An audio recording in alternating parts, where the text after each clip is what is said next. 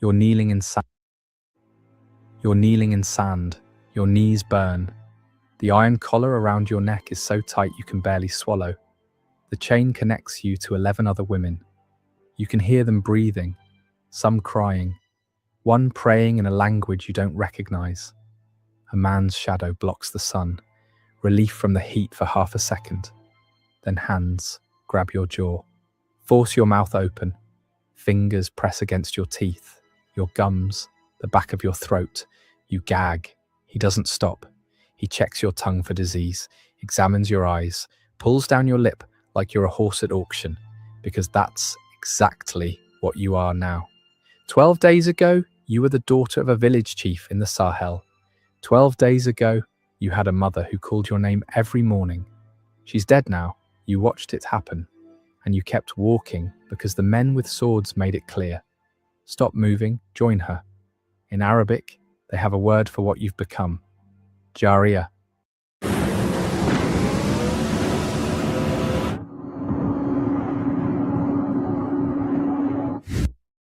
It means slave girl.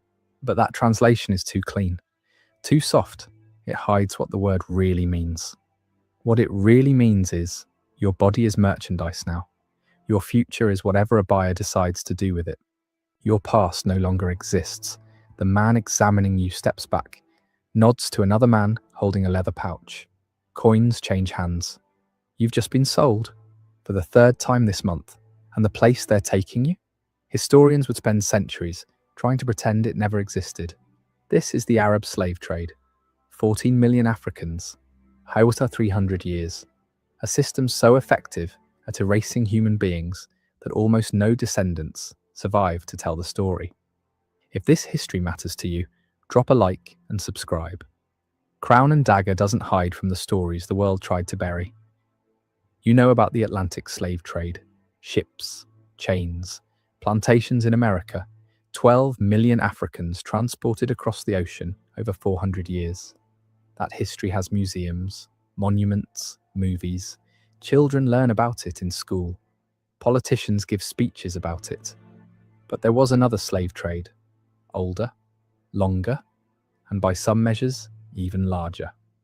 The Arab slave trade began in the 7th century, shortly after the rise of Islam and the Arab conquests that spread across North Africa.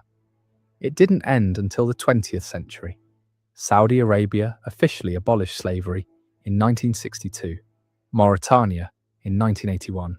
These aren't dates from ancient history. These are dates your grandparents remember. There are people alive today who were born into societies where this trade still operated legally. Between 650 AD and 1900 AD, somewhere between 14 and 17 million Africans were taken from their homes and transported to the Middle East, North Africa, and the Arabian Peninsula. Some historians argue the true number is even higher because records were inconsistent and countless deaths went undocumented. More people, over a longer period, through routes that stretched across 3 continents, yet almost no one talks about it. Why? Because this slave trade was designed to leave no trace, and it succeeded. In America today, there are 45 million people of African descent, living proof of what happened. Their existence keeps the memory alive. Their struggles for equality ensure the history is never forgotten. In the Middle East, after 300 years of importing millions of Africans, almost nothing. Small communities in Yemen, scattered populations in southern Iraq, a few thousand Afro-Arabs in Morocco, tiny remnants where there should be millions. Where did 14 million people go? The answer is the darkest part of this story. The men were castrated. This is not theory. This is documented across hundreds of primary sources spanning multiple centuries. Arab slave traders systematically castrated African males at rates between 80 and 90%. The procedure was performed at specific points along the trade routes. Egyptian monasteries became notorious for it. Coptic Christian monks developed techniques that slightly improved survival rates. Slightly. For every man who survived castration, somewhere between 3 and 5 died from blood loss, infection, or shock. Some sources suggest even higher mortality. Think about that math. If a trader needed 100 living eunuchs to sell at market, he might start with 400 or 500 men. The rest died screaming in the sand. The economics were brutal but logical. Castrated slaves couldn't reproduce, couldn't form families, couldn't create communities that might grow strong enough to resist, couldn't leave descendants who might one day demand freedom. They worked, they aged, they died, and they were replaced with fresh captives from the next raid. Generation after generation, for 1,300 years. But the women served a different function entirely. They were kept intact, kept fertile, kept specifically because of what their bodies could produce. And what happened to them is a story that historical records tell only in careful euphemisms, in silences between words, in details that writers of the time considered too indelicate to describe directly. The machine required constant feeding. Arab merchants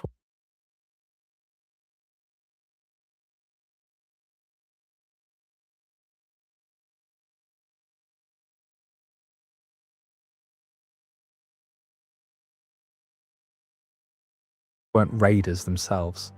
They were businessmen operating sophisticated commercial networks that spanned continents. They didn't attack villages personally. Instead, they created economic systems that incentivized Africans to capture and sell each other. Guns flowed into the continent, European firearms traded through Arab middlemen, textiles, luxury goods, salt, which was precious in sub-Saharan regions, and in exchange for these goods, human beings. The kingdom of Dahomey, in what is now Benin, became one of the major suppliers. The kingdom's economy grew dependent on annual slave raids against neighboring peoples. The Sultanate of Zanzibar controlled the East African trade routes. The Funj Sultanate of Sudan dominated the Nile corridor. Various Tuareg groups controlled trans-Saharan routes. African kingdoms waged war on their neighbours, not for territory, but for human merchandise. Captured survivors were marched to collection points and sold to Arab traders. The cycle fed itself endlessly. More guns meant more successful raids. More raids meant more captives.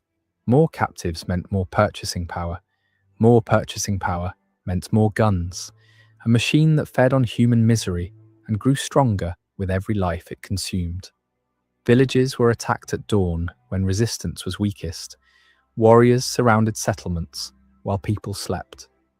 The assault was sudden and overwhelming. Men who resisted were killed immediately. Men who surrendered were evaluated on the spot. Age, health, strength. Young, strong men were separated for castration and sale. Older men with no market value were frequently killed where they stood. But the women faced different calculations entirely. Traders examined them with specific criteria in mind. Age mattered enormously. Girls too young would require years of feeding before becoming useful. Women too old had diminished value. The ideal range was roughly 13 to 25 years old enough to survive the brutal journey ahead, young enough for decades of use. Physical appearance affected price dramatically. Arab markets had specific preferences that experienced traders knew intimately. Certain body types, certain features. Different markets preferred different characteristics. Ethiopian women commanded premium prices across almost all markets. Their features were considered particularly desirable. They might sell for double or triple what women from other regions brought. Women who met desirable criteria were separated immediately. They'd receive marginally better treatment during transport. Not from compassion, never from compassion. Damaged merchandise sold for less. Protecting the investment made economic sense. The separation of families happened at capture sites or collection points. Mothers torn from children, husbands from wives, sisters from brothers. The bonds of a lifetime severed in moments with no hope of reunion. European explorers and missionaries who witnessed these separations left accounts describing scenes of unimaginable grief, the screaming, the desperate clinging as families tried to hold on to each other for a few more seconds. The final moments of contact before chains were pulled tight, and people who had loved each other their entire lives were dragged in opposite directions.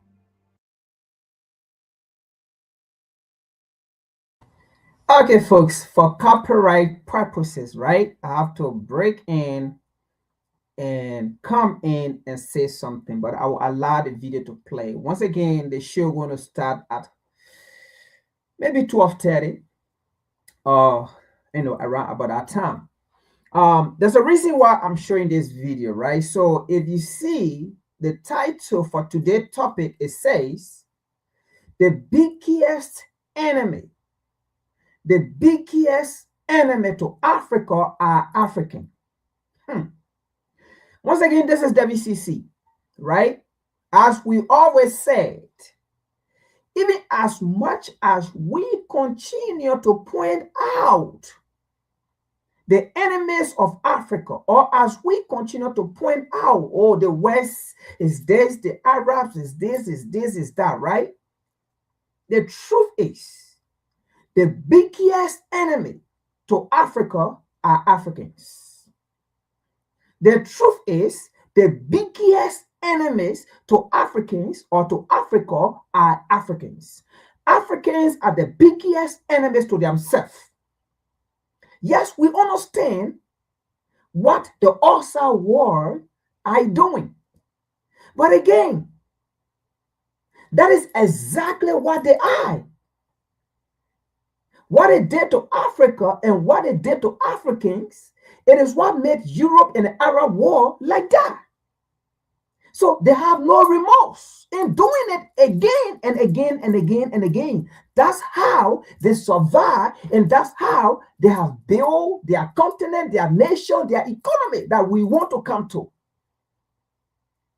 So indeed, they will never desist from it. They will continue to be sophisticated in what they have been doing and in what they will continue to do. And there is nothing we can do about it because they have to survive. In their mind, in the animal kingdom, the animal, in order to survive, they have to compete. In order for the lion to survive, the lion have to eat the smaller animal, like the deer, or the animal that is not strong enough. In the animal kingdom, in order for the leopard, the tiger to survive, they need to eat another animals. Animals that are not powerful. Animals that they can run and crunch. So in the minds of the West and the Arab, it is exactly how the animal kingdom is. It is exactly how they feed the human kingdom is or are. So they don't see it. They don't see it as inhumane. They don't see it as inhumane, and they will never see it as inhumane. Never. Somebody may say, oh, but the video you are showing, that was some century back. No, this video, there are people who are alive today, right, who saw this going on. There are people, some of our grandparents are alive today, because what you see here, it ended in 1900. And there are people who are alive today in it from the 1900. So the biggest enemy to Africans are Africans. All right? The biggest enemy to Africans are Africans. We learn these things. We see these things. But yet they stay. We have not come to realize. We have not come to master the game. We have not come to understand these people. So yes, we will continue to point finger at them, but equally so, let us go back and sit down and rethink. Do you think these people, when they did this to us, when they did this to Africans, They did not stop there. They came back and went and overtook Africa. And then when they sat down on a table in Berlin, Germany, and said, we have enslaved these people. We have used them as commodity. We sold them. We have seen them as property. Look, let me tell you folks, in this world that we live in, let us be real to ourselves. When a man see you as a property, if a man saw you, let me put it this way, if a man saw you as a property, it doesn't matter how many years gone back. In the eyes of that man, the descendant of those people, they still see you as property. Because you know what? It is the legacy. It is the legacy of the descendant of those who made you property, right? The descendant of those are living the legacy. So no matter what you do, you go or you come down, you are a lesser human being to those people. And that is why no matter what happened to African people worldwide, black people worldwide, nobody's care. No one care. But let it just happen to the European. And you will see the war reaction. And to the extent, you will even see African reacting to it as well.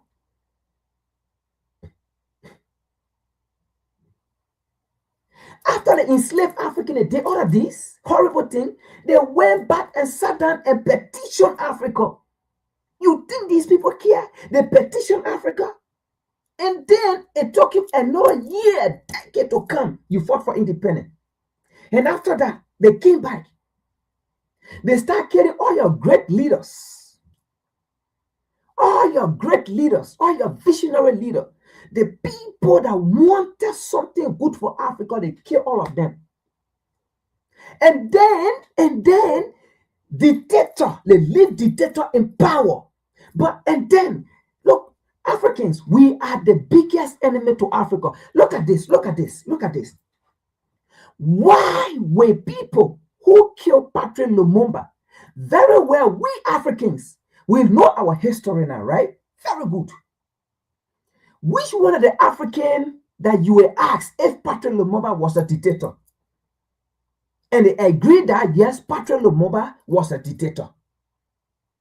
But it was the same United States, Europe, they went and they assassinated with their CIA, Patrick Lumumba. It was the same people who killed Thomas Sankara. Now, let me ask African question. How can the US, Europe participate in the killing of Patrick Lumumba, Thomas Sankara, Amilcar Cabral, the removal of what? Kwame Nkrumah, 5 assassination attempt, even if not more than that. But the same people will come to you and tell you this your government is a dictator. When you know that this US and Europe, they never support revolutionary leader, they never support democratic government in Africa, they never support good governance in Africa, they never support good leader who love their people in Africa. They never. But the same people will come to you and come and tell you who a dictator is in Africa. And you will see African will gather in their own delusional mind to agree that the USA, this person is a dictator, so therefore this person is a dictator. When they killed Thomas Sankara, was Thomas Sankara a dictator? When they killed Patrick Lumumba, was Patrick Lumumba a dictator?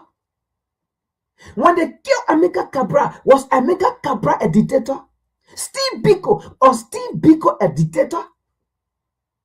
Oh my God, Africans, we are the biggest problem because we never learn. We see all these things happen in our eyes, but yet they stay. Once the news comes from Europe or America or the West, we agree to them. that this person is a dictator, this person is a dictator. But meanwhile, the United States have never ever come out to say Paul Biya is a dictator. Because the US have never said it, you will never see African talking about Paul Biya is a dictator. I mean the so-called educated Africans.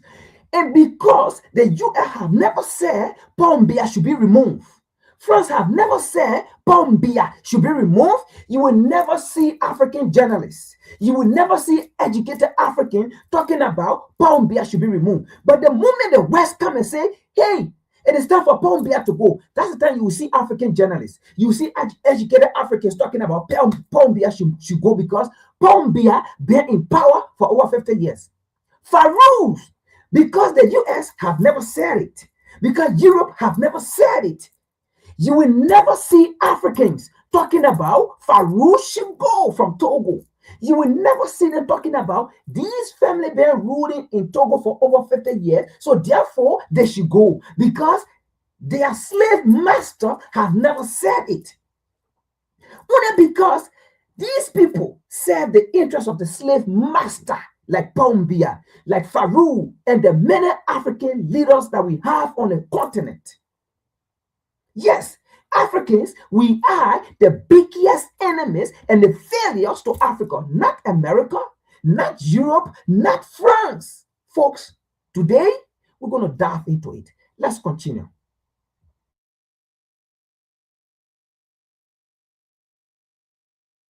Never to meet again, never to know what happened to each other.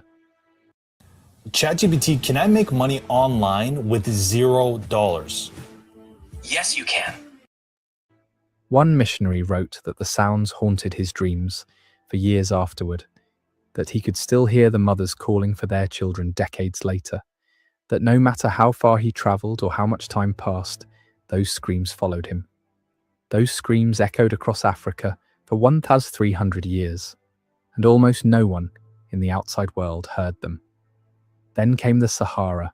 The trans-Saharan routes were journeys measured not in miles but in death. Picture the distance from New York to Denver. Now imagine walking it, in chains, with almost no water, under a sun that kills. From collection points in sub-Saharan Africa to the great markets of North Africa, Tripoli, Tunis, Cairo, Marrakech, caravans traveled distances exceeding 10,500 miles. Some routes stretched over 2,000 miles. The journey took 2 to 3 months under optimal conditions. Conditions were never optimal. The Sahara is the largest hot desert on Earth. Daytime temperatures regularly exceed 120 degrees Fahrenheit. The sand becomes so hot it blisters skin on contact. Shade doesn't exist for hundreds of miles. Then night falls and the temperature plummets. The same desert that broiled you during the day can drop below freezing after dark. The temperature swing alone killed countless people. Water was the most precious resource, and it was rationed with brutal calculation. Camels needed water to survive. Camels were expensive. Camels were essential for carrying goods. Slaves were cheaper than camels. Slaves were replaceable. So slaves received whatever water remained after the animals drank. Lips cracking until they bled. Tongues swelling. The maddening knowledge. And listen to what it said here, right? The camel, the animal, right? They were more valuable than the African men. All right? Because according to them, the animal couldn't be replaceable. But the slave, you could replace the slave. And that was the Arab. And this is where the America and the Europe got the term from. Lesser of a 3/5. Okay? That means in the US, in the Europe, right? Their animals were better than human beings, than Africans. And that's what they call 3/5 of a lesser human being. So they also got our term from the Arab. Now, listen to this. You see the Europe, the America and the Europe, right? You see the reason why they are close to the Arab?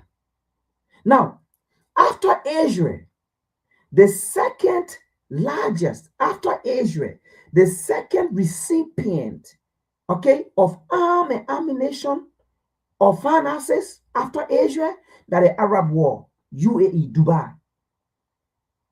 Why? Because these people, they partook in slavery. Now, they use the Arab, UAE, right, for the issue in Sudan. As it have been alleged. I put it that way. As it have been alleged. They use that war, right? So they use the Arab. You see what's going on in Sudan?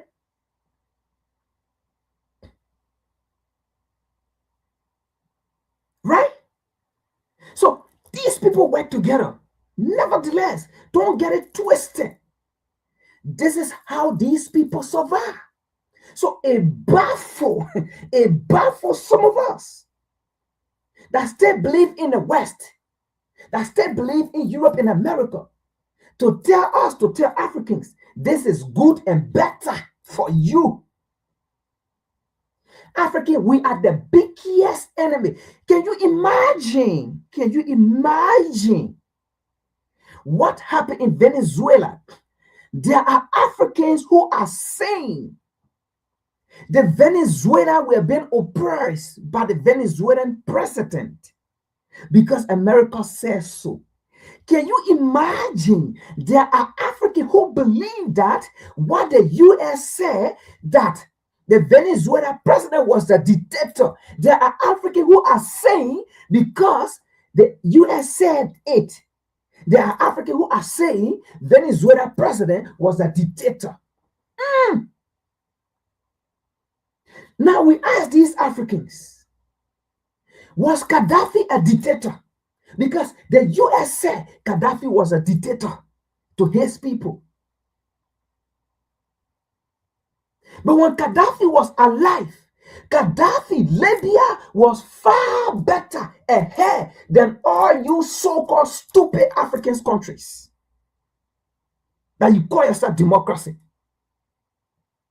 When Gaddafi was alive, Libya was far better than all you stupid democratic African country.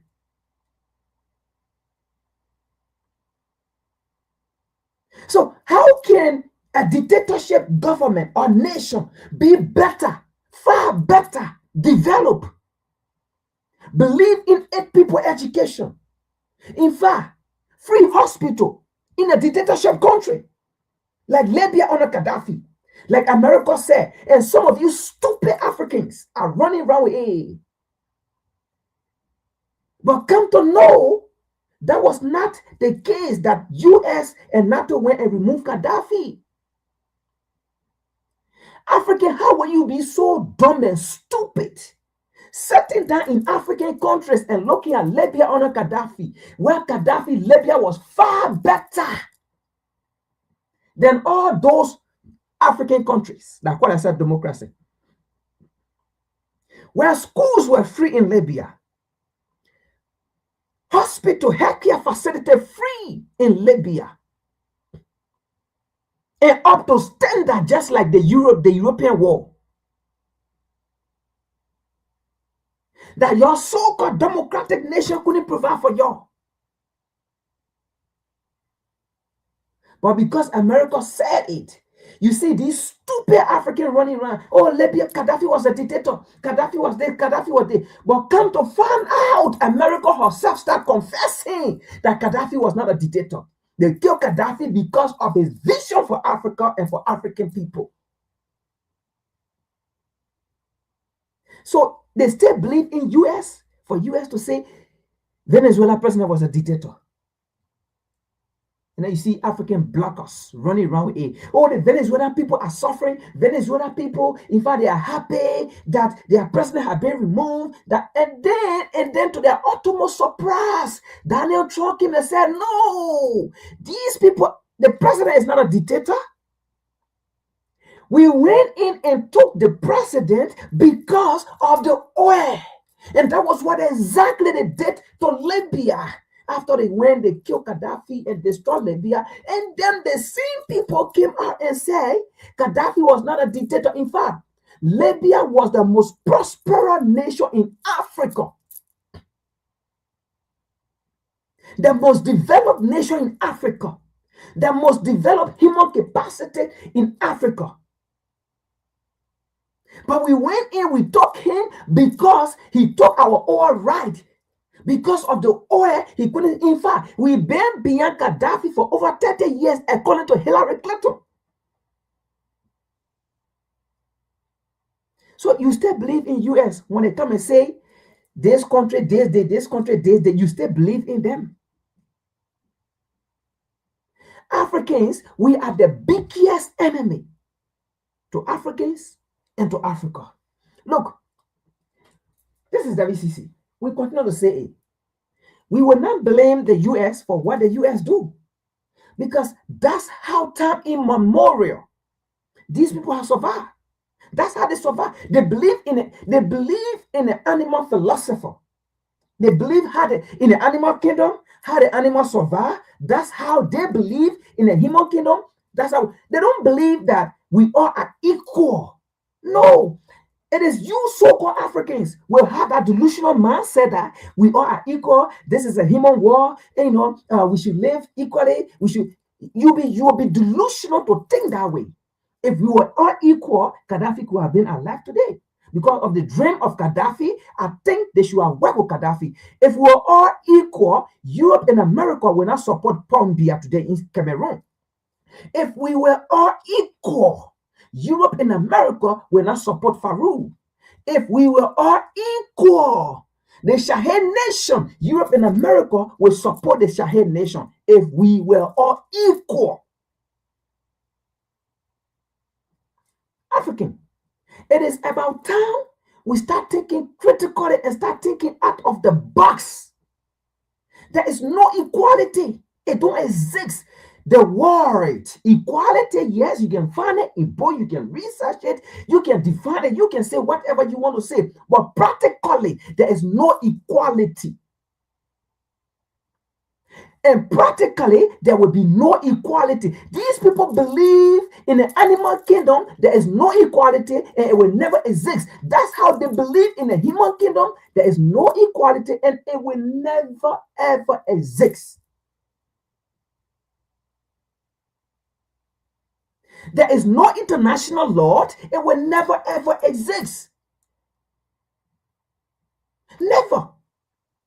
There is no international law. If there's an international law, by now, Asia should be judged, should be held guilty. The US guilty. Europe guilty. There is no international law.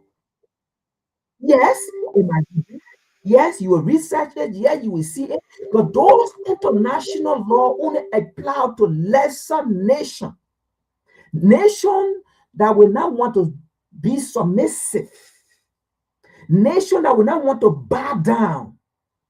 Those are the nations the international law will uphold. Let's continue here. Africans, we are the biggest enemy to Africa, not Europe and America. No. These people are surviving. That's the way they think they can survive. What they do, that's how they've been doing. So they are not the problem to Africa. The problem to Africa are Africans who fail to realize the reality. The problem of Africa are Africans who fail to unite. The problem of Africa are Africans who continue to be enemy to Africa. Can you imagine? Can you imagine Nigeria? France can use Nigeria to go over Burkina Faso to go spy, to get data, to get to Europe or to get to France? Can you imagine that? Can you imagine we are still the enemy? Can you imagine Africa? Africa is where, terrorists are being, what they call? Can you imagine Togo? Can you imagine the recent coup attack that should have took place in Burkina Faso came from Togo? Can you imagine that? For what? For what? Can you imagine? Africans are the one putting sanction on another African nation only because those African nations want to be free from other nations, only because those Africans want to stand on their own and say, yes, it should be African. My God, Africans are the one putting sanction on those nations like ECOWAS and AU. Are you killing me? No, Africans are the biggest enemy to Africa and to the African continent, not Europe and America. At this time, we should understand the game that what the US is doing, yes, she needs to do it because she got to survive. Who want to just go down like that? Who want to go down like that? Yeah. All our great empire, they went down. They went down. They were great. But where they are today, they went down. So who just want to go down like that?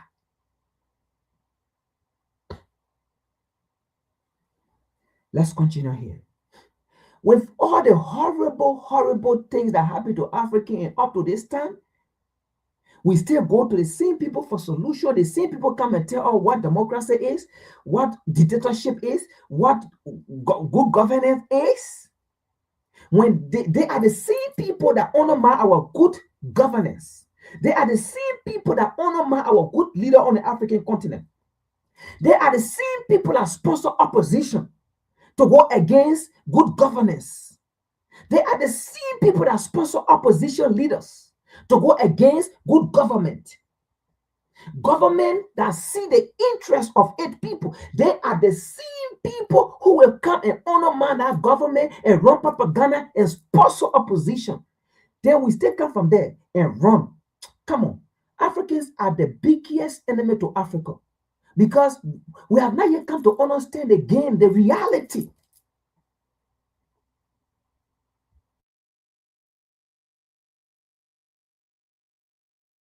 Knowledge that there was nothing to drink and hundreds of miles of burning sand still ahead. Food was minimal, dried dates, sometimes meat, enough calories to keep legs moving, never enough to maintain health over months of walking. The mortality rates were catastrophic. Historians estimate that 20 to 30% of slaves died during Saharan crossings.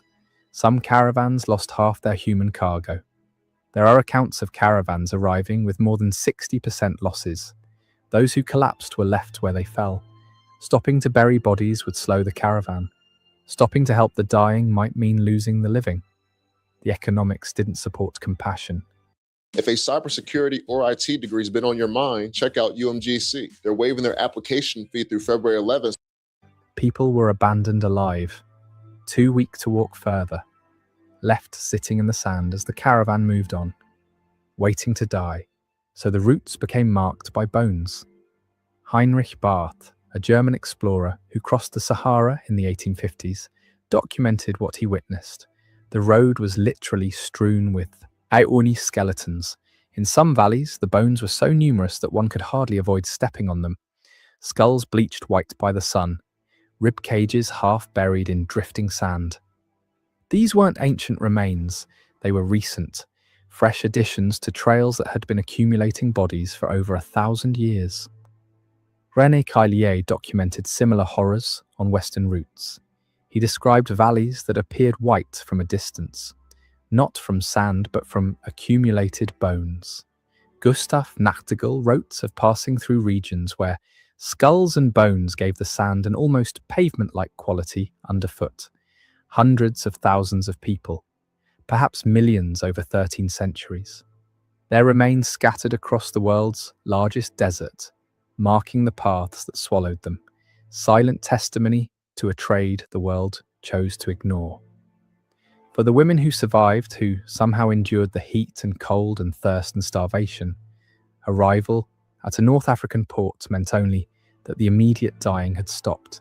But survival came at a cost. Many arrived broken in ways that didn't show on the surface. Their bodies had made the journey, their spirits had not. Their ordeal wasn't over, it was transforming into something else. The slave markets of the Arab world were ancient institutions, refined over centuries into operations of terrifying efficiency. Cairo's market had operated continuously for over 1,000 years by the time European observers began documenting it. Generation after generation of traders had refined the practices, the pricing, the techniques of evaluation. Buyers came from across the Islamic world and beyond. Ottoman nobles from Constantinople, Persian merchants from Isfahan, wealthy Arabs from Damascus and Baghdad, traders from the Gulf states seeking domestic servants, even European buyers, despite official prohibitions, found ways to participate. The markets were organized by category: common laborers in one section, skilled workers in another, domestic servants in a third, and behind screens, in the most exclusive areas, the women intended for private sale.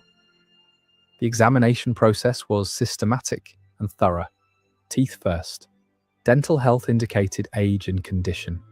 Experienced buyers could estimate remaining years of useful life from teeth alone. Then skin, examined for disease, scars, imperfections. Hair checked for texture and length. Then the rest. Buyers paying premium prices demanded thorough evaluation. The examinations were intimate, invasive, conducted with the detachment a butcher might show when evaluating livestock. European travellers left accounts so graphic, their publishers often censored them. One British observer in the 1830s wrote, "The women are made to walk, to turn, to display themselves in ways that cannot be described in polite company. The buyers examine them as a horseman examines a mare, with identical cold calculation and complete absence of human feeling. Prices varied based on origin, appearance, and intended use. Common women sold for modest sums. Women with desirable features brought significantly more. Young virgins from preferred backgrounds could sell for the equivalent of several years' wages. The highest prices were paid privately by agents representing the wealthiest households. Zanzibar became the largest slave market in the Indian Ocean world. At its peak, 50,000 slaves passed through annually. The island's entire economy revolved around human merchandise. David Livingstone witnessed the trade firsthand. His accounts helped galvanize British abolition efforts. What he saw changed him forever. He wrote, "To overdraw its evils is simply impossible. The subject does not admit of exaggeration. The sights I have seen are so revolting that I always strive to drive them from memory." The market operated openly until 1873, when British pressure finally forced its closure. The Sultan signed a treaty. The auctions officially ended, but the trade continued underground for decades afterward. Ships sailed at night. Transactions happened in hidden locations.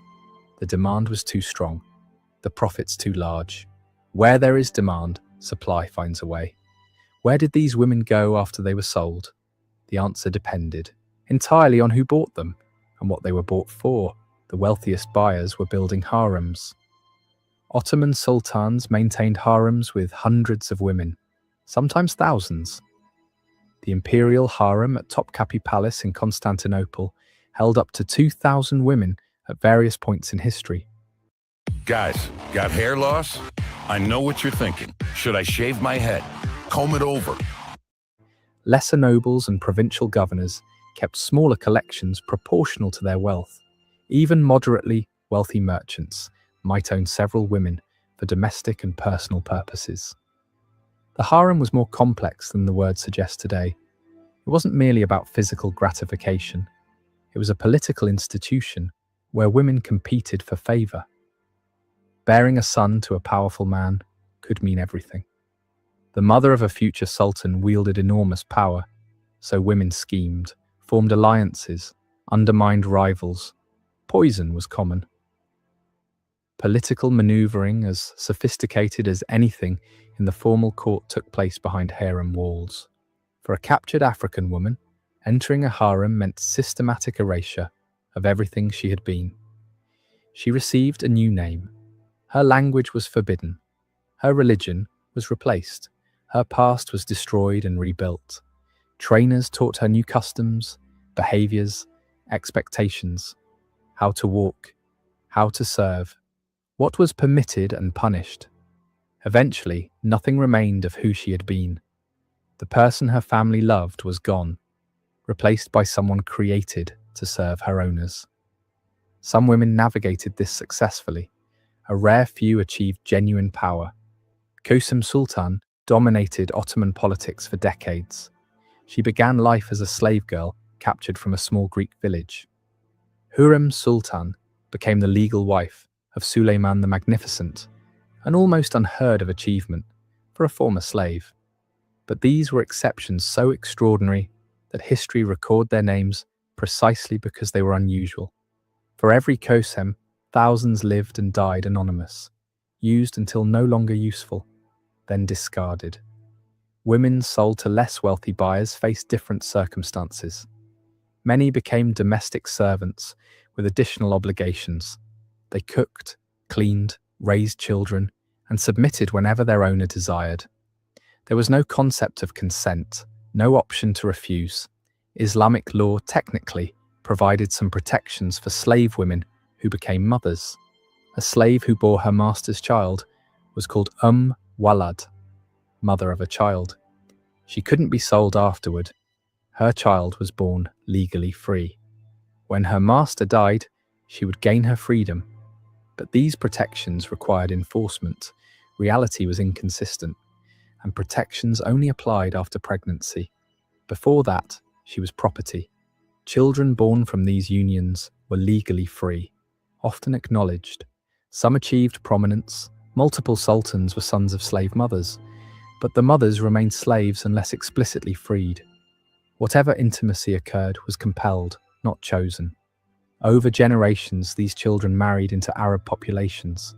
Their features blended, their African heritage diluted with each new generation until it became invisible, until it vanished completely. This was the final erasure, not just of individuals, but of their descendants, not just of lives, but of any evidence those lives had ever existed. The final erasure, not just of individuals, but of their descendants, until no trace remained. If you're still here, hit subscribe. This story isn't over. The Arab slave trade didn't end with a dramatic abolition. There was no Emancipation Proclamation, no civil war fought over it, no moment when the world rose up and declared it finished. Instead, it faded, slowly, reluctantly, under external pressure rather than internal moral awakening. British naval power gradually closed East African routes in the late 1800s. The Royal Navy actively hunted slave ships. Colonial administrations suppressed trans-Saharan trade as European powers carved up Africa. International pressure forced formal abolitions throughout the 20th century. But the legacy isn't monuments or memorials. The legacy is absence. In the Middle East today, there are virtually no descendants of the 14 million taken there. The men were castrated. The women's children were absorbed into Arab populations, their heritage diluted until it disappeared. The victims vanished so completely that most people don't know they existed. No movies have been made about them. No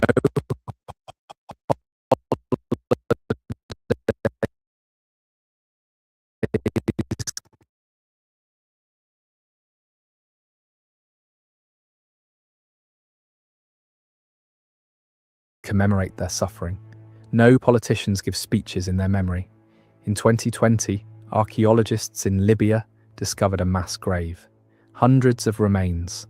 Analysis revealed they were sub-Saharan Africans who died in the 18th or 19th century, almost certainly slaves who never finished the crossing, who collapsed and were left behind while the caravan moved on.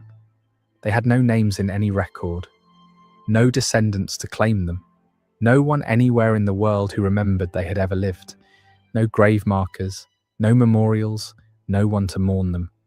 Just bones in the desert, silent evidence of a tragedy the world chose to forget.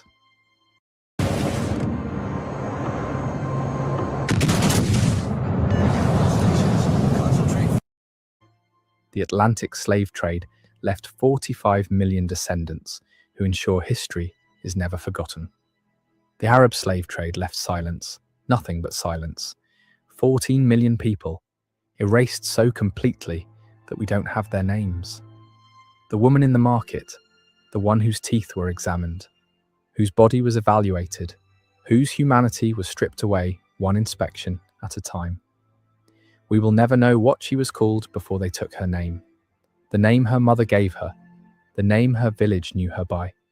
She might have ended up in a Cairo harem, competing with dozens of other women for scraps of attention from a man who owned her.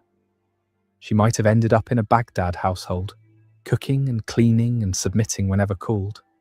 She might have ended up in a palace in Istanbul, forgotten in a corner when her youth faded. She might have borne children who never learned her original language, who never heard her songs, who never knew her stories or where she came from. She might have died in the desert, her bones joining millions of others, marking the roots that civilization has tried to forget. What we know is that she existed. She suffered. She endured things that no human being should ever endure. And for 300 years, millions like her fed a machine designed to consume them completely. The Atlantic slave trade has monuments, museums, memorials, days of remembrance. This history has sand covering bones that no one will ever identify. Remember her. Not as a number, not as a statistic. Remember her as someone's daughter, someone who laughed once, someone who had a name before they erased it. That's the only memorial these 14 million will ever receive. This is Crown and Dagger. We don't sanitize history. We show you what actually happened. If this story mattered to you,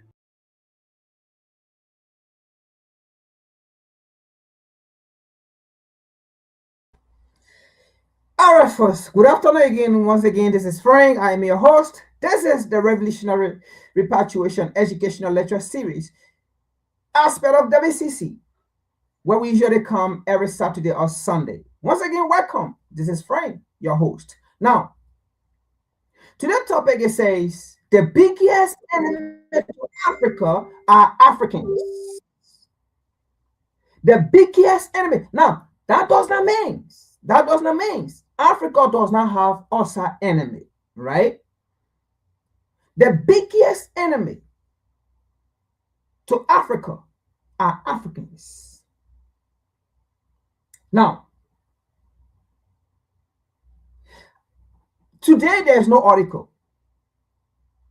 but there are videos that we are going to play.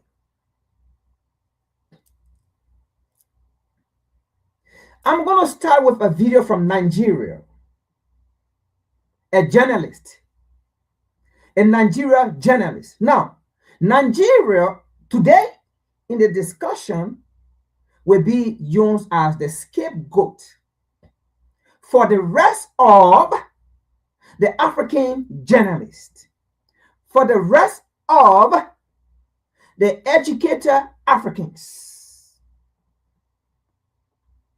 Nigeria will be used today as a scapegoat for the rest of the African journalists, for the rest of the educated Africans. The biggest enemy to Africans are Africans. We are the enemy to ourselves.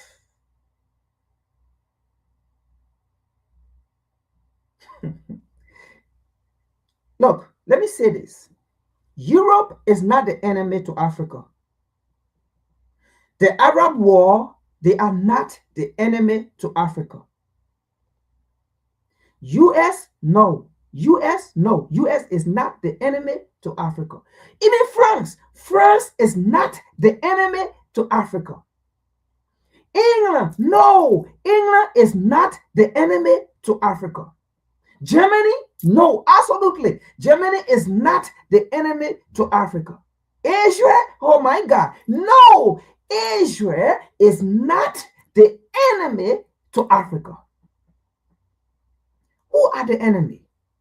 Africans are the enemy to Africa, especially the educated African. Now, let me make this clear. I will be so ignorant to come out here, to sit here and say Africans who do not understand or who do not have access to the history, to the happening past and present, and say they are the enemy. No. They are not the enemy. You know, let's go back to the Bible. Just how the Bible says, God will not hold the sinner responsible, because especially if you do not know what you are doing is a sin.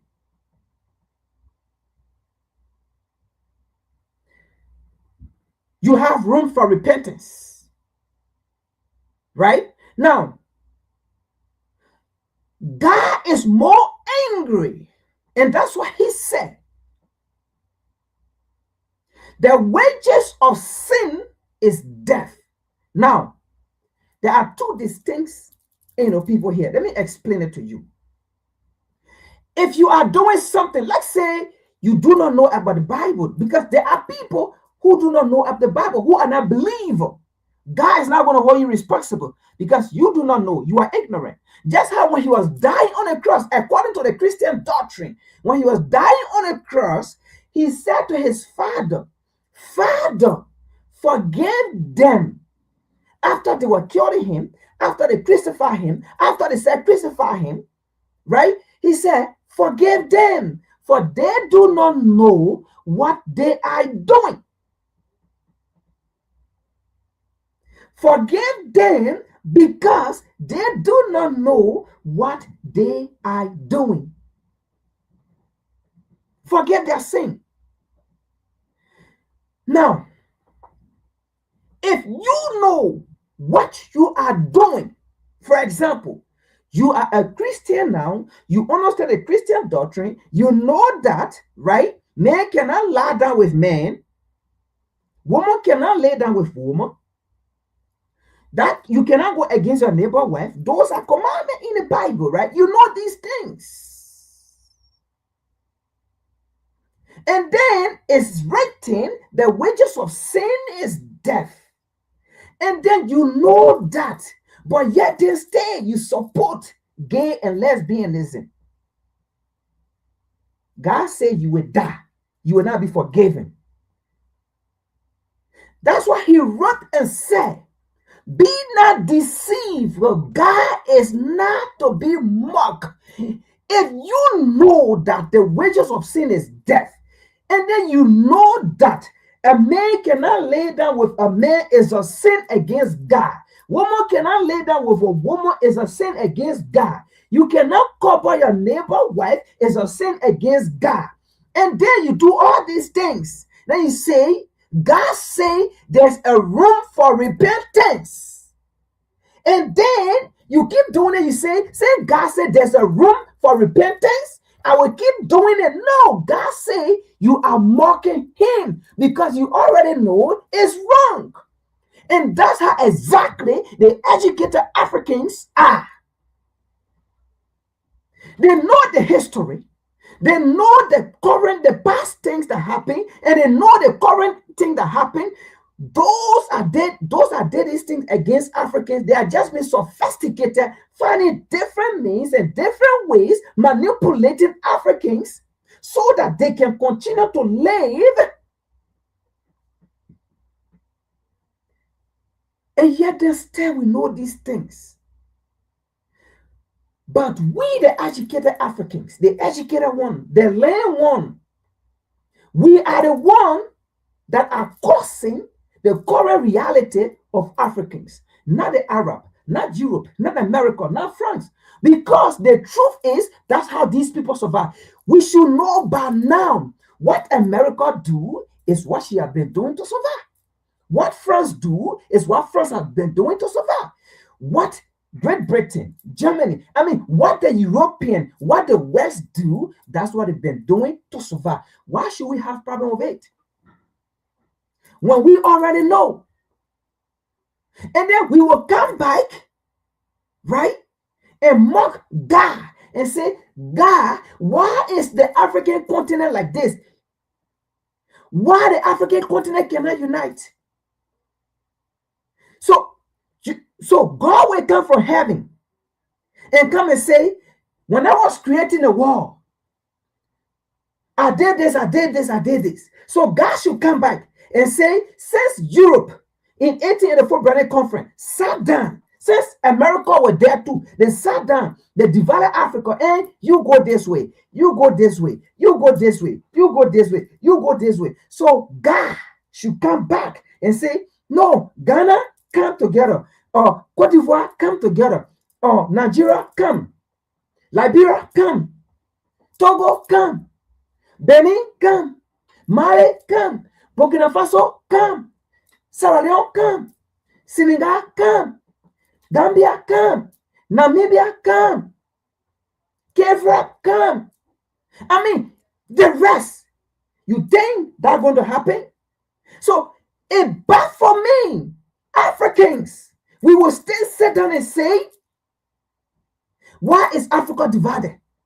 Why can't we unite? Why can't? And then we will say, but Europe unite. Europe is united. In Europe, you can travel any part of Europe without changing passport, without changing currency. You can travel here. You can live in a train and go to the next place, and go to Denmark, and go to Holland, and go to England, and go to Germany, and go to Sweden, and go to Finland, and go to Wales.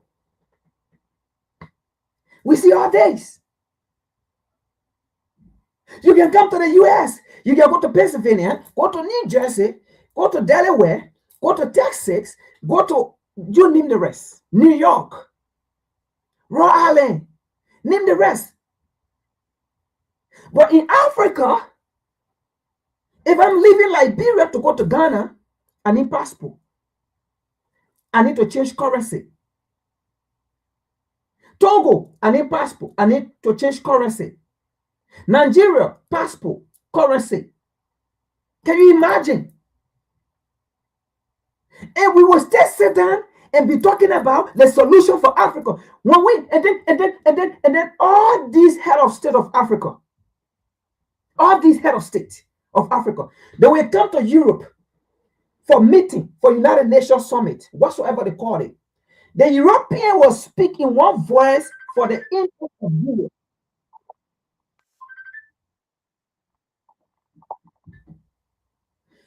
The European will speak in one voice for the interest of Europe. The Asian country, they will do the same thing. The United States here will go to the United Nations, they speak in one voice, the same thing. But let the African continent come. Let the African continent come with their 55 head of state. Let the African continent come with their 55 head of state. Nigeria coming on agenda, Liberia on agenda, Senegal on agenda, Sierra Leone on agenda. Can you compete with the US on your own agenda? Can you compete with North America on your own agenda? Can you compete with Europe on your own agenda? The Ghana may say Jimmy Papa. Ghana may say Jimmy Papa. Nigeria may say you the Christ.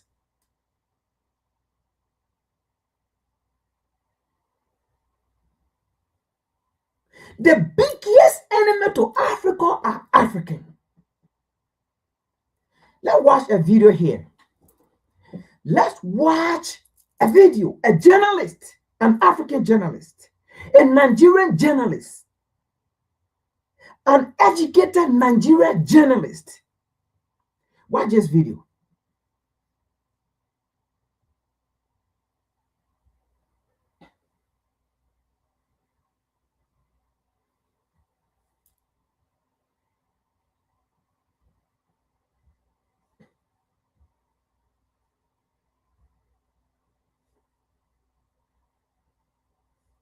Now, as we watch this video, right,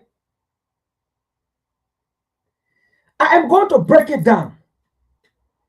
I am going to break it down as we watch this video.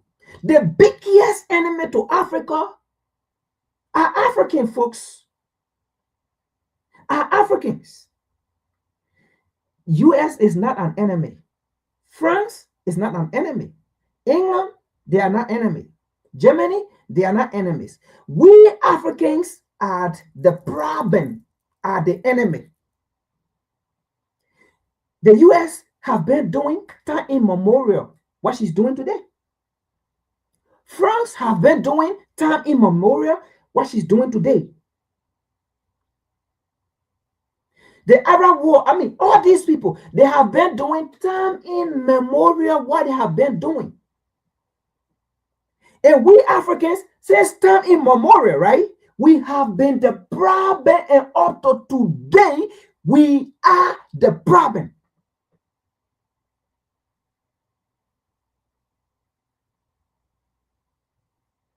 Let me say this. Let me say this. Even in the animal kingdom, and I keep going to the animal kingdom because that's how the European world think. That's how the European world think. What happened in the animal kingdom, that's how they think. I'm telling you this, folks. I'm telling you this. The European think exactly, or they do exactly what they think happened in the animal kingdom. Now, let me say this. If the lion, I keep breaking our reference. If the lion or the leopard, right, refuse to hunt a deer, how would the lion eat? How would the lion survive? If the leopard refuse to hunt or kill a deer or other animal and say, you know what? No, leopard, no lion, we are doing the wrong thing. I mean, this is another animal in the animal kingdom. We can't kill it. Do you think the lion think that way? No, the lion does not think that the other animal have 4 legs. The lion have 4 legs. The lion don't think that way. The leopard, the cheetah, they don't think that way. They don't think, say, oh, the animal got 2 ears. I mean, the wrong, I mean, the spring, the same way the lion spring or the leopard spring, the same way. They don't think that way. If they were thinking that way, then there will be no leopard. They all will die. There will be no lion. They all will die.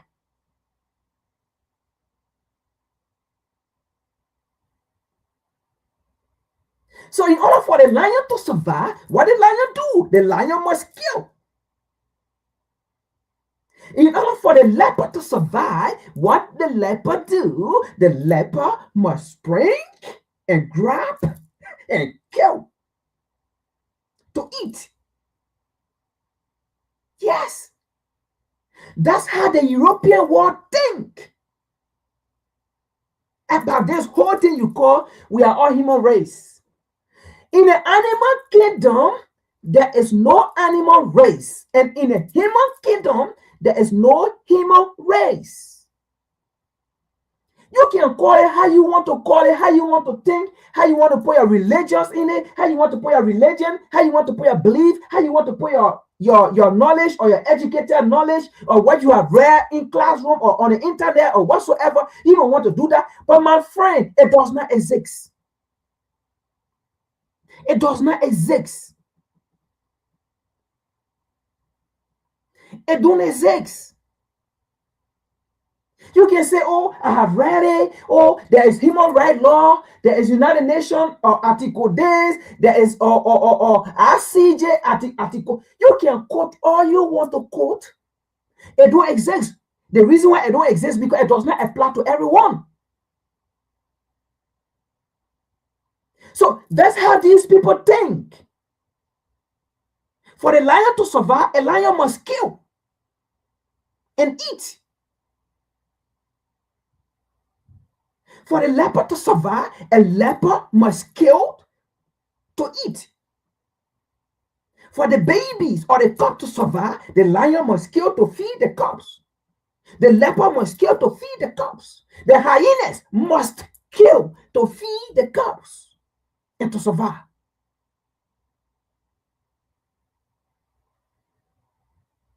For Europe to survive, they must create what they need to create. They must sponsor what they need to sponsor. They should create propaganda what they need to in order to continue to survive, to get your resources, to loot whatsoever you think about. That's the animal kingdom way of survivability.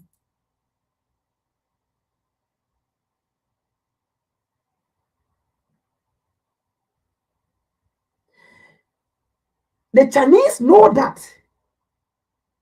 The Chinese know that.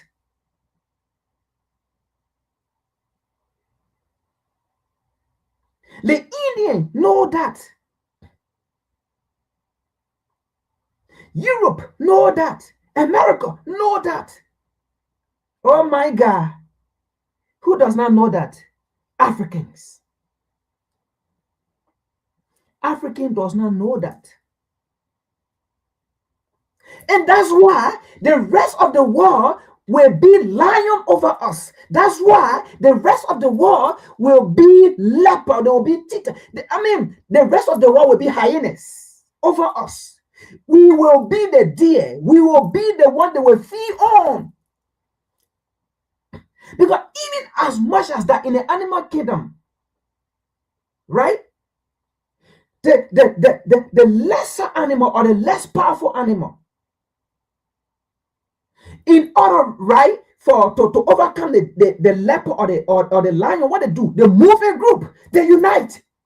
So they find a way, they understand in the animal kingdom, they understand that divided they are, it becomes easy for the leopard or the lion to prey on any of them.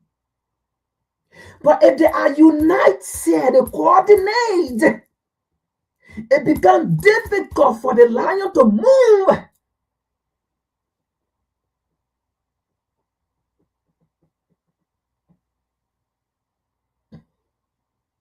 But Africans, we don't know that.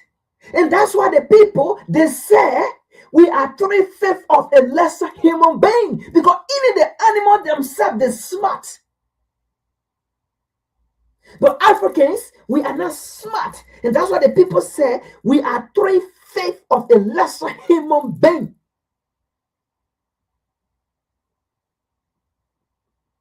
Because we are stupid.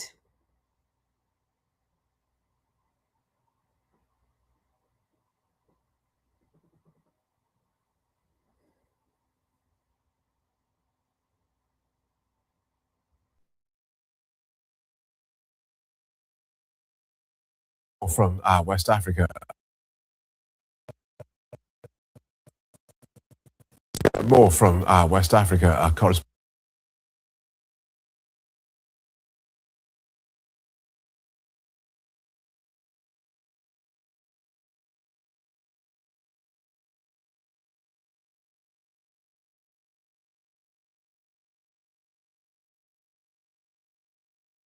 Let's get more from West Africa, correspondent Uwais Idris, who joins us from Abuja, Nigeria. Welcome, Uwais. How has this ban been received by people in Burkina Faso and Mali?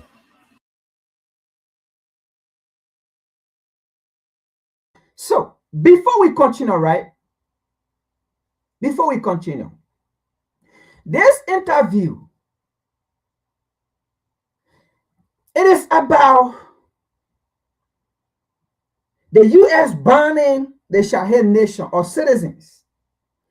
And then in response, the Sahel nation banned U.S. citizens. Folks, let me say this. Let's say I have a swimming pool in my yard, right? I have a swimming pool in my yard. You have a swimming pool in your yard, right? You have a swimming pool. I have a swimming pool. Then I decided your children will not come to my swimming pool. I ban your children from coming to my swimming pool. I said, listen, Your children are banned from coming here. Your children will never come to this swimming pool. Fine, right? In the same manner, you say, okay, Frank, if my children will not come to your swimming pool and you ban my children from coming to your swimming pool, in the same way, your children I ban from coming to my swimming pool. Folks, let me ask a question. Who was wrong? Is that fair or not fair?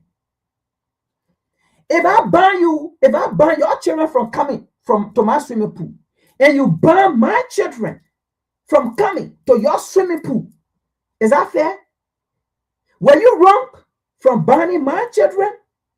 And I was right from banning your children. Look at this journalist. This educated journalist. Look at this. Look at his view.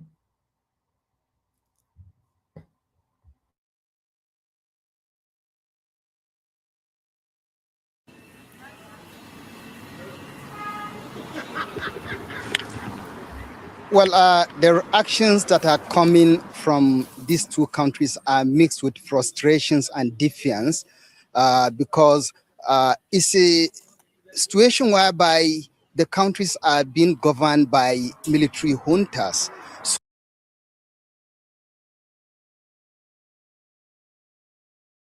So you see the way in which he approached in the first place. He's addressing up to today. First of all, listen to this.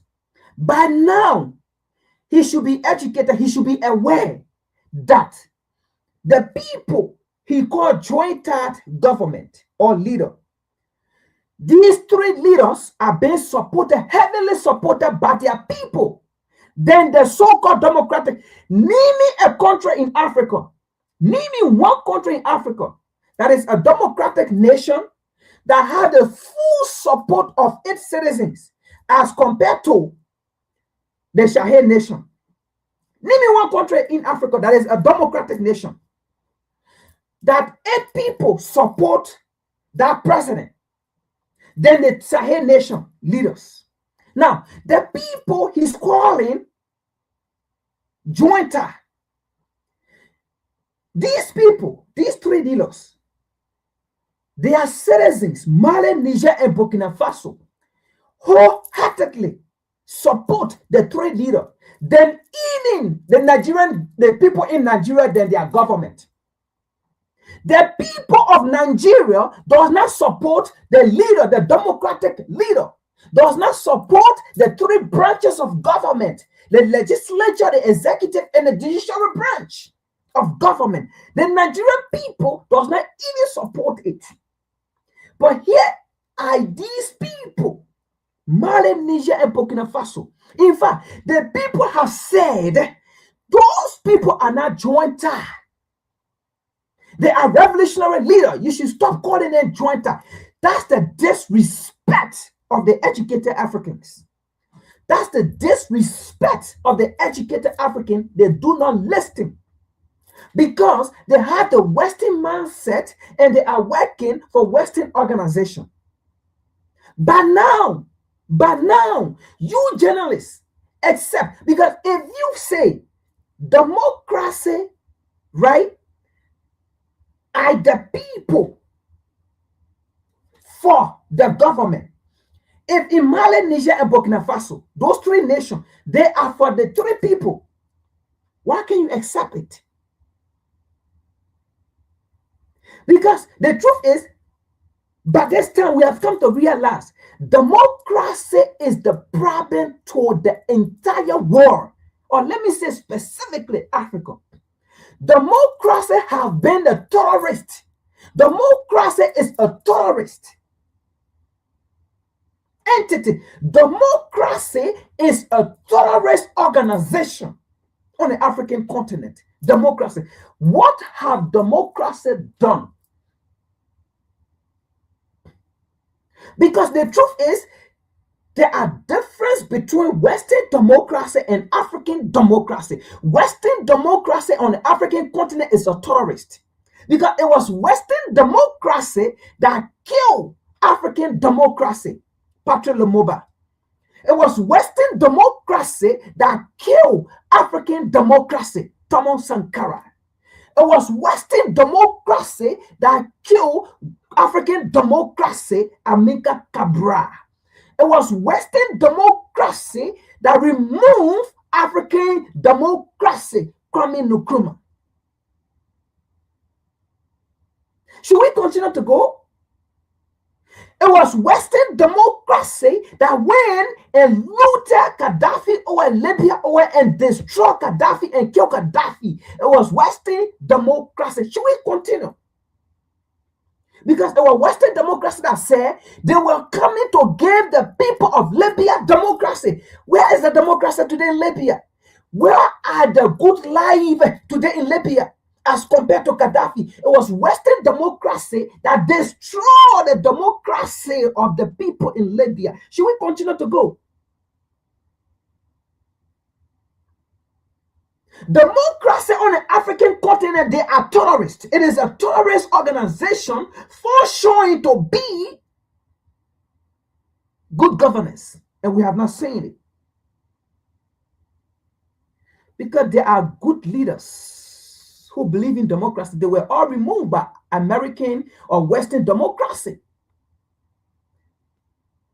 So these are terrorist organizations functioning in Africa, and you call it democracy. Let's continue. Watch.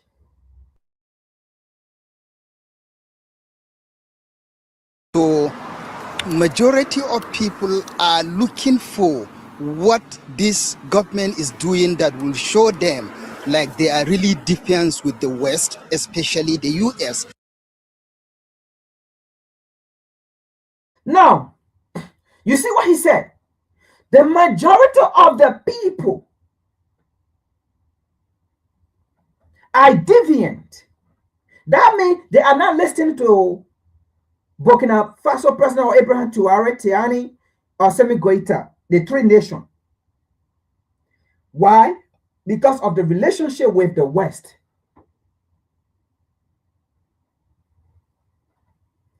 You see, most of these people come out here, they know exactly, but they deviate from the reality because they are being paid. Because the organization paid them. Today, it is the same world that are reporting that the fastest growing nation in Africa or in the world, the nine, Mali, Niger, Burkina Faso are among the 9. The fastest growing nation, the fastest growing economy in the world, Mali, Niger, Burkina Faso. In fact, the truth is, the world know now that Mali, Niger, Burkina Faso are far better than under France control. Mali, Niger, Burkina Faso are far better than under US control. Mali, Niger, Burkina Faso are far better than under Canada control, Germany control, England control. Now, I'm calling these people because these people have bases in that region, in those regions. Because today, Niger is able to have a reserve of uranium. Unlike France, the reserve of Niger uranium was in France. Today, Burkina Faso is able to have a reserve of gold in honor of the nation. Unlike when France was there, the reserve of the people go in France. Should we continue to go? Today, Mali, Niger, and Burkina Faso are more stable than under the European or the West. Should we continue to go? Today, the people, Mali, Niger, and Burkina Faso are full self-sufficient. Then on the West, should we continue to go? Your so-called democracy in other nations in Africa, they are not full self-sufficient. Is Liberia full self-sufficient? Democracy. Is Nigeria full self-sufficient? Democracy. Is Ghana full self-sufficient? Democracy. Senegal full self-sufficient? Democracy. Sierra Leone full self-sufficient? Democracy. Today in Africa, we see Africans leaving Africa, going to Niger, Mali, and Burkina Faso. Today, the three nations refuse IMF loan, IMF money, World Bank money. They say we don't want it. Today, the three nations use their resources for the development of their country. They are not democracy, right? But look at around you there, your so-called democratic nation. Your resources are not being used. You don't have reserve. You are a beggars. Those nations are not beggars. They say, no, we tired begging. We will use our resources and equip ourselves. We will feed ourselves. This 2026, the Sahel nation will be supplying Africa's country with food. Not on a France, not on a US, not on an IMF loan, not on a World Bank loan. But you so-called democratic nation, you take IMF loan, you take World Bank loan, you honor the US, you honor France. But Burkina Faso is about to feed you people in 2026. Mali, Niger, they are about to feed you people in 2026. Are you not speaking of that? You educated Africans are the stupidest and dumb Africans and the enemy to the African continent, African people.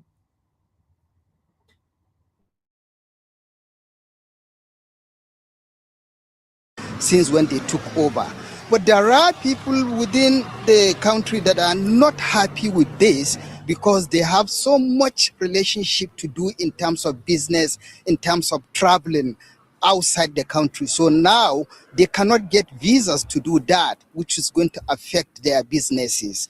But you know, it's a military junta country where people there and the government there, I mean, is looking for what will make it popular. Now, what this journalist should be speaking about is, wait a minute, why did the US put sanction, not sanction, let's do this. Why did the US ban the Sahel nation? Why? That's the question the journalist is supposed to be asking. But you see, he's one-sided. He's talking about people in the Sahel nations do have to do business with the US. So what he's trying to do to instigate problem. But he's now also pointing fingers. So if you are pointing fingers to say people in the Sahel nations have to do business with the US, and if you ban the US citizens, how would they do business? Why are you not questioning the US to say, listen, there are people in the US who also want to do business in Burkina Faso. So if you ban Burkina B, how will they trade? How will they coordinate trade or business? But you see, he's using the propaganda against the decision the US made. It was the US that made the decision, not Burkina Faso, not Mali, not Niger. The US made a decision to ban them. So why are you blaming the people? And then you're saying, oh, there are people in Niger or in Mali and Burkina Faso that want to do business with US. Because they have, how they call it, business partner there.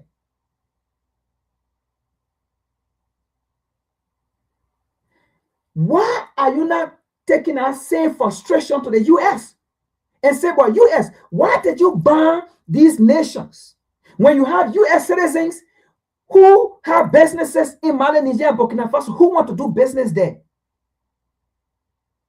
But the reality here is he's using propaganda. Instead of his saying, well, if Mali, Niger, and Burkina Faso ban the US, how will the US get the oil? How will France get the uranium? How will France or US get the diamond, the gold? You heard what General Leslie said. Abraham Traoré was using the Malian gold for himself, or the Burkinabe gold for himself and not for the people. Meanwhile, Leslie did not say, not Sierra Leone, but France was using the Burkinabe gold for France and not for the people. So you see these colonial puppets of uneducated Africans. Africans are the biggest enemy to Africa, not Europe, not America, not France. Because these people are doing what they need to do to survive. It's the game. They play the game. But it is we Africans that buy into it. It is we Africans that go and tell these people, come. It is we Africans that carry the narrative of Europe and America. It is we Africans, we are the enemy to the African continent and to ourselves. Why are you angry with Mali, Niger, and Burkina Faso for taking action that the US, it was the US that banned the people. What do you want for the people to do? What you wanted to do? I ban your children from coming to my house. And then you ban your children. You ban my children from coming to your house. Then you expect another person to come and say, oh, you did bad. You're not supposed to ban Frank and the children from coming to your house just because Frank banned your children. So that means your children does not have right when my children have right. Oh, so that means the people of Burkina Faso that want to come, or Mali, Niger, and Burkina Faso that want to come to the US to get goods, to get business, they don't have right. It is only the US have right to go to Mali, Niger, and Burkina Faso to get what they want to get, right? Are you stupid and dumb?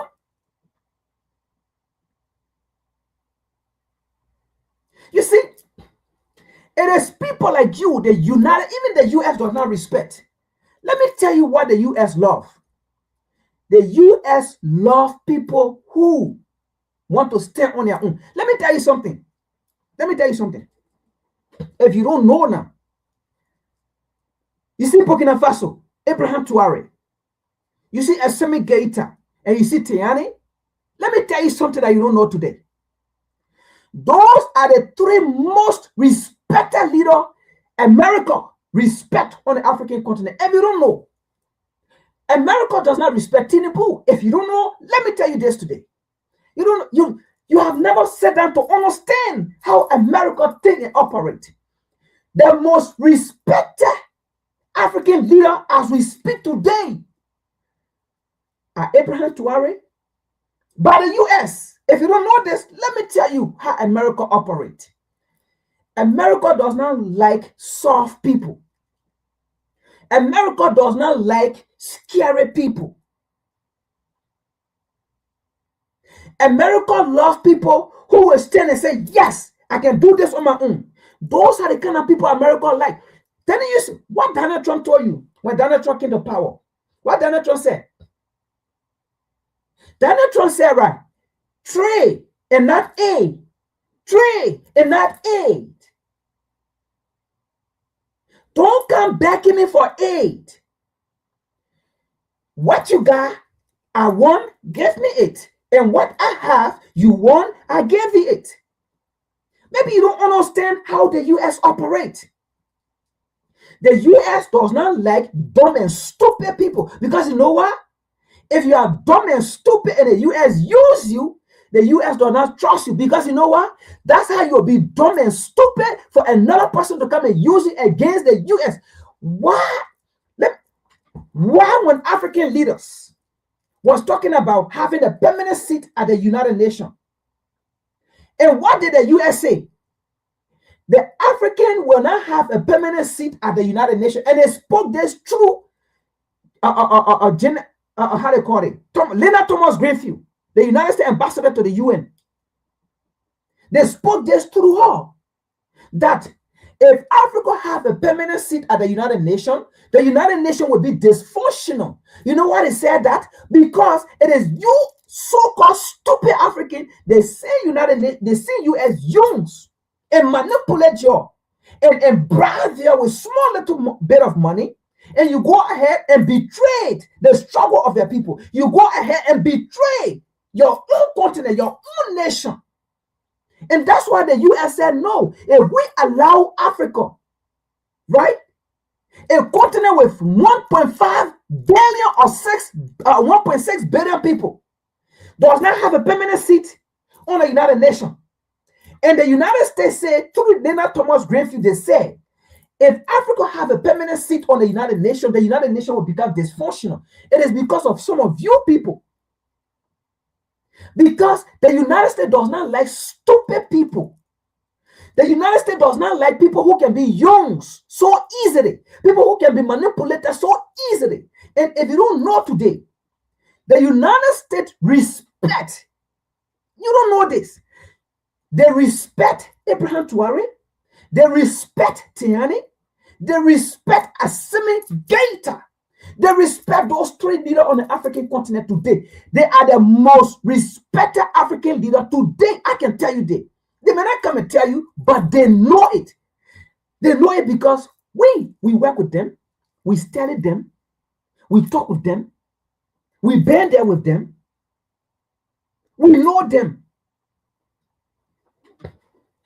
And I was, in fact, and everything I'm going to say, but I was in one of their area. That was 2012. And I carry my African mentality there. I used to be saying that at the front desk, and then when people come, I'm just going to brief it. And then I will carry my African mentality so respectful, so humble. Imagine, people will come to the office. They will come and tell me what to do. I'm telling you this. And meanwhile, the person to whom I was working in his office, I'm not going to go too deep. Sarah's time, he watched me, the way I interacted with his constituents. Because when they came, instead of me taking control of the office, oh my God, I'm telling you something serious.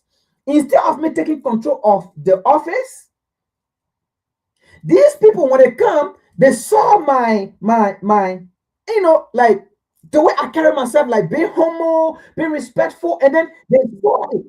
Come on, guy, I can't pick up right now.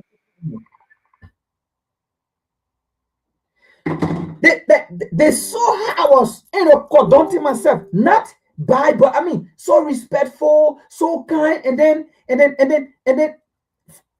I'm telling you, man, they was controlling me in the office, telling me what to do. And then it happened several times. And then on this fateful day, the man to whom I was working in his office, he came to me. He said, Frank, do not bring that African mentality here. I understand in Africa how you guys do things. But in the US, if you want to be respected, you have to be tough. The US does not respect anybody who is soft. Because you know what? Anybody can use you. Do you see, I have observed here several times.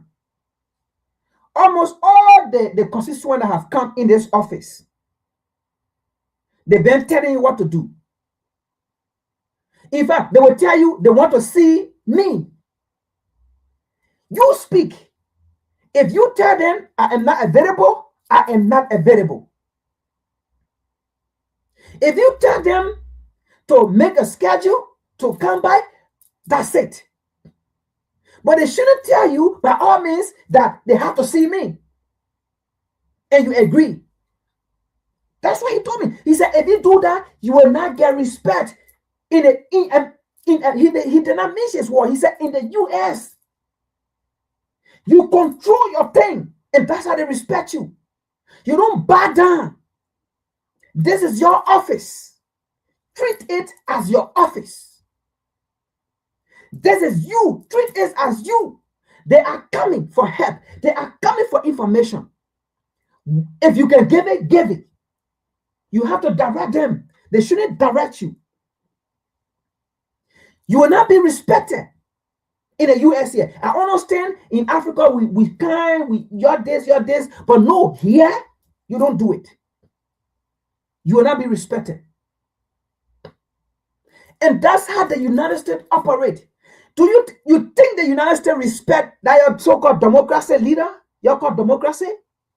They don't respect you. The people they fear on the African continent right now are Abraham, Tuareg, Assimi-Goïta, and Tiani. Those are the three African leaders the United States fear and respect the most.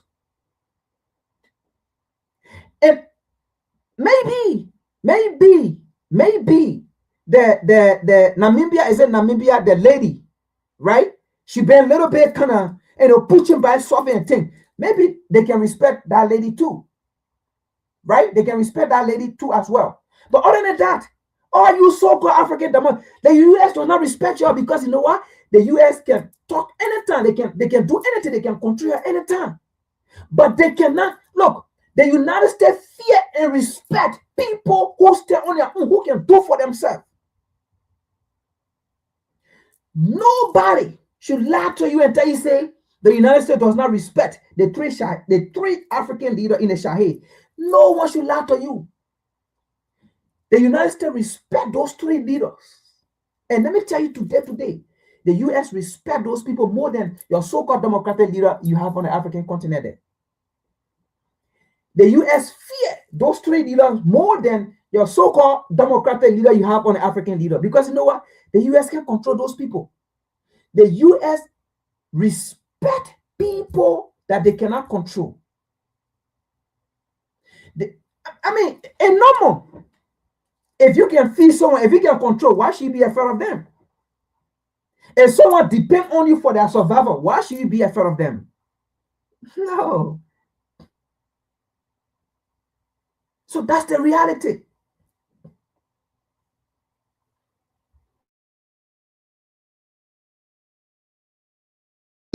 When they took over, they immediately changed their pattern of administration so that they can be accepted and be seen as saviors for the nations. Right. And now, you see how he twists the question? I mean, you see how he explained it? Making the Sahel leader, Abraham, Tuareg, Tiani, and Goïta, making it to look bad. He said, when these people took over, they changed the constitution of the three nations, making it seem that they are doing good and for the people to love them. Look, let us be frank here. Let us be frank, right? We all know there's a modern time. The internet is there. Everybody has cell phone. We can see information, right? It's not like during the days of Kwame Nkrumah where we couldn't see nothing, where you guys will lie. It's not like during the days of Thomas Sankara. It's not like during the days of Amilcar Cabral, Patrick Lumumba. You guys lie and we don't see nothing. It's not like during those days again. No. We can sit right here and see what is happening in Mali, Niger, Burkina Faso and see the truth and see picture. We know the difference between AI and reality. So we see these things. So why will you come and say the people can? We know what happened under France rule. When France was there. So the people came and changed the constitution from colonial rule to their own rule. And you say they changed it, they're doing things? No. The people are living far better than the people in Nigeria. Burkinabes are living far better than your people you call in Nigeria that you are representing as a journalist. They are living far better than the people in Nigeria. And they say they came, they change for the people. No. Go in Burkina Faso and interview the people. If the Burkinabe will tell you they don't like Abraham Tuareg or they want for France to come by or they were living better life on the front. It's just like, right? Gaddafi era in Libya and the United States era in Libya. Because as we speak, Barack Obama is the president for Libya. and Hillary Clinton is the governor for Libya. So look at Libya under Gaddafi and look at Libya under Barack Obama and Hillary Clinton. It's like saying under Gaddafi, life was terrible, and under Hillary Clinton and Obama, Libya, life is good. When the reality is, under French colonial rule, it was bad in Libya, Mali, Niger, and Burkina Faso. But currently, under the three leaders, life are better than the so-called African democratic nation in Africa. And as we speak today, there are Africans who are leaving other nations, going to Mali, Niger, and Burkina Faso to stay there for citizenship.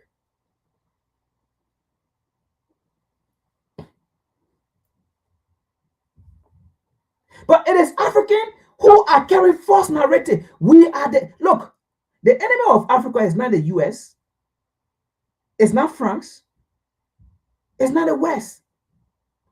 The truth is, in this time, the enemies of Africa are Africans. And this is one Nigerian journalist who is an enemy to the African continent. Look, I mean, what she be talking about is comparing life on France in Burkina Faso, life on France in Mali, life on France in Niger versus life in Burkina Faso currently, Mali currently, and Niger currently. Compare the two. And then now you can say these three leaders are not doing better. And when France was there, what was the livelihood of the people when France was controlling? When the US had one of their largest base there.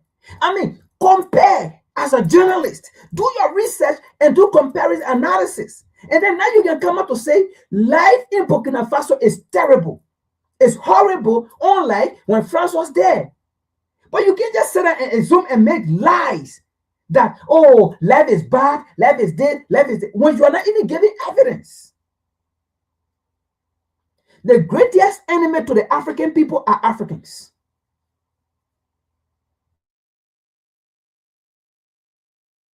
So you describe a split in public opinion there. Tell us what this tit-for-tat move tells us about diplomatic relations between the US and these West African countries. It tells a worsening relation between these two West African countries and the US because they had challenges with most of the Western nations, and then the US is one of the most important countries to them. So now the decision they took is going to affect a lot of relationship because now the decision Mali, Niger, and Burkina Faso took, the Sahel nation, is going to affect the citizens of Mali, Niger, and Burkina Faso. Who made a decision? You see how we Africans, we are so stupid and dumb. You see, especially the educated one. Who made a decision? Was it Mali, Niger, and Burkina Faso, or was it US that made a decision to ban the people? It was the US that banned the people and said, you can't come to our country. You can't do business with us. Not the Sahel nation. The United States made the decision to ban the people. And then you are blaming Mali, Niger, and Burkina Faso and not blaming the US. Do you see how Africans, we are the enemies? And then he never explained the reason why the US banned Mali, Niger, and Burkina Faso. But he's focusing on why the Sahel nation should take the same action that the US took. You see why Africa will not unite so soon? Because these are the elements among us who are the problem. You see why Africa is like this? These are the enemies. These are the devil, the demon among Africans. You see, whenever Africa want to stay on her own, whenever Africa want to step up, you know what? If the US say we can't do this or they can't do this for us, we will stay on our own. These are the people that will come in to sabotage it.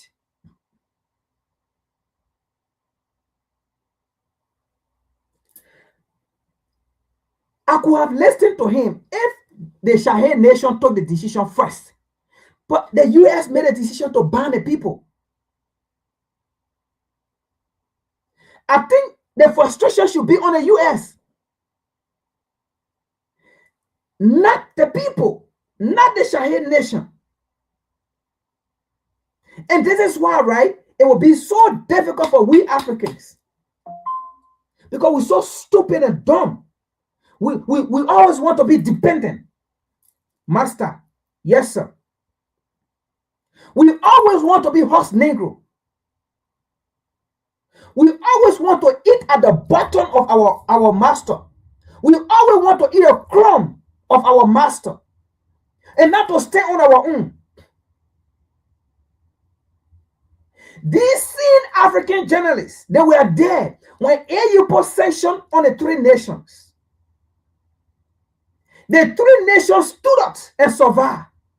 And today, last sanction did nothing. These same journalists were there when ECOWAS wanted to go wage war on these nations. And they saw it necessary to unite, to come together quickly, to form an alliance and have one army. And that's how ECOWAS drew back. We never heard these so-called African journalists speaking about it. We never heard these African journalists speaking about it to say, look, ECOWAS, that was wrong. You cannot go and fight another country, African country, and invade another African. They never spoke about it.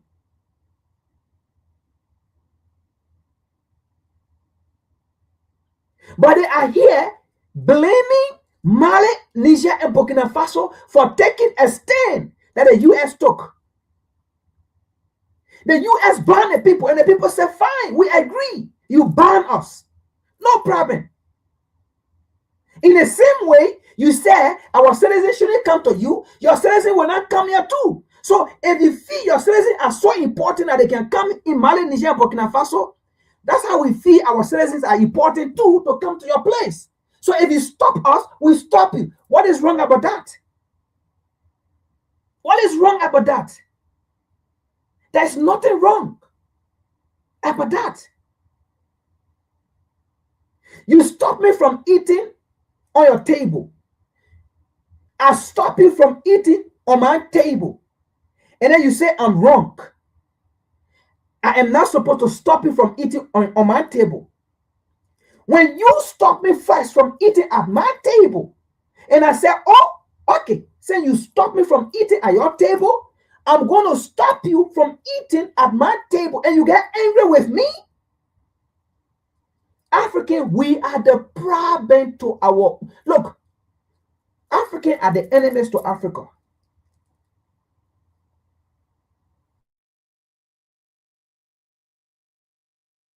As we are talking, there are international organizations that are still operating in these countries.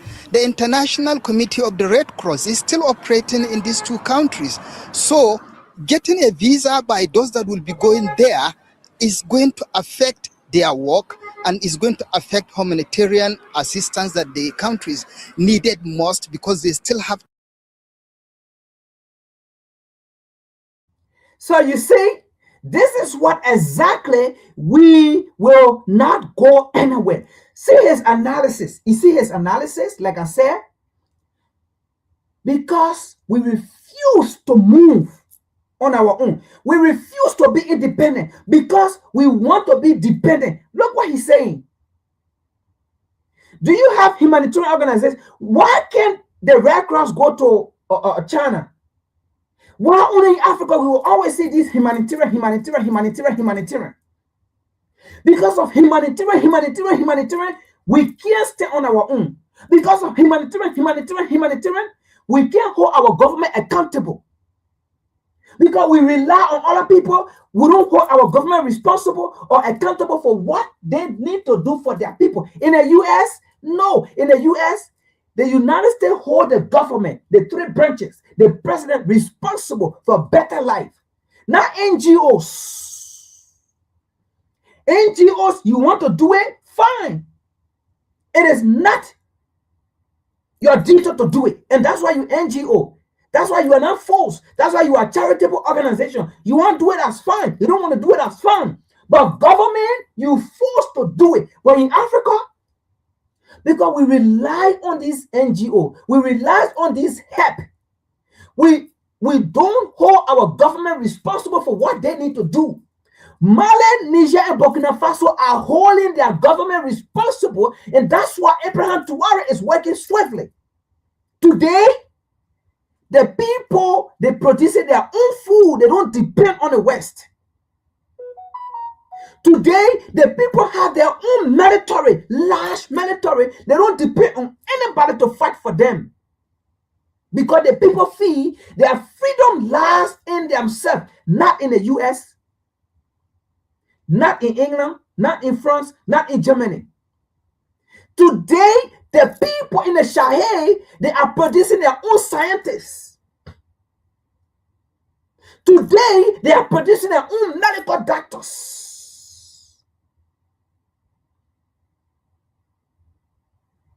Today, the people, why you think they have been over, just recently, there was another coup attempt on Burkina Faso, on Abraham Traore. Why you think they all failed?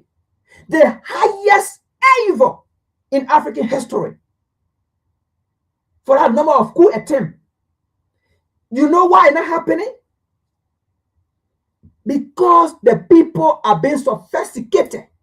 The people are building every day, are improving every day. Unlike your so-called democratic nation, that's why when they're ready, they just overthrow you people. That's why when they're ready, they kill your president. That's why when they're ready, CIA come, boom, boom, boom, boom, boom, boom. Because you gave them access. Because they control everything. You don't do anything. That's why in your so-called democratic nation, when CIA ready, they manipulate, they run propaganda, they remove your president, they remove your leader. When the USA regime change, it regime change because you are not independent. You rely on them. They know about you. But now the three Sahel nations, that's why they have not succeeded. That's why they even went with money, millions of dollars, still, they have not succeeded. Because the people control their navigation, they control their system. Why you think they brought the Nigerian plane down? The Nigerian Air Force that were in Burkina Faso, why you think they brought it down? Why do you think they brought that plane down? Why do you think they detected everything that they were there for? Why do you think they detected that Nigeria was used and then that plane was in Burkina Faso while France, they were sitting somewhere monitoring it to collect data? Why do you think they got all those information and they brought that plane down? And today you want to say those nations are not doing. No, they are standing, and that is why Nigeria will not stay on her own. And I think we reported it last time. Nigeria, you guys don't have army. Go do research. Buhari sold your national security to the US under Buhari administration. He signed a deal with the US. Go and read. You guys will not report on these things. Or come and sit down here if Africans are making progress to move on and then come and try to bring them down. Stupid African journalists in Nigeria there.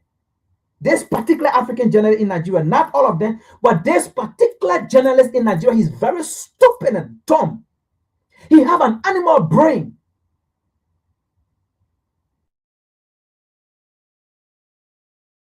Challenges of insecurity going on. There are a lot of humanitarian crises going on. Mali and Burkina Faso are currently ruled by military juntas, which have been strengthening their links with Russia. What does this latest move tell us about how they see future relations with the West?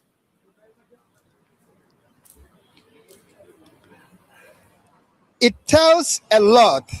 It tells that this decision will move or rather push these countries to align more with Russia, with countries like China, with even North Korea, and distancing them from the West, even though there are a lot of effort to see that that has not happened. But that is what he's telling you, because currently we see the assistance that they are getting from Russia, and they will see the West as getting far away from them and getting closer with this So now, his problem with the Sahel nation is from just what he explained, right? Let's analyze it. It's not because those nations are getting powerful or those nations are standing on their own. Look what he said. They are getting help from China. They are getting help from Russia. And if they continue, they are going to distance themselves from the West, and that is Europe, America, France, or England. They are going to distance themselves from those people. So you see the propaganda he's running here. Now, he should be asking the question, why since France been there, Europe been there, US been there, all of a sudden, why the Sahel nation will want to drift away from these people? These are the questions as a journalist you should be asking and then trying to find your findings. All of a sudden, why would these people want to drift away from the West, from Europe, from America, from France? Why? Is it because they are getting better deal with France and Russia, I mean with China and Russia, that they are becoming powerful and more sophisticated? Then unlike when the US was there, France was there, England was there, Canada was there, Germany was there, are they becoming more powerful? Unlike when the other people were there, they were weaker, they couldn't fight terrorists. They were dependent on the US to come and get them. US push our rice. But today, they are producing their own rice, their own local made food. Today, they have they have one of the largest tomato processing plant. Today, they are even building their own nuclear power plant. Unlike the US was there, France was there, nothing like that. None of those dreams were coming to a reality. But today, when they went to France, I mean, when they went to China and Russia, today, these nations are talking about building their own nuclear power plant. Today, these nations now have gold reserve. Unlike when the US was there, France was there, Germany there, England there. All the gold and uranium was taken out of the place, empowering France, Europe, giving them electricity, while Niger was in perpetual darkness. But today, with France and I mean with China and Russia, Niger is experiencing light. Niger has reserve of uranium now. Today, Niger have taken most, how to call it, of a resource and nationalized it.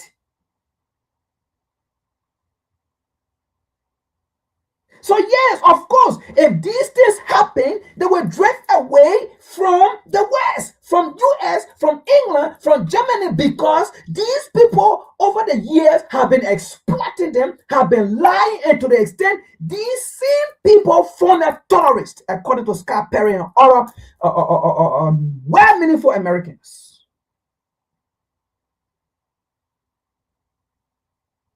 So what do you expect? Of course, they will drift away.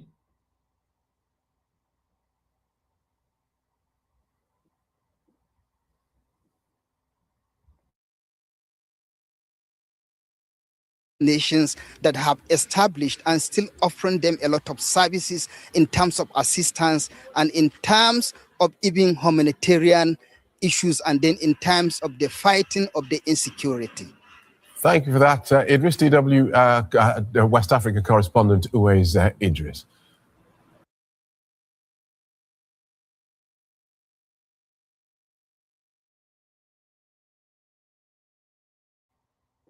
So you see, that's the reality of the African continent.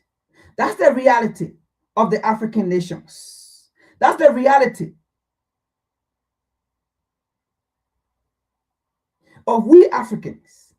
Instead of us looking at the truth and accepting the truth, we all will go against the truth and go accept the lies.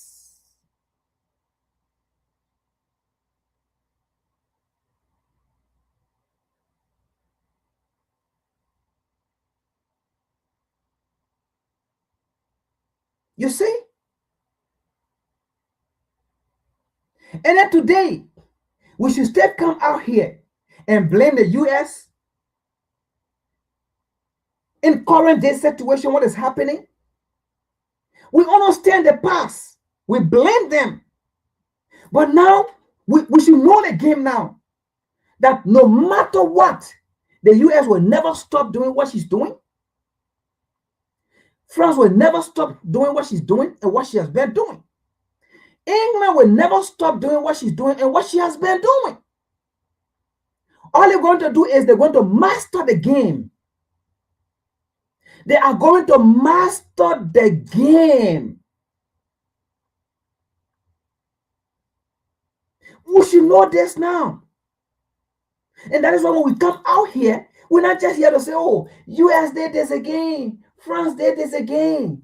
England did this again. You know what? These people here, no. We're not doing that again. Yes, we will come here, right, to expose them, to talk about what they're doing. But the truth here is, we will balance the equation here. We will balance the equation. We will balance the narrative, because we don't want to come here every day. Oh, the US have done this again. But we are not looking at the problem. Because now we know that the US will never stop doing what she's doing. In fact, she's going to master the game. France, they're going to master the game. Look, let me tell you something. If France, if US, if Great Britain, they were going to stop what they have been doing, right? They were going to work with Mali, Niger, and Burkina Faso. But during by the time when they have the African US summit, did they invite the three nations? No. That's tell you they're not going to stop. No, they're not going to stop. You should be thinking about that now. Look, let us be frank here. Let us be frank. The truth is, let us be real to ourselves here. Is Abraham Traore actually doing wrong? Let us be frank here. Abraham Traore, is he really doing bad thing?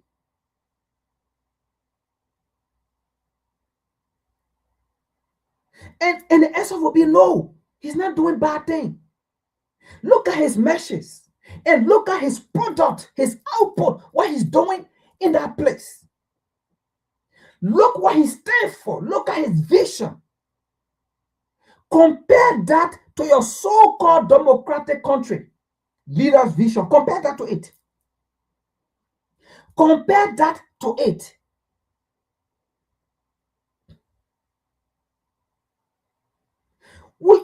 We should be real to ourselves now.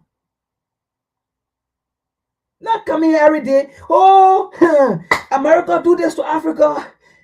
England do this again. France do this again. But that's what they're going to do, and that's what they will continue to do. But guess what? We accepting it. We are the cause. They are doing it. We accept it. We are the cause. They are doing it.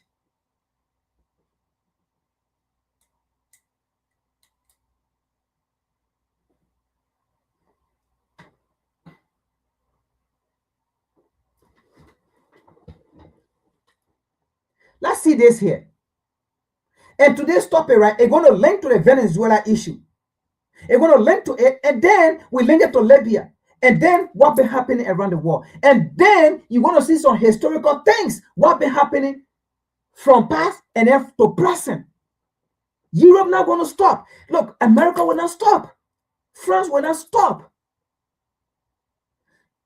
That's how these people build their economy. They will not stop.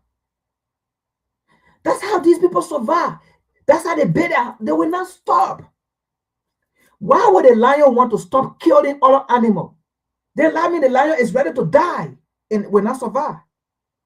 Why the lion continue to dominate the animal kingdom? Because that's how the lion had to survive, to eat and to feed her cub. Why would the leopard do the same, the hyenas? Why would they do these things? That's how they survive, and they will not stop. So the truth is, these countries, they are the hyenas, they are the lion, they are the leopards. That's how they're going to survive. So they will not stop. All they have to do is they will find other means. When they enslave you, they did not stop. They came to colonize you, they did not stop. They came to start killing all your leaders, they did not stop. And they will not stop. They will continue. So we should know that by now, that's the game. And if we know now, if we know that, right, we can't continue to accept them lying to us, running propaganda, especially if I am a political leader and that person is not doing the right thing, then I come to them only because I want to come to power. Guess what? If I come to power, do you think I'm going to do what that leader that was in power that I was an opponent to, you think I'm going to do it? No, because the truth is that leader was not supporting foreign policy over the national interest. That leader supported national interest over foreign policy. And because of that, America did not like me. Europe did not like me. France did not like me. England did not like me. What's going to happen? They're going to sponsor oppositions. And when that opposition leader come in, you will not do what I was doing to take national interest over foreign policy interest. You will have to take foreign policy interest over your national interest. Because that's what they supported you. That's what you came there for.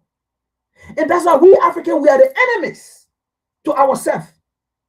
Because if I did that now and I came to power, I'm not going to support the national interest over foreign policy interest. I'm going to support foreign policy. What that means is I'm going to have foreign organization, foreign NGO, foreign money company to mine my resources. Unlike the first president that was there, that was nationalizing everything, that was making sure that nation benefit from it. But because I'm so greedy and power greedy, I want to come to power, I will go to the West. Who feel that their money rights have been taken from them, like in Venezuela, what Trump said, like in Libya, what Barack Obama and Hillary Clinton said, their oil right was taken from them. That's why they want to kill Gaddafi and bomb Libya and destroy Libya. In the same way, right? If I come to power, I'm not going to do those things. I'm not going to take their money right. I will give it to them, bring their organization, give my resources to them, because that's how I will keep in power and make money for my children and my family, and then send it abroad.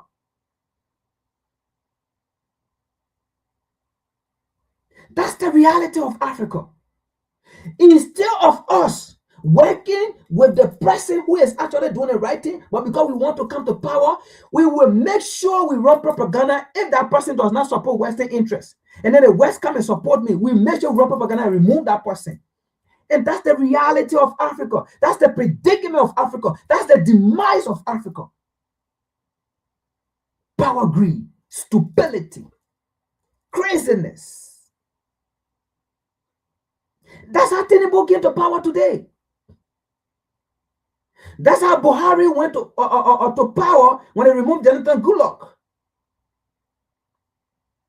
And sold Nigeria to the West, that Nigeria themselves did not know. They say that they're thinking that they have a country. How are you going to have a country when you don't have a military service? Your military service have been sold to outsider. That is why they always say to Nigeria, you have to negotiate with Boko Haram. Who in their right mind will go and negotiate with terrorists? Stupid. They see outsiders that support Boko Haram come to you and say you should go negotiate with Boko Haram. My people. It happened because you saw your military service. You don't have, look, Nigeria, you do not have military. You saw it under Buhari to the West. Buhari signed a contract of the military service. Go to your research and see it. I think we spoke about it some few weeks ago now. We read it, verbatim, we read it. Buhari signed the military service to the US.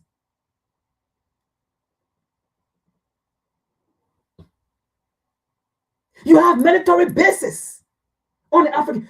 Go to Ghana. Kotoka Airport.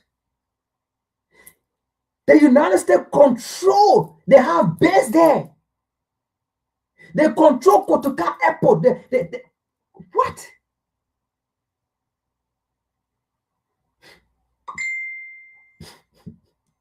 It's like Ghana coming to Washington, D.C. or New York. And then at the port, at the airport there, Ghana have her military there, spying on everything. Stupidity. Africans, we are the problem to our demise, our circumstances. Yes. Let's continue here.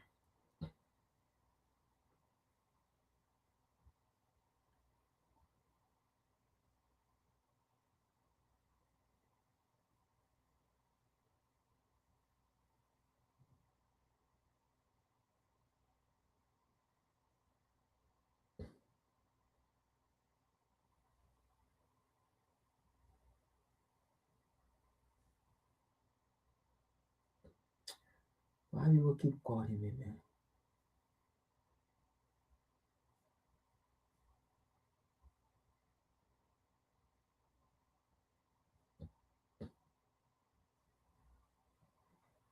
I'm coming, folks. Hold on.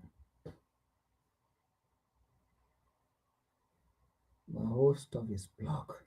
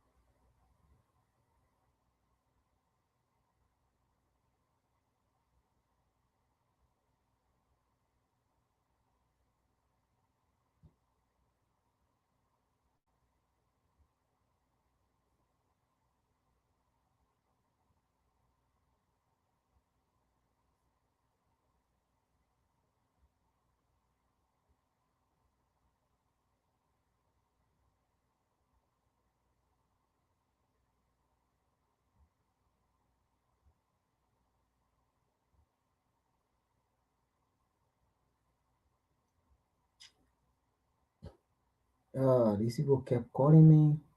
I'm coming, folks. Hold on. I got a lot of stuff. I got to claim out some of these things.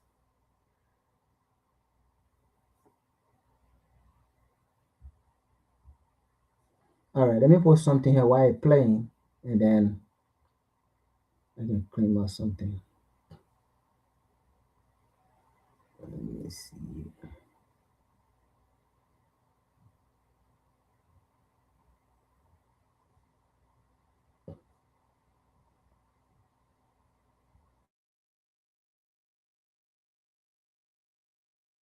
Possible that how is it possible that the US can have a military base in Ghana and a portion of the airport is under the control of the US? How?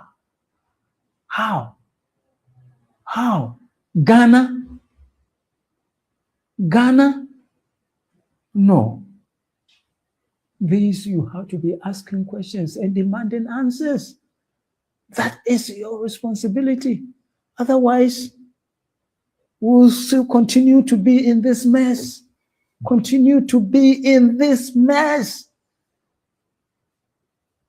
How is it possible that the US can have a military base in Ghana and a portion of the airport is under the control of the US? How?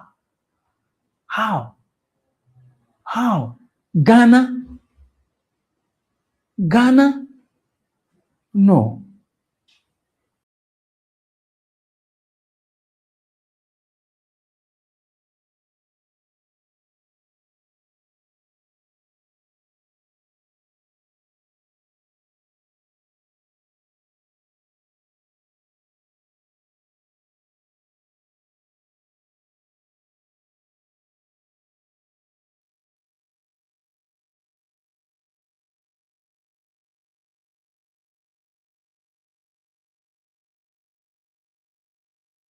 For years, the US government has spread the lie that supposedly Venezuela's President Maduro was the head of a drug cartel. And now that the US has kidnapped Maduro and is trying him in a show trial in New York, the US Department of Justice is finally admitting the truth. It knew all along that Maduro is not the leader of a drug cartel. In fact, as part of this show trial against Maduro, the US Department of Justice admitted that there is no such thing as the so-called Cartel de los Soles, or the Suns cartel. Now, this blatant lie goes back to the first Trump administration, when Trump's DOJ, led by the former CIA agent William Barr, claimed that supposedly Maduro and other top Venezuelan government officials were part of this fake Cartel de los Soles. And then the US government acted like a mafia boss, and it originally offered a $25 million bounty on the head of Maduro. And then the second Trump administration expanded that to a $50 million bounty for the head of Venezuela's president. But again, now that the US DOJ is trying Maduro in this show trial, it was forced to admit that this was a lie all along, that not only was Maduro not the leader of this group, the group did not even exist. It was fabricated.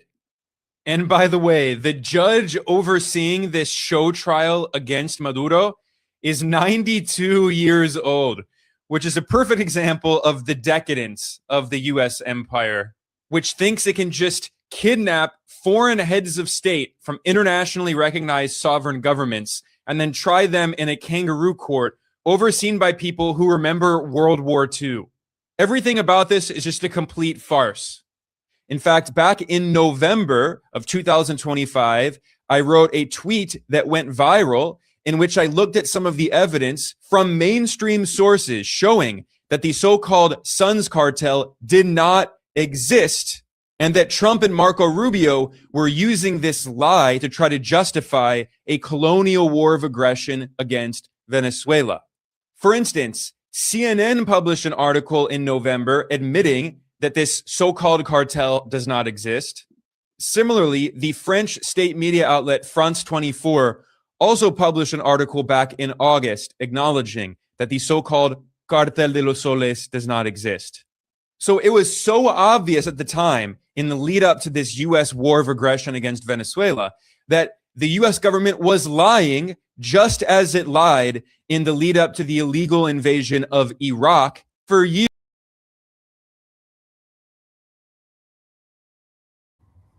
So, like you saw in that video, short video, right? And there was a lot of, other article that he mentions about what he said in Venezuela and all of those things about drug, this, that, right? You see, and like I said earlier, most of our people, especially the African, the black people, we don't learn. We don't learn. And we got to forget. That was the same thing they did to Libya. How Libya, Gaddafi was a dictator, Gaddafi was doing this, Gaddafi was doing that, Gaddafi was doing this, doing that. They want to keep Gaddafi bomb and destroy Libya. How they wanted to carry democracy for Libya. They wanted to do this for local Libya today. And yet they stay, we Africans, we have not learned from that. We still believe that what the US said, that the Venezuela president was a dictator. Let that be with the Venezuela people. And then they said, this guy was doing drugs, bringing drugs to the US, bringing this, bringing that, bringing that, bringing that. To use that means to go to the people country. And we see some Africans content creators. Like I follow some of them. I'm not going to call her name here. But I saw her video and she was saying, oh, Trump did the right thing. Trump went and removed the Venezuela president because he was a dictator, because he was there because of that. On her post, I didn't comment, but I usually follow her, not because she do good thing, but I follow some of the ignorant and be able to analyze, some of these things that are happening on the African continent with our people. But when I watch her video, right, I said to myself, so do you believe what they did in Libya? Do you believe that? Why can't you people speak about the issue that the U.S. did in Libya? Look at Libya today. Do you still believe in the U.S. when they come and tell you there was an iPod or that thing looked like A or it's A? Do you still believe it's A? The truth is, if the U.S. come and tell you that letter is A and that letter is dangerous, the truth is that letter may not even be A. And the truth is that letter is not even dangerous. And the truth is, even if that letter is A, that letter is not really dangerous.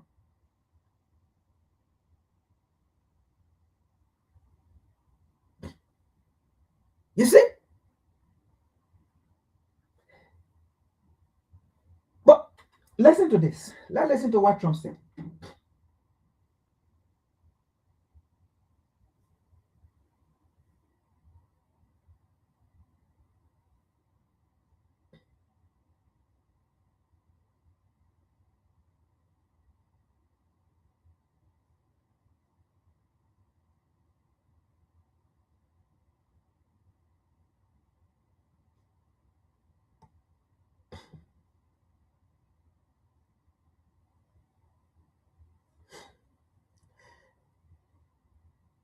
So after when they removed the people president, kidnapped the people president, see what Trump said.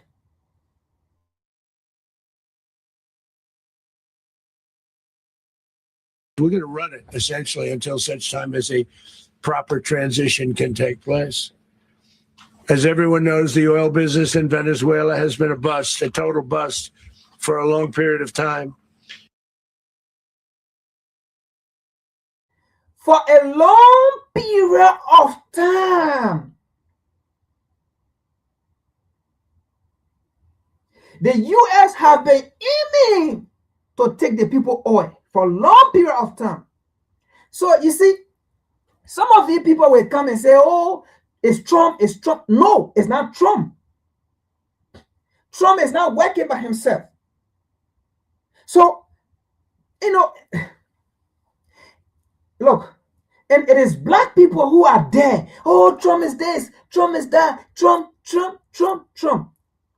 But you see, they never point finger at Obama. When they want to talk about Obama in Libya, then they will say, oh, it is a Zionist. It is a Zionist. It is how they call it? They call it differently, but they don't want to say it's Obama. If you can say it's Trump, why can't you say it's Obama? Because what happened in Venezuela, it was the same thing that happened in Libya. It was not different. The only difference is maybe the Venezuela president left.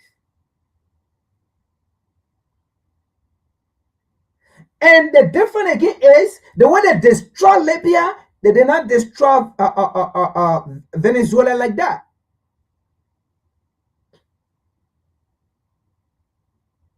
But what they did in Libya is the same thing they did in Venezuela. It was not because of the people in Libya. It was not because of democracy. It was not because the people are living on a dictatorship. Because Libya was far better in Africa under Gaddafi.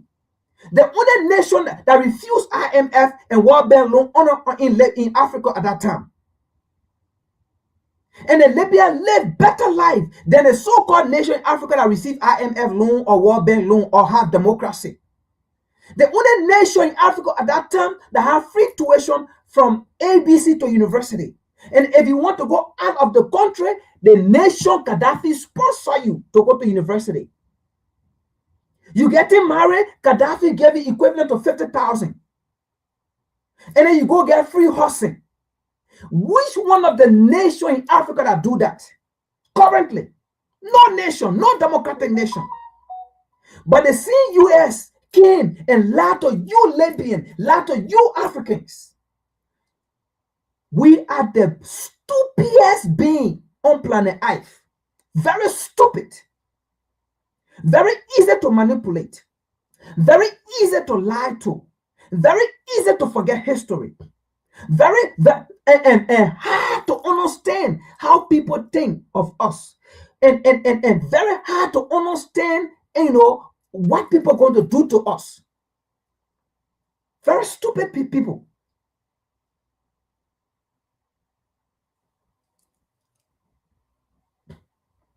And see what Trump said in this post.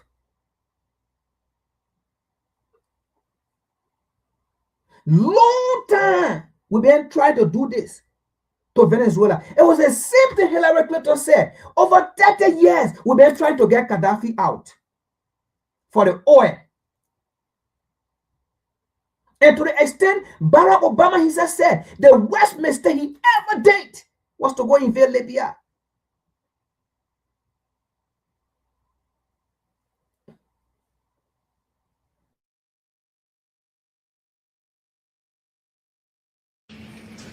They were pumping almost nothing by comparison to what they could have been pumping and what could have taken place. We're going to have our very large United States oil companies, the big. We are going to have the United States very large oil company there. That's the same thing they did to Libya. But they lied to Africans that Gaddafi was a dictator. But you see, that's the same thing they lied to the world. That the Venezuelan president was a dictator. He was bad. He was this. He was that. He was that. He was that. Once you are taking the national interest over foreign policy, you become dictator. But now we should know the game. Am I angry with the US? Come on now. Never. That's the game. You got to mastermind the game. Come on, man. You don't understand. If anybody here think that there is equality, you damn lie. If anybody here think that there is international law, you damn lie. There is no international law. Who created those laws? Was it natural that it was just created to say natural? It was natural thing that was created. A human being created it. Look, folks. Anything that human being create, let me say this today. Anything that human being create, the person to whom that created that thing, right? That law does not apply. Why would somebody want to create something that will put? Do you create something that will put you in bondage? Why would you want to create something that will limit you, that will put limit to you? Let me ask you a question. Why will you create something that will limit you? That will limit your power. The thing you created, limit your power. Will you ever? So there's no law. There's no international law because the people that created that law, let me say this, African, you are not even among them. When they were creating the United Nations Charter whatsoever in 1945, you were there, you were not there. The people that created it, that law will not hold them bondage. Because no one create anything that will hold you captive. No one create anything that will limit you. Because you created it. Why will your creation limit you? Let me ask you, why will your creation limit you? Limit your purpose, limit your functions, limit your power, your own creation. Let's say this. Why? That put it this, you Christian and you religious people, why God created the world, he created man, right? But he did not allow man to limit him. All the way he told man, he have a specific people, right? That put it that way. He have a specific people that he gave them the law, statute, and commandment. And those specific people broke the law. And he told them, if you break this law, this is what's going to happen to you. And this is his creation, right? But if you don't break the law, this is what will happen to you. You will continue to rule. But if you break the law, you will go into slavery. Why he did that? That's his creation. He's not going to allow his creation to dictate to him. He dictates to his creation. So if you create anything, you dictate to that thing. So there's no international law. The people that created that law does not dictate to them, but they dictate to the law. No one creates anything and you expect that thing to limit your function, your power, your limit. That thing gave you limit. You created it. Why would it give you limitation? There's no international law. If there is international law, well, I know the Venezuela president, will he be charged in the same U.S. here, in U.S. court? He's not being charged because listen, the United States accused him of drugs, selling drugs to the U.S. because that was one of the things they accused him for, that he producing drugs, selling drugs in the U.S. because that was the propaganda used, right? Okay. Why will he be charged in a United States court? Why is he not charged to the ICC? Or why is he not charged to the United Nations? Or why is he not charged in different countries, in different courts? But he's being charged in the U.S. here. Where is the justice? Where is the international law?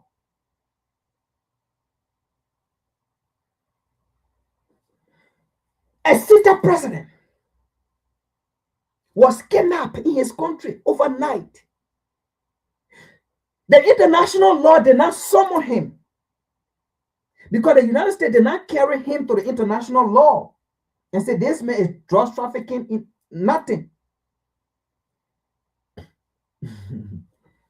So you still believe that there is international law? You still believe that? You still believe that your own creation can limit you? No. No one creates anything and that thing limit your purpose. It don't happen. It never happened and it will never happen.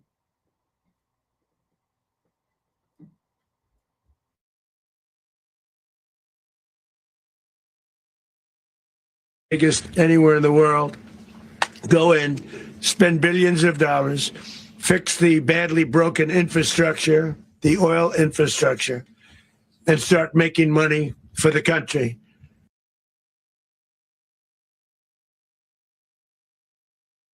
And you see, I love the part he said, we will go and fix the infrastructure. And then what he said, then he emphasized the oil infrastructure.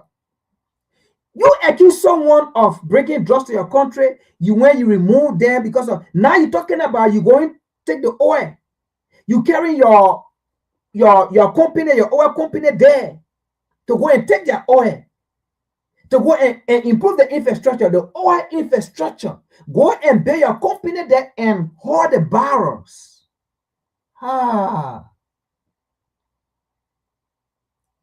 You see why I say I don't blame the U.S.? Africans, if you don't learn, like Very Dark Man said, you will learn the hard way. African, you will learn the hard way.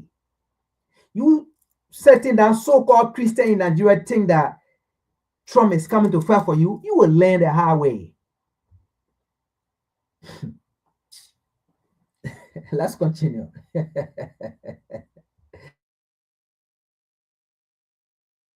And we are ready to stage a second and much larger attack if we need to do so. So we were prepared to do a second wave. Okay. We are ready to prepare for a second wave. Why would you go there for a second wave when you said this man was smoking drugs in the US and you have this man already? Why are you going there for a second wave when you already have your criminal, as you said? Why are you going there for a second wave? The second wave is the vice president that is there in power. If the vice president don't get the oil right, because in one of Donald Trump posts, he said Venezuela took the United States oil right. Nigeria, are you hearing that? The Venezuela oil is for the United States elite. So Venezuela took the United States elite oil right. That was what Trump said. He never said we went there because he was drugs trafficker. He did it. He was smoking drugs to the US, blah, blah. No, Trump said he took the United States over right, the oil right. You hear that? That's why they went there. So now there could be a second wave to go and kidnap the vice president if the vice president does not comply with the United States political elite over oil right. You see that?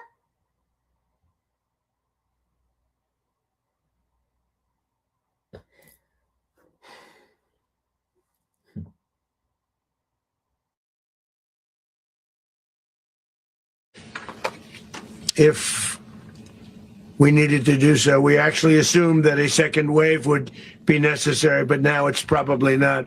The first wave, if you'd like to call it that, the first attack was so successful, we probably don't have to do a second, but we're prepared to do a second wave, a much bigger wave, actually.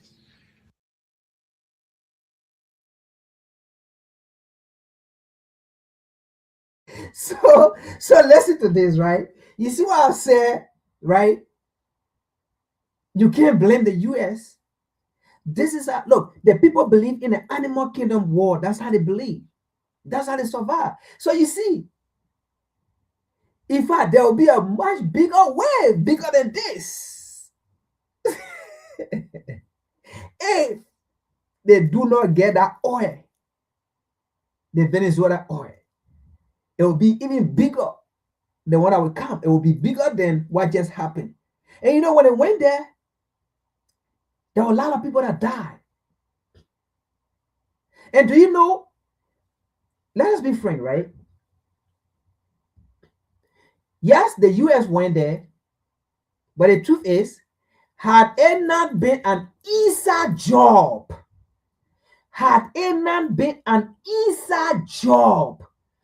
the US was not going to make it. The US was never, ever going to get our president. There was an easier job.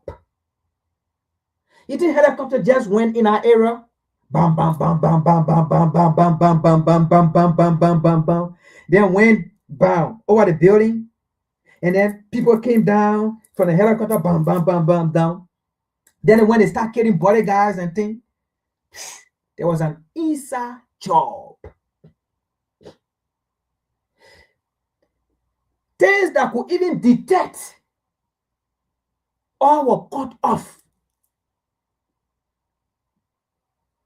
And the main general, the Venezuela, he has been sacked. He has been sacked. So there was an inside job. Yes, I'm not going to take it from the US to say, oh, the US military is not powerful. CIA, no, they are. But let me tell you something. There had to be an inside job before these people succeed. There had to be an inside job before they succeed.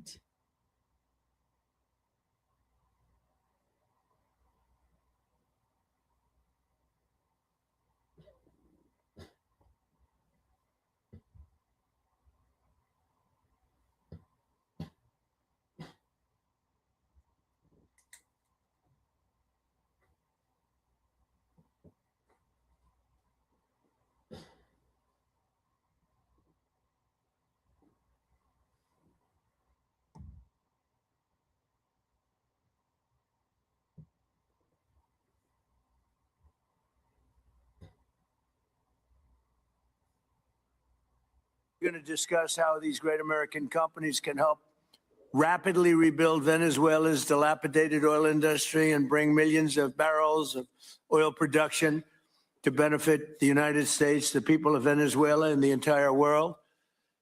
And yesterday, the number is 30 million barrels. I can't even, is that a correct number? 30 million barrels. You hear that, Peter? Of oil was given to us by Venezuela. That's a lot of oil. It's about $4 billion worth, and it's on its way to the United States.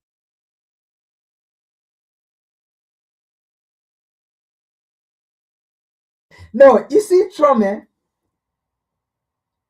took the people oil and then says the people gave you the oil. 30 billion barrel. So, Venezuela, you guys took 30 billion barrel and just gave it to Trump. So you see, it wasn't about drugs. It wasn't about him. It wasn't about the president being a dictator. You see? So you so-called stupid Africans. You know, I keep saying this because we are so dumb. We don't learn. We don't learn from history. We don't learn from experience.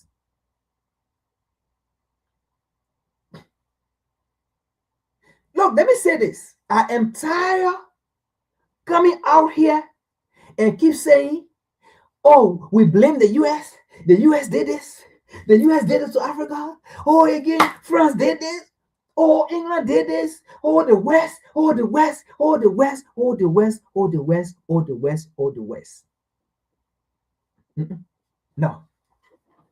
Now we understand that these people,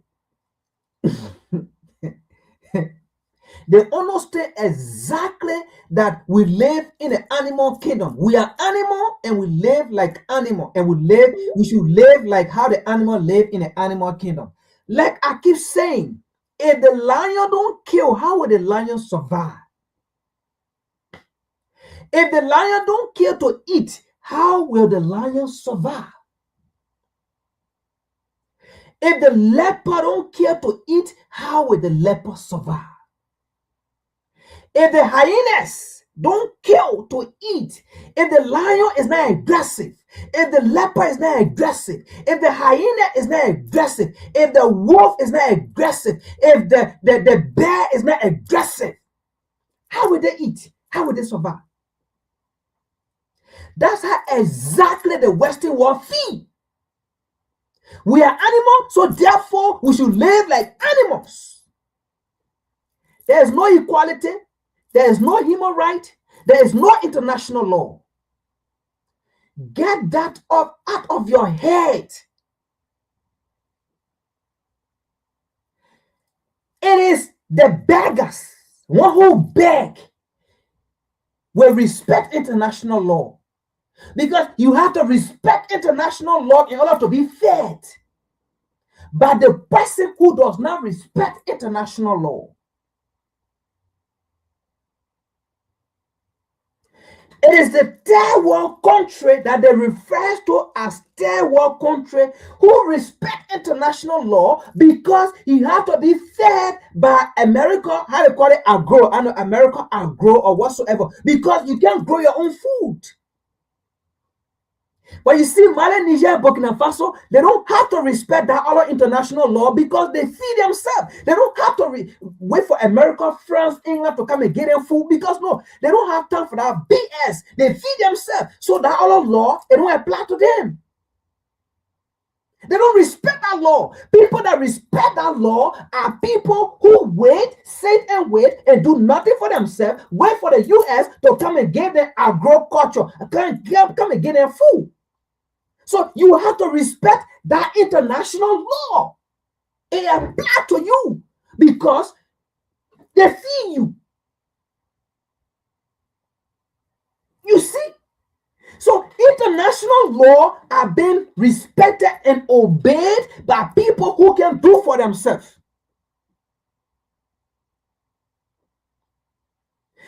But it is not applied to people who do for themselves.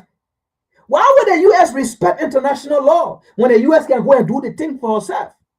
Why would you respect something when you yourself can go do it for yourself? You are not handicapped. You are not disabled. Why Africa continue to insult Africans? Why Africa continue to insult the African continent? Continue to put Africa in a perpetual begging stage. Only African people respect international law. That is why you always say African. There's international law. We have to respect international law. We have to respect international body because they are being fed by those international people. So they have to respect the law that those international people will bring to them. That's why they call it international law.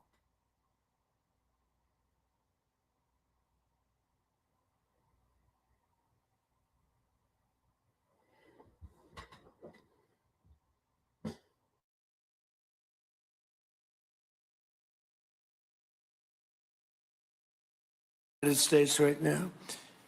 And we want to thank Venezuela for that. And we're working very well with them, obviously, or they wouldn't have been so generous. But they respect us. Again, they didn't respect. Do you know that people Trump is talking about? We respect the Venezuela people and thing.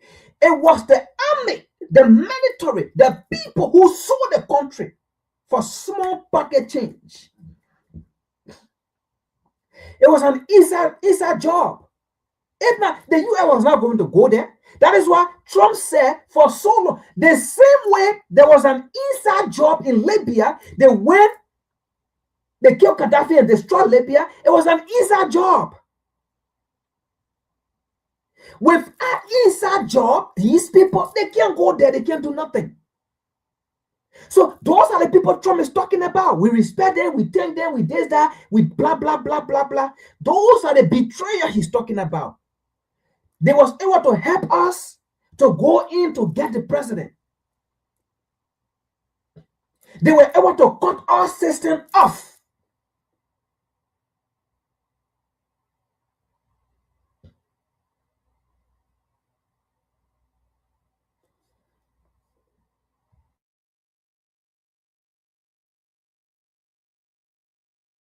Us at all before. So that's money that goes to the United States. Some will go to Venezuela and some will go to the oil companies, but not that because that's already been extracted. So when you're not getting any of that, but when you start extracting, you'll get, but it's tremendous reserves, among the biggest in the world. Some people say it is the biggest in the world. And we're going to be working with Venezuela. We're going to be making the decision as to which oil companies are going to go in that we're going to allow.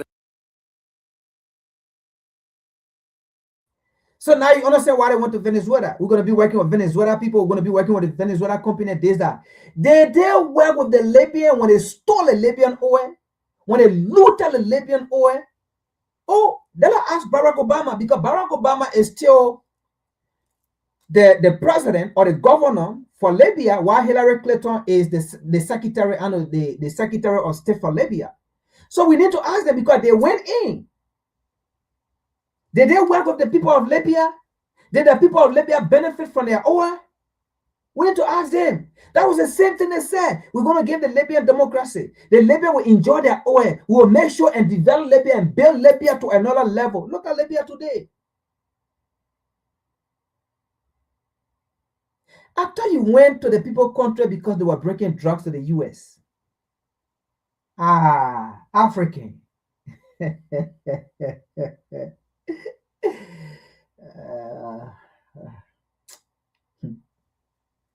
Let's continue.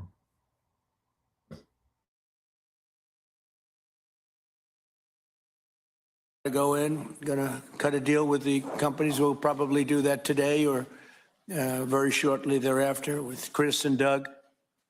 And we're dealing with the country, so we're empowered to make that deal. Anyway, you get a message, right? I got to take it out. But you heard Trump. We are empowered to make that deal. Who benefit from the oil and who don't benefit from the oil. The truth is, right? Look, America is surviving. I don't blame them. I will not hold America responsible. You know who I'm going to hold responsible? Look, I mean, people will sit here, oh, America went and kidnapped. You don't look at the reality. First of all, the Venezuelan people agreed to it for their president to be kidnapped. No, let me not say the people. Let me not say the people. There was so hierarchy in the military. Betray the Venezuelan people. They agreed to it. The hierarchy in the military, close to the president, they agreed to it. They betrayed Venezuela. They betrayed the Venezuelan people. And they agreed to this. You think I'm going to come here and say, oh, like the way all our bloc are carrying it? Because look, we have to now understand.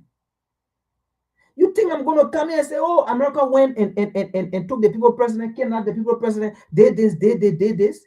It's clear. And you look, you heard Donald Trump speaking boldly. And it was the same thing that day in Libya when Hillary Clinton spoke boldly. What they went there for? And that's it. These people, they have no remorse. They do these things and they will say it clear. And then if they do it again, then we come out and say, oh, America, you bad. No, America is not bad though. She's surviving. That's the game. That's the game. They pay few of your people to betray your nation. That's the game. It is. It is the game.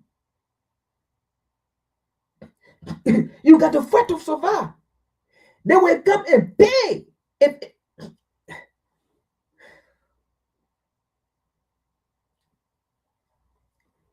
Do you want me to blame the U.S. or I should blame the people who accepted the offer?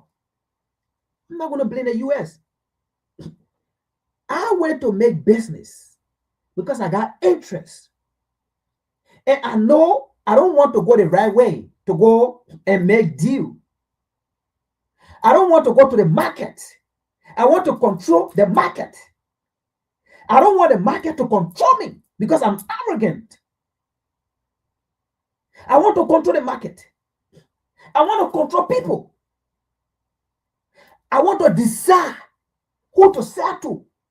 I don't want for the market to decide to sell to me.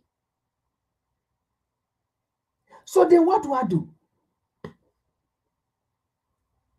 I go to the market. I find people in the market that I can manipulate. I can pay them. Because guess what? The money I am going to pay, if I succeed, I am going to get double. It's the game. Take the risks. You see what they did in Burkina Faso? It was the same thing they did in Venezuela.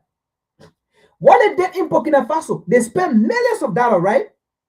They gave it to the right-hand man close to Ibrahim Traoré to go and assassinate Ibrahim Traoré. But what the leader did, what that security guard did, he accepted the offer. Yes, I will kill Ibrahim Traoré. Bring the money. He took the money and then went and gave it to Ibrahim Traoré and said, listen, this is what they are doing. And this is the money to prove to you. That's the evidence. Because if I want to say no and don't accept it and don't accept the money and then come to you and say this is why, people are not going to believe it. Maybe they're going to think I'm trying to plot against you. He accepted the money and then took it to Ibrahim Traoré. It was the same thing that was done in Venezuela. So there has to be inside job. Even the recent thing that happened, when it was happening in Venezuela, that same day, they was carrying a coup plot in Burkina Faso to assassinate Ibrahim Traoré. And the plan was to cut his head off. And there was money already distributed. Money. So there have to be inside job. So people in Venezuela, the army, they sold the Venezuelan people right. So do I blame America? No, America playing the game to her advantage. People agree to it. She went to the economy, she went to the market and want to control the market and pay money. Pay money to buy the market, and she bought the market. And they accept it's a deal. And they accepted it to take over their president, to betray their president. It's a deal. It's a business. You want to come here to sit down and blame America? Oh, why America? No, blame the people who accepted the deal to betray their country, to take over their president. Those are the people you should blame. Because of few crumbs, not America. America played a game to her advantage. And she won it. She played a game. She played the lotto. and she won the lotto. She won it. She played the game and won the game. Let's continue here.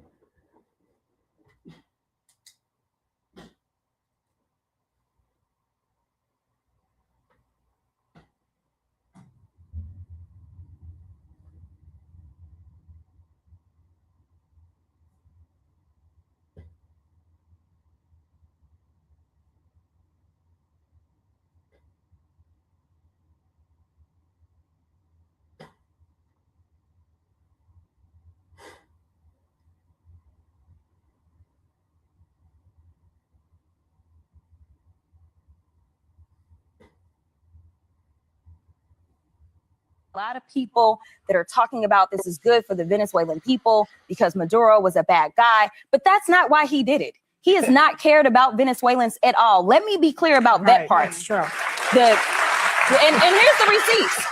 The Enemy Aliens Act, which most of us had never heard of because it's from the 1700s, he invoked it specifically because of Venezuelans. He said, we are being attacked and invaded by Venezuelans. That was number one. Then the next thing that you know, CCOT, that's where he was sending Venezuelans. Remember the 60-minute episode that they did not want to air about how they were treating them, mistreating them at CCOT? That's where he sent Venezuelans. Then after that, he was illegally killing folk, saying that, oh, well, they're bringing drugs because it was supposedly about fentanyl, which is not where we get fentanyl, No, it isn't. to be clear. So then he killed over 100 people with these bombs that he was dropping. And then when he went in to get Maduro, he killed even more Venezuelans. This ain't about Venezuelans.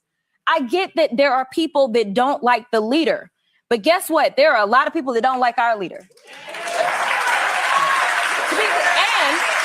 And regardless, somebody coming into the United States and grabbing our leader in the middle of the night and killing people in this country, I'm sure everybody would be outraged at them doing it that way. Yeah.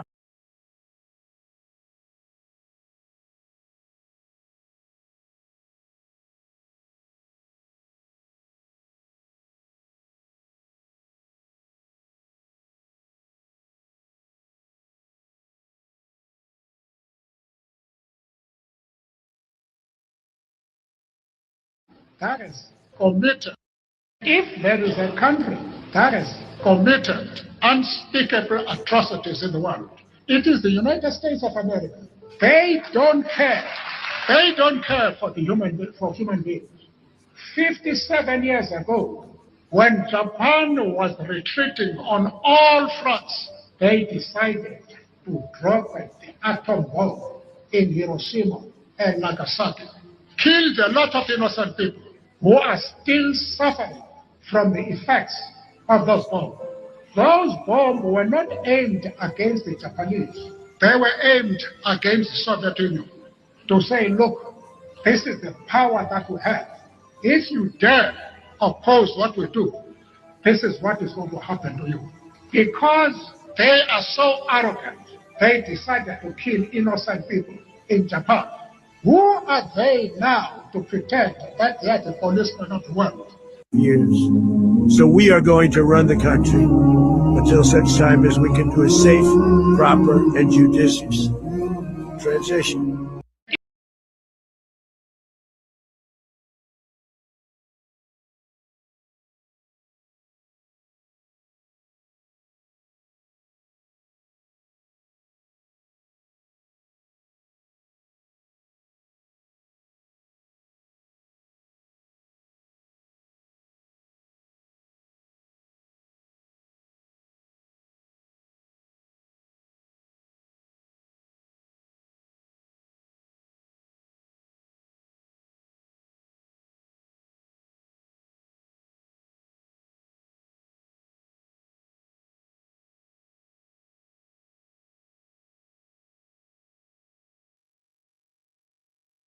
Okay, who has the first question?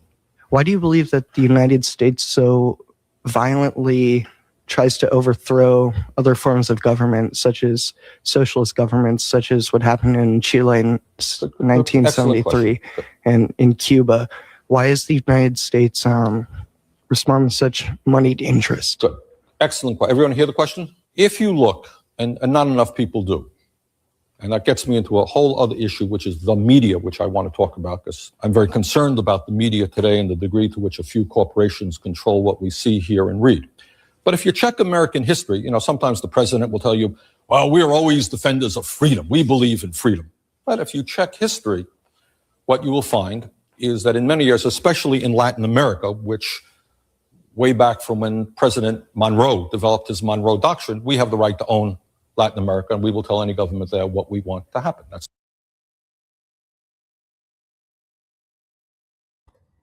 Bernie Sanders right there, right? And he said President Monroe. And it is that idiot that he named the Liberia capital city after him. And that guy, he did a lot of horrible things. He's the one, the Liberia capital city, Monrovia, was named after him, Monroe. But if you see a track record, he was very terrible and demonic. But let's continue here. That name, Monrovia, is going to change.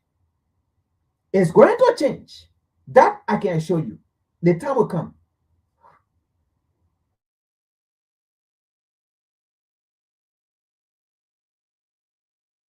It's the simple truth. So throughout our history, we have overthrown many, many governments. We didn't like their form of government. In the case of Chile in 1973, what you had is an election in which a guy named Salvador Allende won the election. Problem is, Nixon and his friends didn't like him. Why? Because Salvador Allende fought for the poor people and the working people of that country. He believed that the resources of Chile, their copper mines and so forth, should belong to the people. And he won a free election. No one denied that for a second. It was a tough election, didn't win by much, but he won a free election. There was another election. His party got more support. He was overthrown by the CIA and corporate interest, because corporate interest preferred, of course, that the United States companies dominate that country.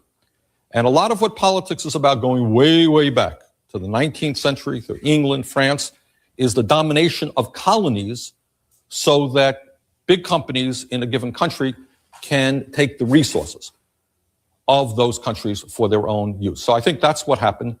And it was a very unfortunate day in American history. Allende won in a democratic election, was popular, was overthrown, and eventually killed. And in his place, a guy named General Pinochet took place, ran that country with an iron fist, killed many, many people, but he was okay. He was a good guy. Why? Because he was a friend of corporate America.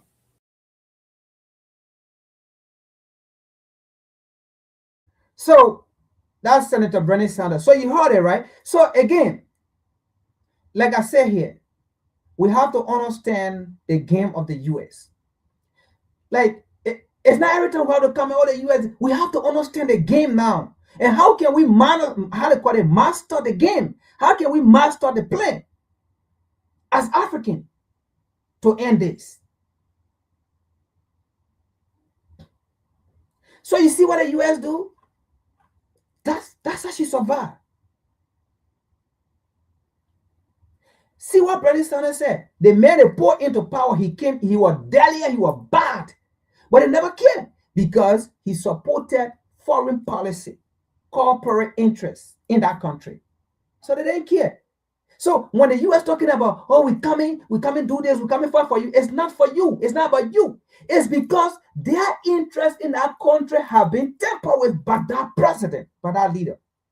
Either that leader, number one, is nationalizing the nation resources, or is asking question about American foreign policy, or is asking question about American companies, and not just American companies, let's just say foreign companies as well. is asking questions about foreign companies in our country, what they have been doing. They've been there for centuries, for years, but that company have not been in benefit to the people. Once our leader began to ask questions and put this in place, or once our leader began to say we need to reevaluate the agreement, then you become a problem. That's how the US operate. So what you're going to see right now, it is the reality of the West. That's how you're going to see. So you're going to see most video playing now instead of me talking. Now you understand what we're hearing. Watch.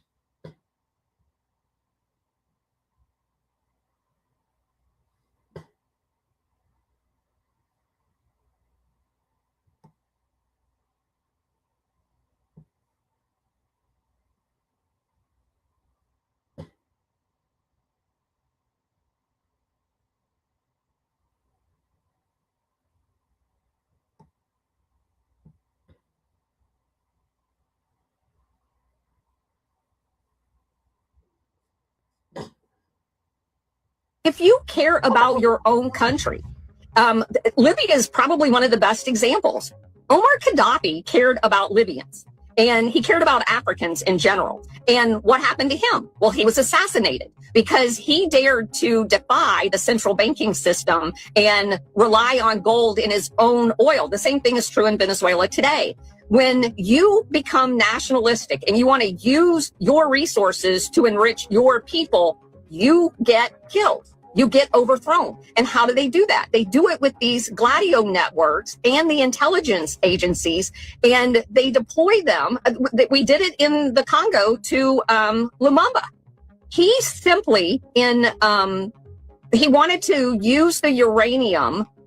At the time, the Congo was the world's largest source of uranium. Okay, it's post-World War II, early 1960s. They have the first time they're free from colonial empire in Belgium, and they elect him as prime minister. Well, he came to the United States and said, hey, I want to give you all of our uranium, as was the deal with Belgium, but I want to use the part that had gone to the Belgium government to enrich our own people. And the president at the time, Eisenhower, would not meet with him. The vice president, Richard Nixon, would not meet with him. He met with the Secretary of State, and they told him no. They said, you cannot cut out Belgium. So you're not going to have any money to build a school. You're not going to have any money to build your hospitals. You're going to get the same arrangement that you got before, which was basically nothing. And Patrice Lumumba said, forget it. Then I'm not going to honor that deal. And I'm sure the Soviet Union would be interested in uranium. And what happened to him next? He was murdered. He was murdered by Operation Gladio elements that Otto Skorzeny controlled, who was a Nazi. Everyone knows that name. Under Reinhard Gehlen's German intelligence, the BND. And so every prime minister, president that stands up for their country is a target from this international syndicate that wants to control all the world's resources.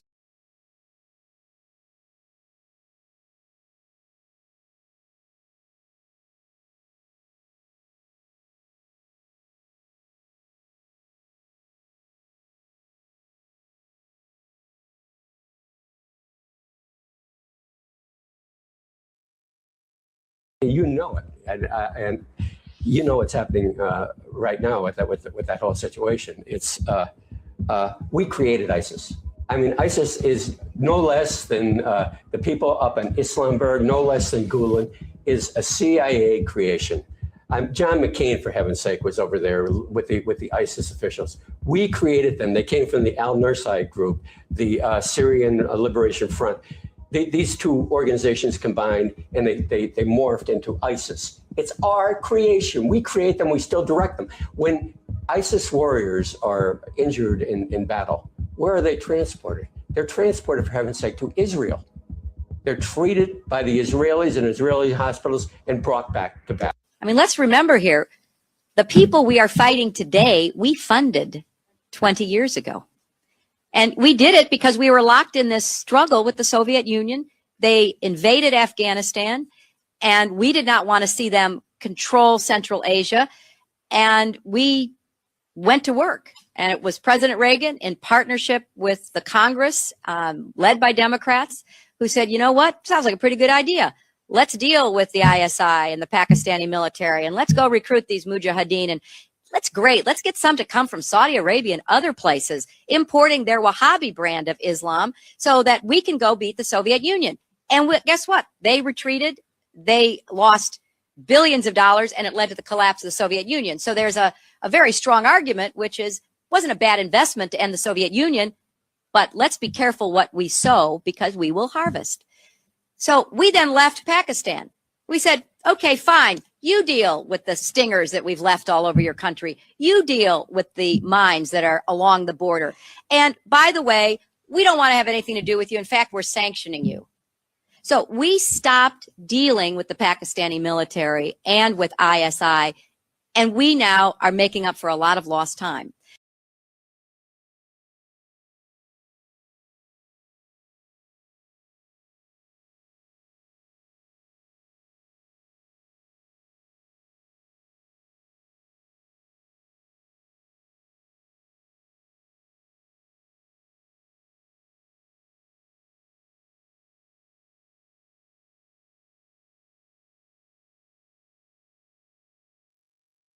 Donald Trump and the United States military kidnapped the Venezuelan president and his wife yesterday after invading and bombing the capital, Caracas. If you're African, what America's doing to Venezuela should terrify you because it's a preview of our future and one of the most insane acts of war in the last 100 years. In this video, I'm going to tell you why this happened and why this moment may have changed global foreign policy forever. And to the Nigerians who attacked me for saying US military intervention for us is never good, Venezuela is what it looks like when you let the devil into your home.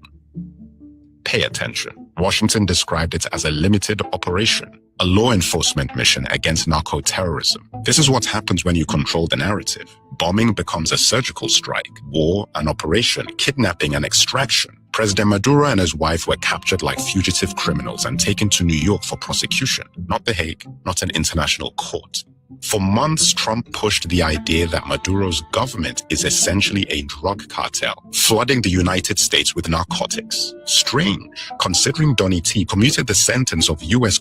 trafficker Jonathan Braun on January 20th, 2021. This isn't about drugs. As much as I told you the bombing of Nigeria wasn't about Christians. Trump said on camera, Venezuela took America's oil and we want it back. Many of you watching this may not realize Venezuela has the largest proven oil reserve on earth. In 2007, former Venezuelan President Hugo Chavez nationalized his country's oil via the state oil company PDVSA, relegating U.S. oil companies to minority stakeholders, as they should always have been. Before Chavez's nationalization, Venezuela was one of the top 3 oil suppliers to the U.S. But after the sanctions, U.S. imports fell to effectively zero. When Maduro took over, he refused to reverse Chavez's oil policies and formed closer trade relationships with Russia and China. Africa. Does any of this sound familiar? The U.S. sanctioned Venezuela in 2019, harming America's own Venezuelan oil imports because short-term pain is less important than long-term control. But why does the U.S. have the right to enter a sovereign country and arrest its president? Where is the United Nations, the International Criminal Court,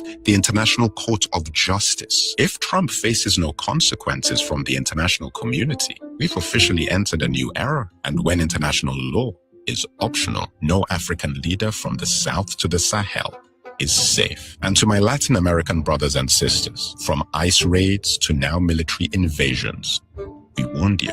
Cuando se trata de poder y control, tu piel más clara y tu cabello más liso no impedirán que te traten como africanos.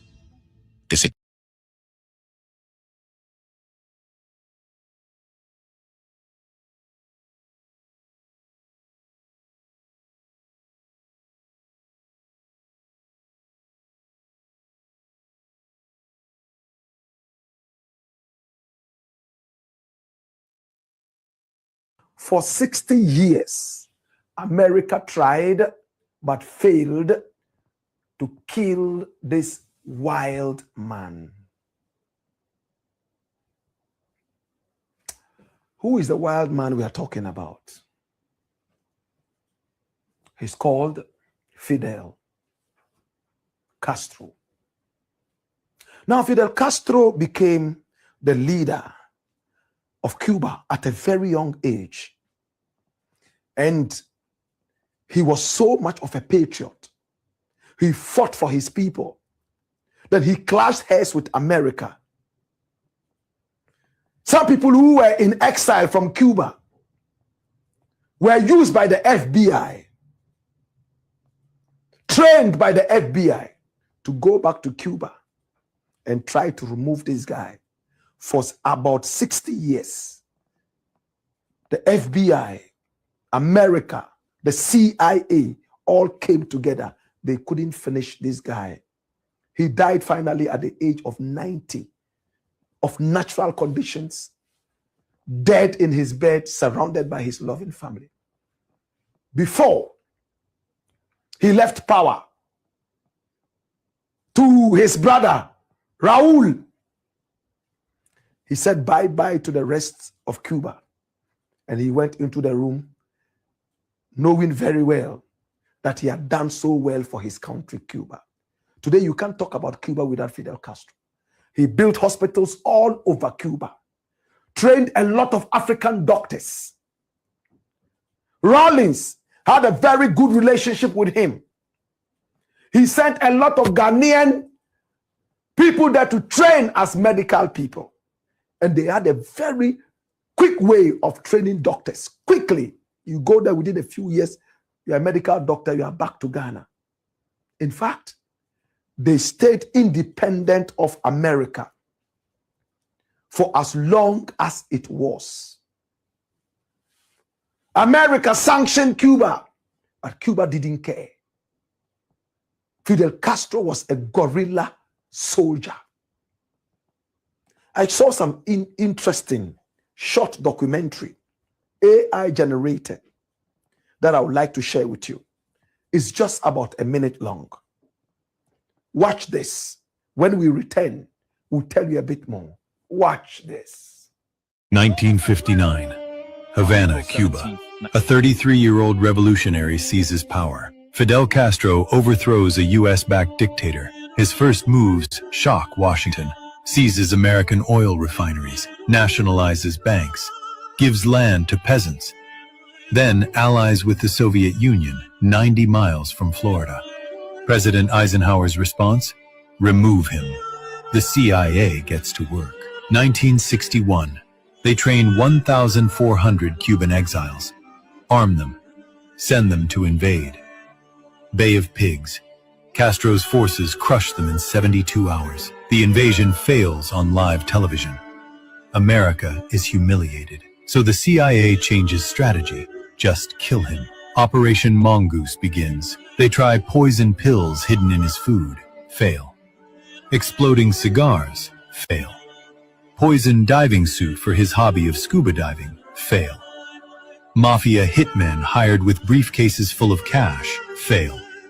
A girlfriend recruited to slip pills into his drink. She falls for him instead. Warns him. Fail. Sniper rifles. Car bombs. Booby-trapped seashells placed where he dives. All fail. The attempts keep coming.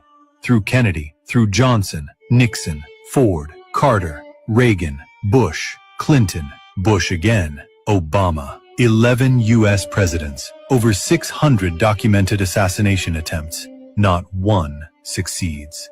Castro keeps giving speeches, building hospitals, defying embargoes, outlasts every CIA director who tried to kill him. November 25th, 2016. Fidel Castro dies in his bed, surrounded by family. Age 90, natural causes. The man America spent 60 years trying to kill died on his own terms. 600 attempts, 11 presidents. He outlived them all. Over 600 attempts on his life. 11 American presidents. 60 years in all. From explosive cigars to poisoned scuba diving vests. Women, cash. He survived everything because he trained his people to love him. But above him, he trained them to love their country. When you go to Cuba, housing is free. They take care of mothers and children. Free health services. They produce their own food. Yet they are only a few miles away from America. Fidel Castro, he taught the people to be patriotic. If you love your nation, you will never betray your leader who loves your nation as much. A lady was brought in and she fell in love with him. This is the story of Fidel Castro. And I intentionally brought it in for our own African leaders. How many of us as African leaders are ready to hold on to African countries like Kwame Nkrumah, like Fidel Castro, call the bluff of America, call the bluff of the world, well, West, the IMF and the World Bank, and say, my people, we are in this together. One people, one destiny. Come, let us all fight for our motherland. Let us all join hands for the sake of our nation. We are divided by politics. Opposition, incumbent, never agree. That is why it is easy for the West to sneak in and divide us. Fidel Castro made sure that the nation was one blend. Free housing. In Cuba, it's not heaven, but they created their own heaven. Now let us move from Cuba and go to Venezuela. There was a guy there called Maduro. He was the president of the nation. His wife was called Celia Flores. They have been adopted. Yes.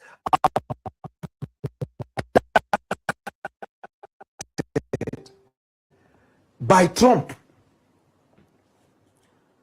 America and Trump have flown all the way to a sovereign nation like Venezuela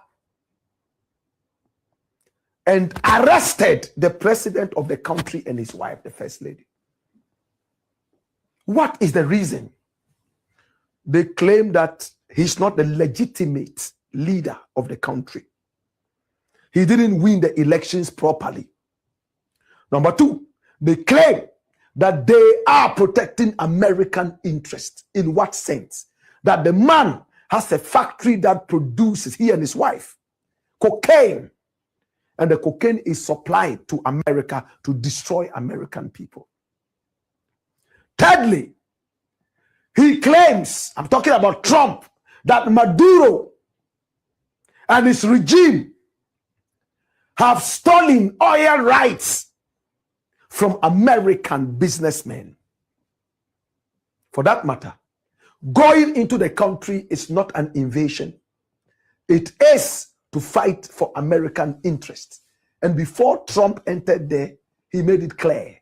Number one, when we go, we shall restore the stolen oil rights to the American people. And remember, every year, Venezuela churns out billions of gallons of oil, barrels of oil. They have the high density oil, aka the dirty oil, that needs a lot of refining. In fact, for some time, they were even in some little fight with Guyana over this same oil thing. And they have a lot of that. America is interested in it. So America decides to get up on the 3rd of January, goes there with the FBI, guns and ammunition. They shot and killed 82 Venezuelans around the house of Maduro. And then they abducted him. Trump is still saying that a second strike is imminent, that they will go there and strike Again, if Venezuela does not cooperate, they have installed a new government to fight for American interests. The same way that they had that dictator in Cuba, who Fidel Castro overthrew and attracted the chagrin of America, the anger of America. So America wants to rule the world now. Remember that America went into Venezuela with a code name, Operation Absolute Resolve. OAR. Operation Absolute Resolve. They took out by force legitimately elected government, the president, and they took him not to the High Court in Hague, but to America. It's like going to catch cockroaches and sending them to the Court of Fowls. You claim they have hurt Americans, and then you take them, instead of trying them in a neutral court, you have taken them to America to be tried. What is the world coming up to? Ghana has condemned it. The Mahama government has condemned it. Sam George has condemned it. Is this yet another Iraq? They went to Iraq. They said Saddam Hussein had weapons of mass destruction, only to go in there, they couldn't even find a cockroach missile. Bush did that. Saddam Hussein has got up to today, Saturday, to quit Kuwait unconditionally. I remember when we were in school, we were imitating this accent. Saddam Hussein has got up to today, Saturday, to quit Kuwait. We heard that on radio. My brother, they went, killed Saddam Hussein for nothing. No weapon was found. Now, they say cocaine factory. Now Trump has come to say, oh, they have to cooperate or we strike again. Maybe they couldn't find any factory. And they are blaming it on the people of Venezuela. Where is the factory? If you don't show us the factory, we'll attack you again. Trump is going crazy. He's going bonkers. A few days ago, he was in Nigeria, bombing Nigeria. All in the name of rescuing Christians. Well, we want to see everybody live in peace and harmony. Once it was in collaboration with the Nigerian government, we don't have too much of a problem. Two sovereignties coming together, right, to do their thing. But in this case, they flew into Venezuela without any license. They created their own licenses, went and shot and killed presidential gas 82, and carried the president and his wife, flew them to New York for trial. Meanwhile, America and England and the whole of Europe, they have an agreement that never would they invade each other. Those days are gone. But if you have this agreement, why wouldn't it be worldwide? America can invade other countries, meanwhile not Europe. What does America take other countries for? It is so disheartening. The people of Cuba protected their president because he made them feel valuable, worthy. He fought for the nation. All right, we can't play the entire video because we got more video to play. So we're just going to be playing video now. But the point is, right, you want to get the picture, right? America will say this. That's not it. The truth is, Washington, D.C. is known for lying. Washington, D.C. lies every time. All right? They are not to be trusted. They lie. Washington, D.C. does lie. The presidents of the United States, they lie.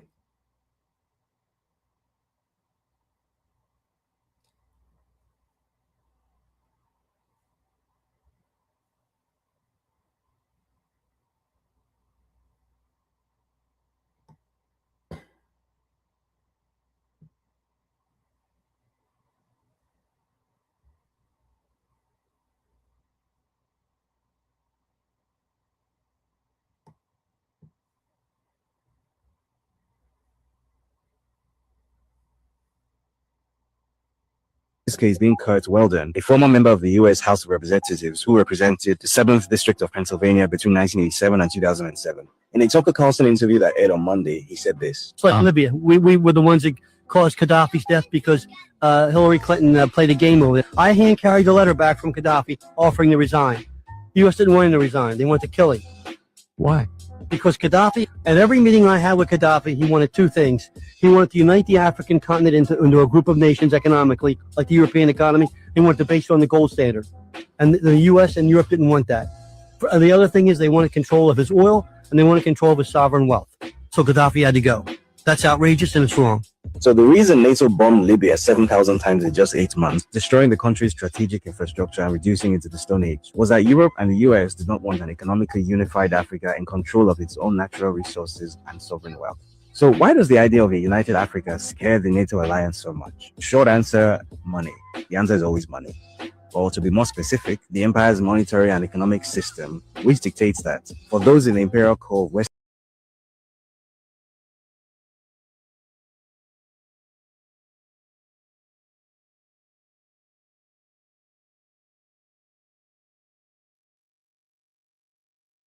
تسيطروا على العالم ككل فعليكم أن تسيطروا على النفط.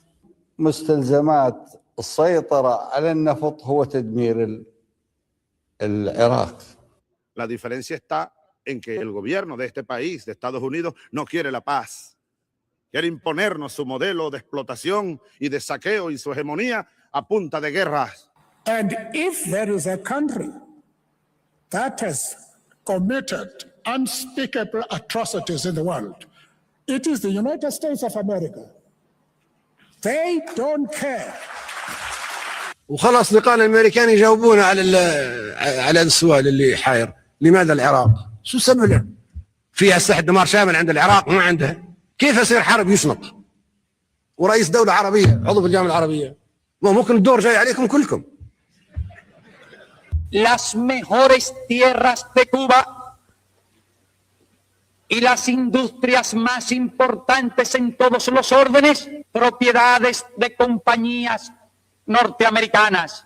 Y esa situación no debe ser extraña a muchos de los países representados en esta asamblea.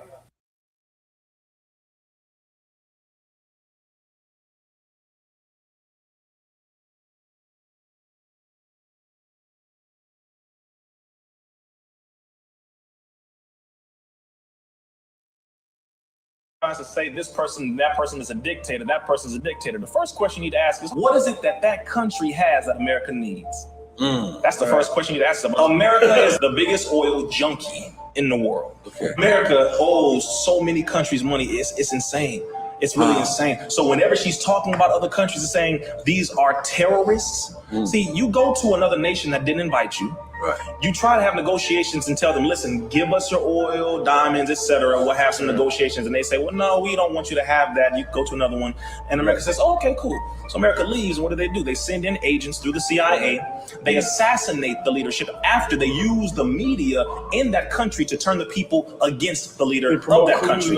Then it's called a coup. They assassinate the leader and they prop up someone who was a CIA agent who they had trained to be the new person to run for the leadership of that country, put him in place, and then they have free access to the wealth that they already were trying to get in the first place. This is called a coup. America's been doing it for a very long time. They have murdered and assassinated leaders all across the planet. America is a gangster, brother. I mean, a real one. They feel like money is their God. They'll say God with their mouth, but they'll show God with their money. God meaning G-O-D, gold, oil, and drugs. Okay, that's their God. Gold, oil, and drugs. That's their God.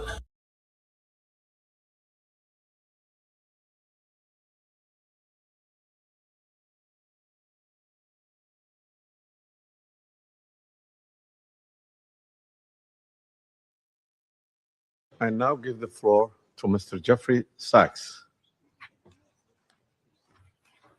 Mr. President, distinguished members of the Security Council, the issue before the Council today is not the character of the government of Venezuela. The issue is whether any member state, by force, coercion, or economic strangulation, has the right to determine Venezuela's political future or to exercise control over its affairs? This question goes directly to Article 2, Section 4 of the United Nations Charter, which prohibits the threat or use of force against the territorial integrity or political independence of any state. The Council must decide whether that prohibition is to be upheld or abandoned.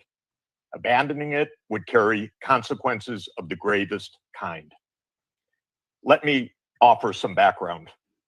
Since 1947, the United States foreign policy has repeatedly employed force, covert action, and political manipulation to bring about regime change in other countries.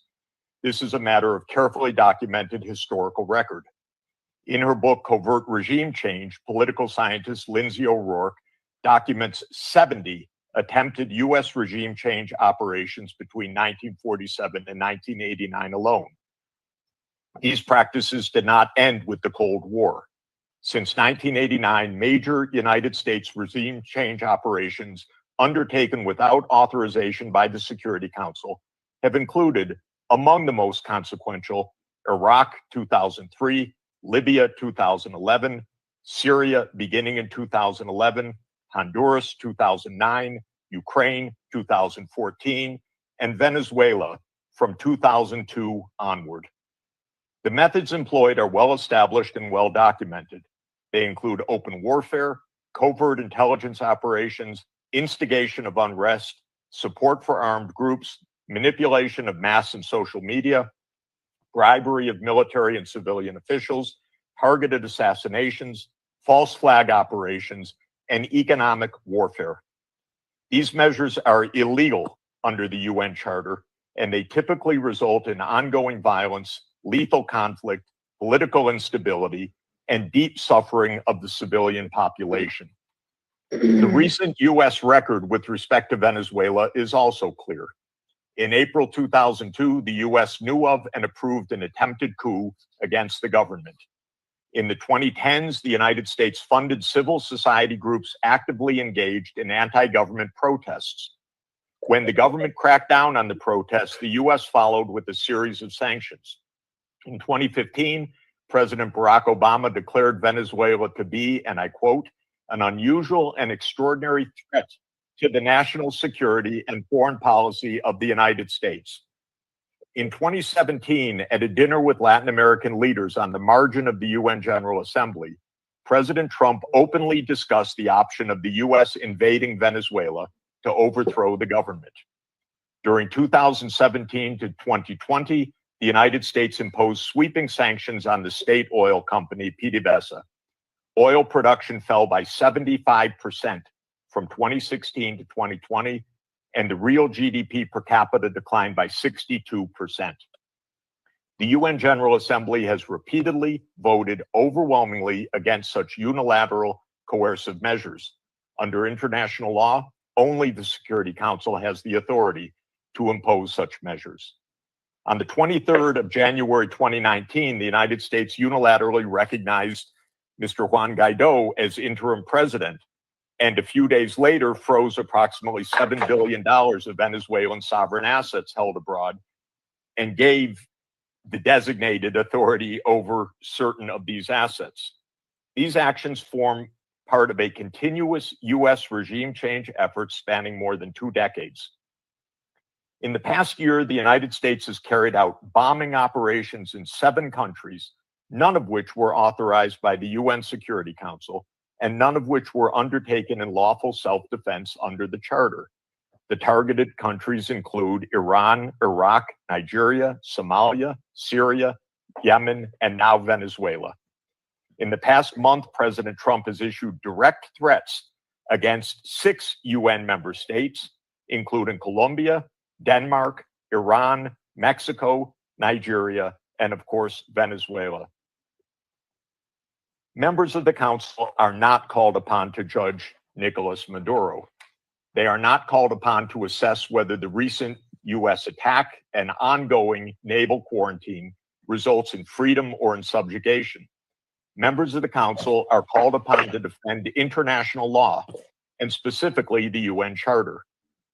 The realist school of international relations, articulated most brilliantly by John Mearsheimer, accurately describes the condition of international anarchy as the tragedy of great power politics. Realism is therefore a description, not a solution for peace. Its own conclusion is that anarchy leads to tragedy. In the aftermath of World War I, the League of Nations was created to end the tragedy through the application of international law. Yet the world's leading nations failed to defend international law in the 1930s, leading to renewed global war. The United Nations emerged from that catastrophe as humanity's second great effort to place international law above international anarchy. In the words of the Charter, the UN was created, quote, to save succeeding generations from the scourge of war, which twice in our lifetime has brought untold sorrow to mankind. Given that we are in the nuclear... Mercedes de Fratea.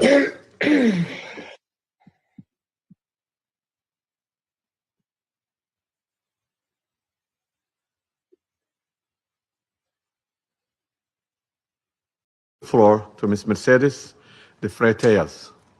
Foreign policy ever delivered on the floor of the Security Council. Sachs did not mince words. He challenged the fundamental legality of the U.S. action. He invoked the UN Charter, and he warned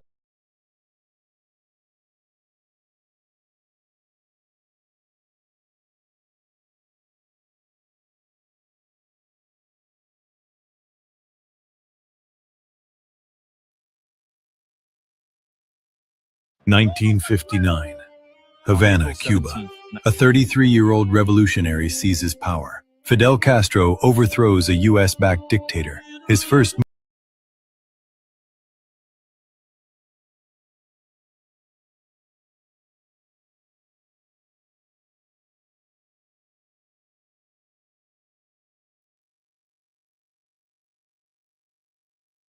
They told you voodoo is evil, but what if that lie was created to control Africa? Before colonization, voodoo, Vodun, was African science, medicine, and spirituality in one system. It was used for healing the sick, protecting families, settling disputes, guiding leaders, and keeping communities in balance with nature. African priests were herbal doctors, psychologists, and spiritual counselors long before modern medicine existed. So why the hatred? When Europeans arrived in Africa, they realized something dangerous. Africans did not fear their gods. They did not need European religion to survive. To dominate Africa, colonial powers demonized African spirituality. They labeled voodoo as witchcraft and devil worship, not because it was evil, but because it made Africans spiritually independent. During slavery in the Americas, voodoo became a weapon of resistance. It united enslaved Africans. It preserved identity. It even inspired revolts, like the Haitian Revolution, that scared slave masters.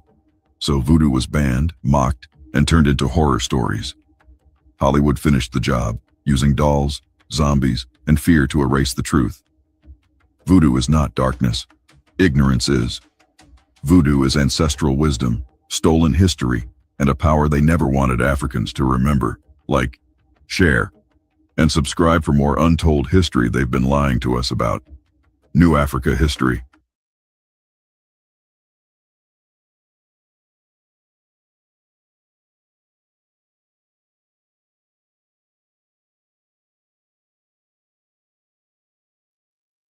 If you touch those leaders in West Africa, in Burkina Faso, Mali, or Niger, the entire African community will be pissed. That's why we have to continue to say to them and to show to them that, hey, those are our people. You understand what I'm saying? You shall leave them alone. You will not do to these people what you did to Thomas Sankara, to Patrice Lumumba. Never. Our people in Burkina Faso, our people in Mali, our people in Niger have to hold on. They have to know that whatever they are investing in now will bring rewards, will be fruitful. They will prosper in this. Just give it some time. Everything will prosper. We have to speak loud. We have to come out here unapologetically.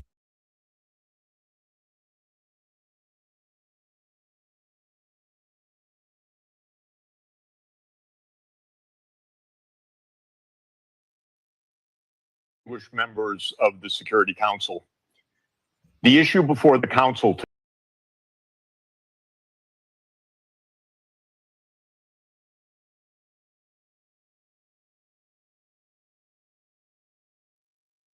What happened in Venezuela? For months, I have been saying that the US was not going to invade Venezuela, that the US was not going to attack Venezuela, that the US did not have what it takes to go to war with Venezuela.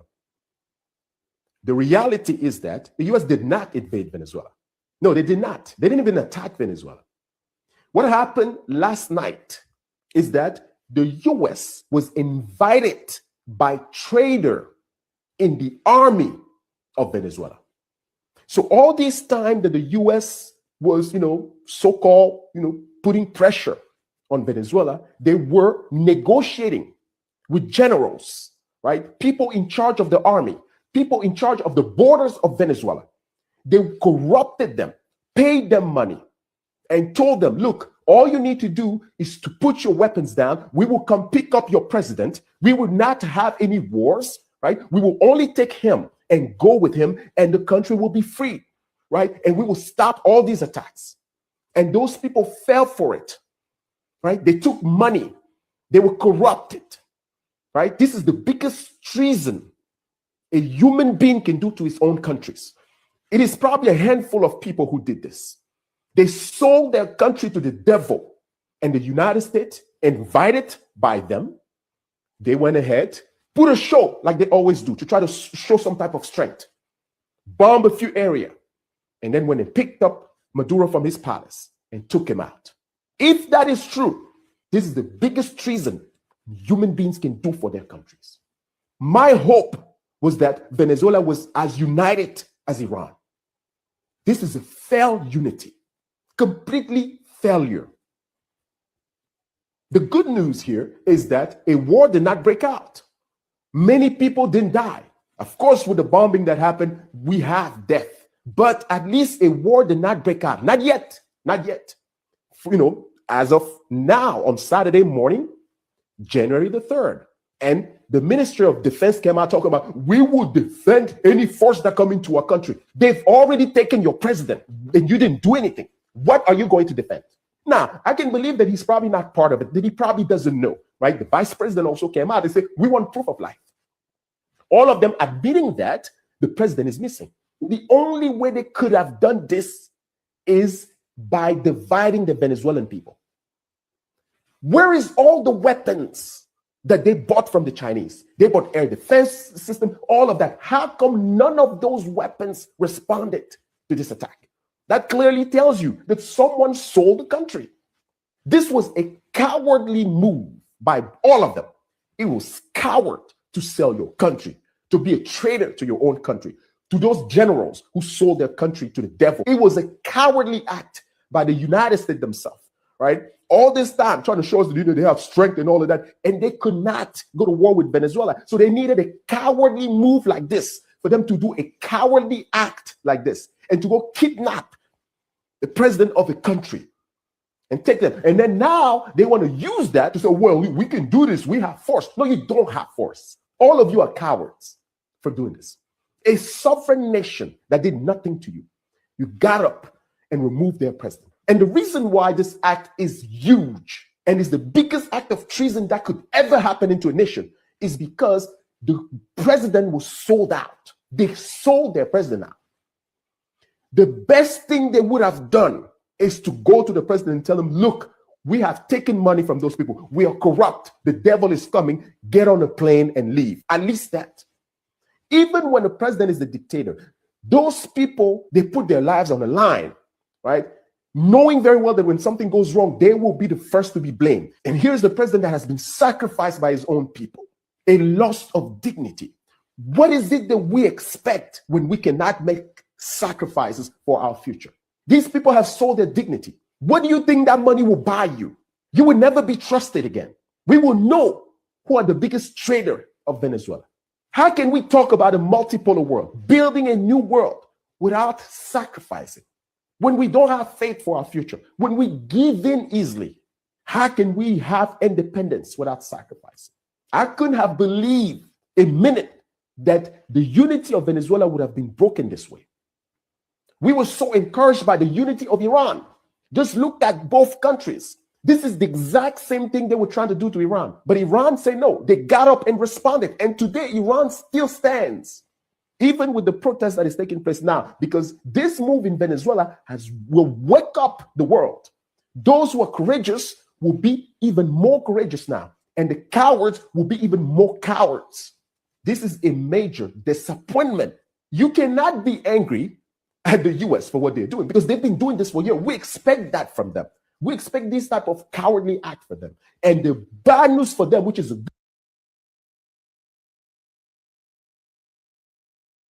yeah, like I was saying, right? You cannot be angry with the US. That's the game. The US, look, the people sold the country to the US. They sold their own president. That's what we've been saying. You cannot be angry at the US. The US does what she do. I mean, that's what she do. That's what the US do. Look at history. That's what the US have been doing. That's what Europe have been doing. I mean, the West, that's what they've been doing. That's what they're good at. That's how they live. That's how they sustain their nation, their economy. That's what they've been doing. That's what they do. So you cannot be angry at people who are so sophisticated in what they do. Be angry with the people who are the betrayer to their own people and to their own nation. The Venezuelan, the army, those generals, they sold their president, they sold their nation, not the US. You can't be angry at them. Yes, what they did was bad. But again, folks, it is the betrayer who are the problem. And let's go to the African continent. We betray each other. We are the problem. Let us be real here. That's the only way these things will stop. We have to speak the truth. That's the only way they will stop. Because the truth is, these people, they will continue to do what they are doing. They will never stop. Never ever they will stop. Because humanity is not in their DNA. We can come here and talk about humanity, he did. That's BS. It's not in their DNA. It's not what they speak of. It's not. They don't think about that. The only time they speak about humanity, if they continue to be on top, they continue to rule, they continue to dictate, then that's why they will talk about humanity. Because you know what? They will give you the crumb. That's humanity to them. Giving you the crumb. Controlling what is yours. That is humanity to them. When you hear the West talking about humanity, it means they are controlling what is yours. Don't control it. They should control it and then give it a crumb. And then they will say humanity. That is humanity to them. But other than that, outside of that, it's not humanity. They don't believe in that. It's BS to them.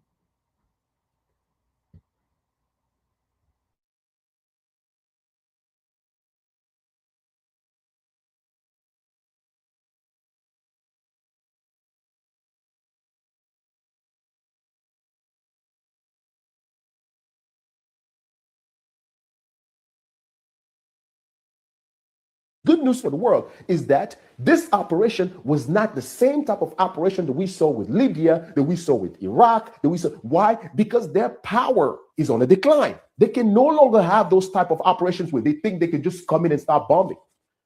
What they had to do for this operation to be successful, they had to find a small number of coward Venezuelans who were ready to take money to sell their country and to sell their fellow Venezuelan citizens. They can no longer invade countries with strength because we saw what happened with Iran. And that is the good news. And that is the hope that we have. But nevertheless, this is disappointing. When I make predictions, it's because I have hope in people. I have hope in the future.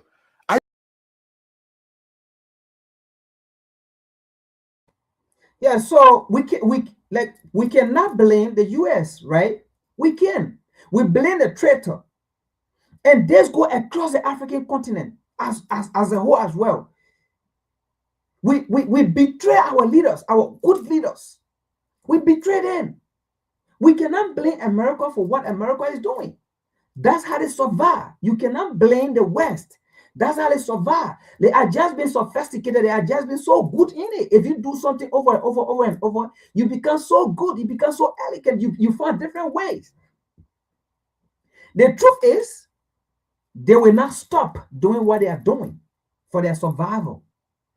Okay? So you can't blame them. We should be blaming those who betray us. The people that betrayed Venezuela, those people that take over their president, those generals, those army, they are the one to blame. They are the one to blame. Those insiders who saw the country right, who saw their president, who get their president, they are the one to blame. And let's go across even to the African continent. Let's go to the African continent. Our African leaders, African journalists, our educated Africans, they are the one. We believe them. They'll always betray us. They'll always, and then our African politicians as well, who are so greedy, who want to come to power, but don't want to wait for election time to come, for the citizens to go and decide that, you know what, we like this person. But because we don't have chances to come to power, we come to the West and then we run propaganda against the seated president or government, or come and sell our right to them. And then when we get into power, of course, we have to protect the interests of the devil, because that's what we came there for. So the truth is, like we started today, the enemies of Africa are Africans. In the same way, the enemy of Venezuela are the Venezuelan people. The people that gave out the nation, they are the enemies. The people that gave out their president, those army personnel, those generals, they are the enemies. They are the people you should blame. Not the U.S. The U.S. is doing what is in your interest to get the oil, to get at the oil. The same way in Libya. Yes, we will speak about the U.S., what she did, yes. But the same way, the Libyans who gave out Gaddafi are the people to blame. The Libyans who agreed to join the Arab Spring are the people we blame. The U.S. never just wake up and went to Libya and decide. Because if you listen to Hillary Clinton, they been behind Gaddafi for 30 years to remove Gaddafi. I mean, years to remove him. So they went there because the Libyan people agree. The stupid Libyan people agree. The stupid African agree. But look at Libya today.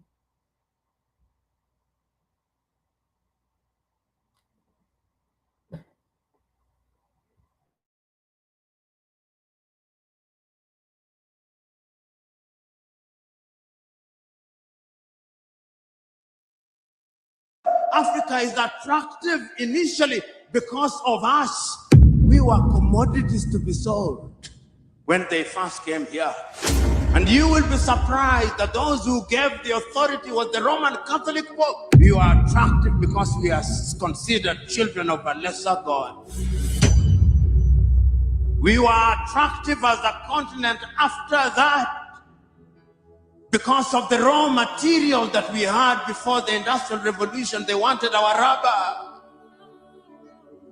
They wanted land to till coffee and tea and cashew nuts. Then they wanted our diamond and our gold and our cobalt. And their appetite never stopped. They sat in Berlin in 1884 to divide their hunting grounds. The countries that they created were not meant to be countries. They were hunting grounds. Tanganyika, as it was then called, was the hunting ground for the Germans. Uganda was for the British, as was Kenya, as was Zambia. The Italians are hunting ground in Libya and in Somalia. The French had their hunting ground in La Côte d'Ivoire, in Benin, in Togo, in New Sudan, now Mali. The Portuguese had hunting ground in Mozambique and in Angola and in Cabo Verde and Guinea-Bissau. The Dutch had hunting ground in South Africa and in Namibia. The Belgians had hunting ground in the Democratic Republic of Congo. These were hunting grounds. The hunters did not want to quarrel. They had fought for too long. They wanted to hunt with ease, and they did. And they incorporated some of us. Then the Spirit of God came unto them, and we started struggling to regain our independence. In the intervening period, our kith and kin had been taken to the United States of America and to Caribbean. And they had been turned into slaves. They lost their language. They lost their names. You only have to watch Alec Haley's Roots, the story of Kinta Kinte, and know why they did it. Africa has been attractive for the wrong reasons. Then we regained our independence. And no sooner had we regained our independence than they tried to disrupt us. Did they not kill Patrice Emery Lumumba 10 months after? Did they not kill Sylvanus Olympio 1 year after independence? Did they not overthrow Kwame Nkrumah in 1966? Did they not use their agents to overthrow Nnamdi Azikiwe and kill Tafawa Balewa and Ahmadu Bello in Nigeria? Was there not a mutiny on a single day in East African countries in 1964 when they wanted to overthrow the government of Tanganyika, Uganda, and Kenya? They were here, the colonialists, because they had lost their hunting grounds and they were coming back. Did they not mount coups in order to regain their hunting grounds? Africa is attractive because of our resources.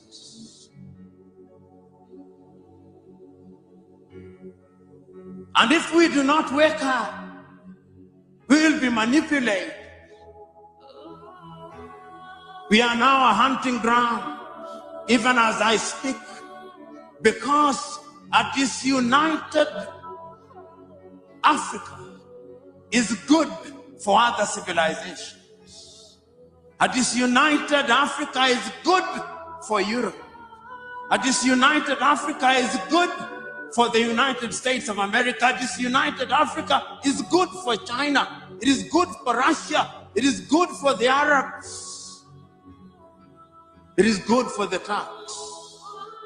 So when we are in that state, we can be manipulated. And we are being manipulated. Christ will come and he'll say, I gave you, what did you do with it? And we'll say that we are praying and fasting. No. He will not listen to us. The last time I checked, Paul was preaching, praying, and writing letters, and also making tents. Which is the tent that you are making? I can go on and on, but your attention span has suffered and is suffering. So I must conclude. Conclude by telling us that we have lamented for too long as Africans. We have blamed others for too long. The time is now to blame ourselves. For nearly 60 years, we have elected in many countries men and women who ought not to be elected. I remember in 1995, when the great Mwalimu Nyerere was invited at a meeting of his party, Chama cha Mapinduzi, to give his ideas on who ought to be elected as the third president of the United Republic of Tanzania. Mwalimu said many things, but among the things that he said was character. Who do you elect? The African electorate's affinity to thieves is without rival in this world. When you are a thief in Africa, the electorate loves you. When you are a liar in most African countries, the electorate loves you. When you incite people on the basis of ethnicity and tribalism, the African electorate in many countries loves you. When you incite people on the basis of religion, many people in the electorate in Africa love you. When you divide people along gender lines, the electorate in Africa loves you.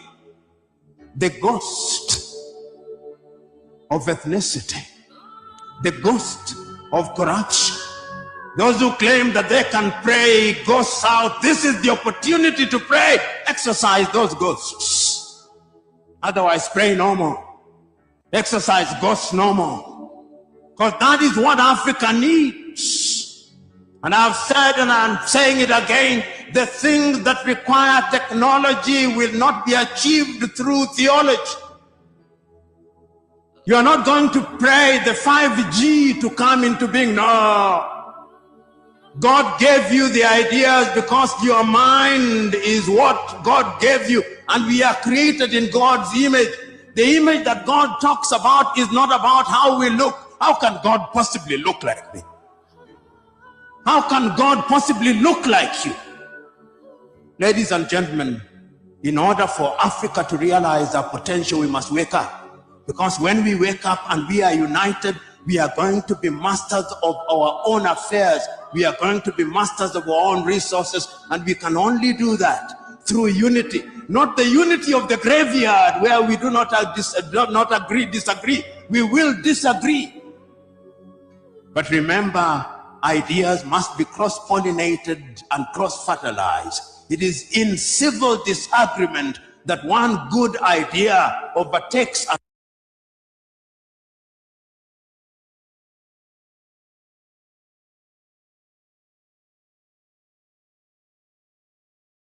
another. And I have faith in Africa. I have faith in the young people sitting up there, knowing that this is an intergenerational battle. You are the young suckers that will grow when all these old bananas are dead, as Chinua Achebe said. This is a race which we have started, and you must win, and win we must. God bless you.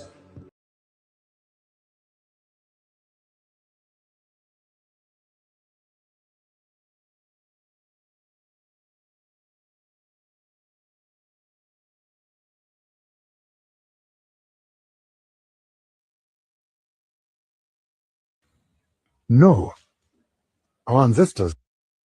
Listen to this. Our ancestors failed us. No, our ancestors did not fail us. For 2 or 3 reasons. Reason number 1, looking at the shock of colonial invasion and the militarization and the academic preparation the colonial system had. Explorers first, missionaries next, mercenaries, then business community. Well orchestrated. The David Livingstones and the Sissy John Rhodes were just walking around with diaries. Oh, wow. No. Wonderful. Victoria Falls. Oh, please, can you show me around? Oh, well, gold mines. Okay, fine. And that's Mangoro iron ore. And fine, asbestos. Oh, these stones. What are they? Oh, yeah. And they were just walking around. Innocently, we even escorted them and showed them around. The next group that came, the missionaries. Oh, God loves you. So many kids, you know.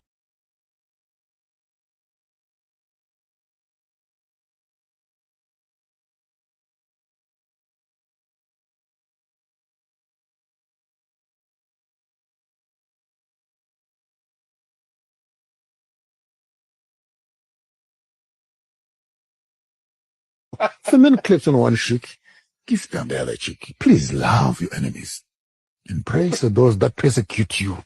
And then your Father in heaven will accept you. And don't worry about these things that are on earth.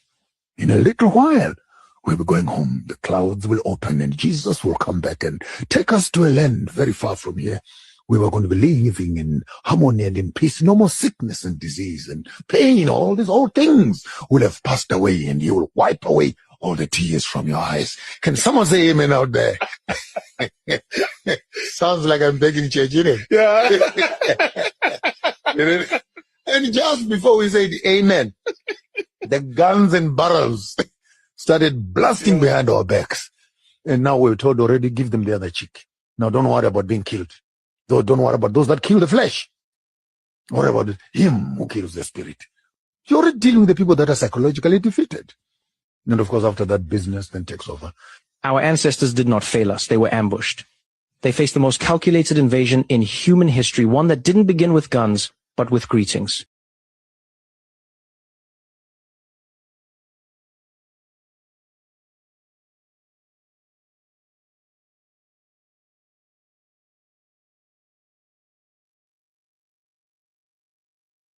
When they came here and abused Christianity, they told us to close our eyes in prayer. And when we opened our eyes, the land had disappeared.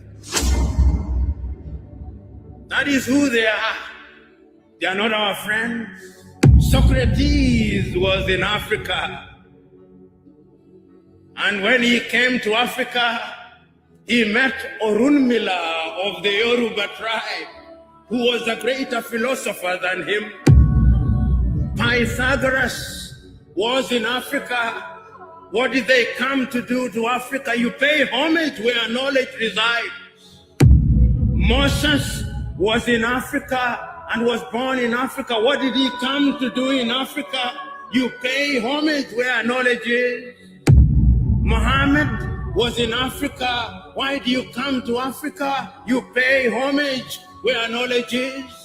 Christ or Yeshua was in Africa. Why did he come to Africa? You pay homage where knowledge is. The Lord Krishna of the Hindus was in Africa. Why did he come to Africa? He came to pay homage where knowledge is. This is the cradle of human civilization. They claim Africans are not smart. We are not intelligent. We don't think logically. But all of their great men came to Africa to gain knowledge. This video will expose a lot of deep secret that you are not even aware. Let's watch together. I remember so very distinctly several years ago when a young African stood up on the 6th day of March in 1957 on the occasion when his country regained independence, a country then known as Gold Coast, which was then renamed Ghana. And he said on that day that the independence of Ghana meant nothing if Africa was not free. The question that we ask is whether Africa is indeed free beyond the flags that we made for ourselves. We are not. 1 year later, that young man stood up again in Accra, Ghana, in the presence of the freedom fighters of the African countries which were still under the colonial yoke, and reminded his audience that Africans had to free themselves.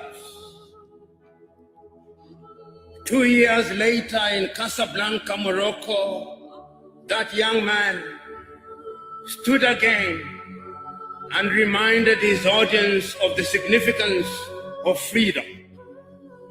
3 years later, on the 24th day of May, in 1963, that young man stood again in the presence of 32 heads of states and governments of African kingdom, and the rest will be.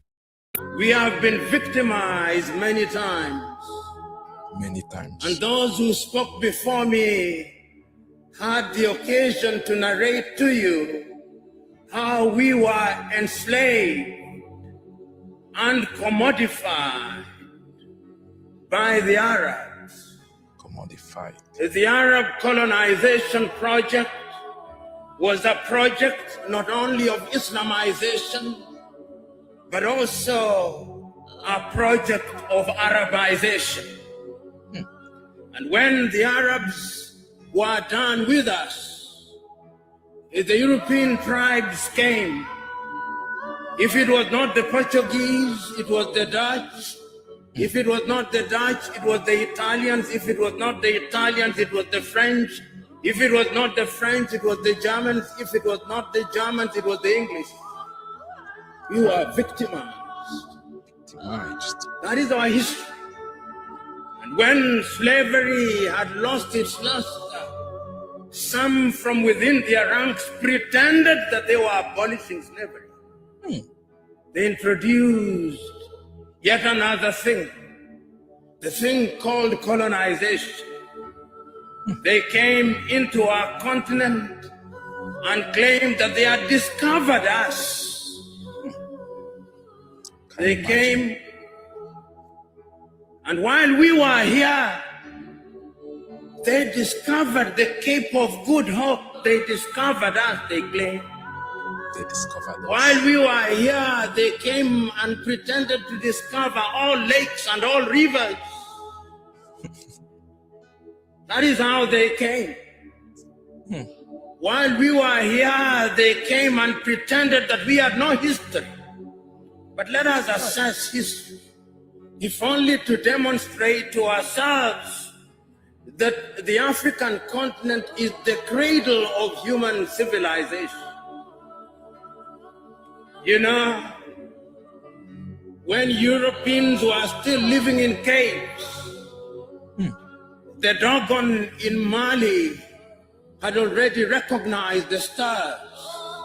This is deep. When the Europeans were still eating raw meat, the Africans had discovered fire. The Africans were the pioneers. And we have no history. Even if you look at all religions and their creation, and I'm a keen reader of the Bible, and the Bible records, and the God said, let us create man in our own image, and that he took soil and formed man out of it. The last time I checked, soil was brown or black, not white. Not white at all. Not white at all. And I can confirm that I checked this morning. The soil is still black, the soil is still brown, and if therefore anybody is created in the image of God, it is we who are of the black race. We the Africans, black race. Islam also says the same thing. And you know, Africa has been abused. When you look at the maps that are drawn by European cartographers, Africa is smaller than the United States of America, and yet it is larger, almost as large as Asia. They minimize us at all times. Even the thing they call the Middle East, what is middle about it? How can it be that Israel is not part of Africa, but Madagascar is a part of Africa? When we assembled here to talk about decolonization of the mind, we must remind ourselves of our history. The pyramids were made here in Africa. It still defies architecture and engineering. It's the Africans who made them. The walls of Benin, which are 4 times longer than the Chinese Great Wall, were here in Africa. The temples of Lalibela, which were dug out in Ethiopia out of the soil, were made here in Africa. The great walls of Monomatapa in Zimbabwe were made here in Africa. And when you go to the warriors of the world, the Monis or the Amazons of Dahomey were found in present-day Benin. King Zinga of the Mbanda, of the Batamba, was here in Angola. Africa is the cradle of human civilization. The cradle. You know, as a young man, I read Ghana's Jody Graff's play, Muntu, in which he says, in fact, some things we know and some things we do not know. But this one we know, that Odoman Koma created the world, and that Odoman Koma is God, and that God is neither Christian nor Muslim nor all these things, because God is a spirit. Not any of those. And if he is a spirit, he cannot be all those things. Your own Desmond Mpilo Tutu writes in a book, God is not a Christian. And he is not. Even for those of us who are of the Christian faith, Christ was not a Christian. Christianity is a post-Christ religion. And you can see that God has been appropriated by civilization, and over the years they have been whitening God. When God was in the Middle East, even Christ was in the Middle East, he was not as white as he is now presented to us. They took Christ to the Greeks. They made him white, and they made him speak Greek. When they were tired with him, they took him to Rome, and they made him speak Latin. And when they had tired with it, they created a religion that they called the Roman Catholic Church. God was not a Catholic and is not a Catholic. When they were tired with him, they took him to England to allow King Henry VIII to marry, and they named the Church of England, and made the Queen and the monarch the head of that church. God is not an Anglican. And when they were tired, they took him to Scotland, and they made him a Presbyterian. And when they were tired, they made God a Methodist. And when they were tired, they took him to Germany, and they made him a Lutheran. And when they were tired, they went to the United States, and they made him an Episcopalian. God is not all those things. God is not all those things. The God that I worship is worshipped in truth and in spirit. And let me tell you, throughout the ages, ask yourself a few fundamental questions.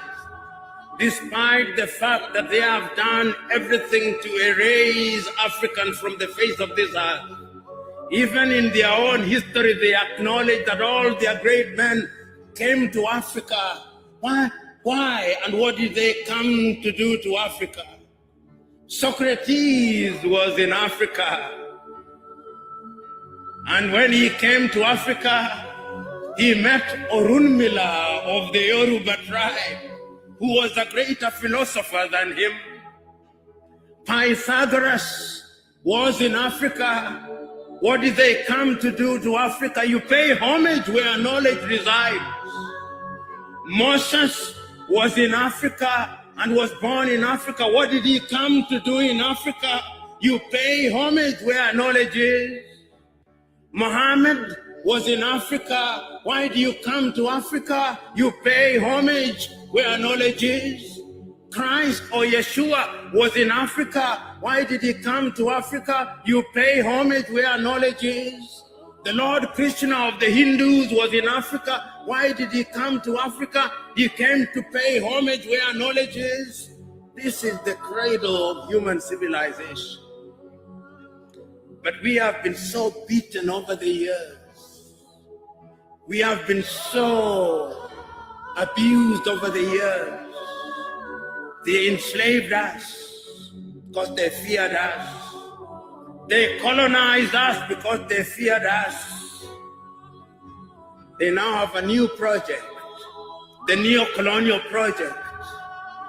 And I'm told that the neo-colonial project is a twin of another child called colonization. Their mother is imperialism. And imperialism never changes its character. It only changes the masks that it wears. We must be wary of it. It is sad, when they came here and abused Christianity, they told us to close our eyes in prayer. And when we opened our eyes, the land had disappeared. That is who they are. They are not our friends. I can still hear through the vicissitudes of time your own Robert Mangaliso Sobukwe saying, there is only one race in the world, the human race. But the whites have forgotten that. The Arabs have forgotten that. The Chinese have forgotten that. It is only we Africans who know that there is only one race, the human race. It is our duty to remind them that that is indeed the. All right, let me take that out. So you heard it, right? None of the other people think about there is one race. Only African think about, and you see the thing about it. These guys are so good.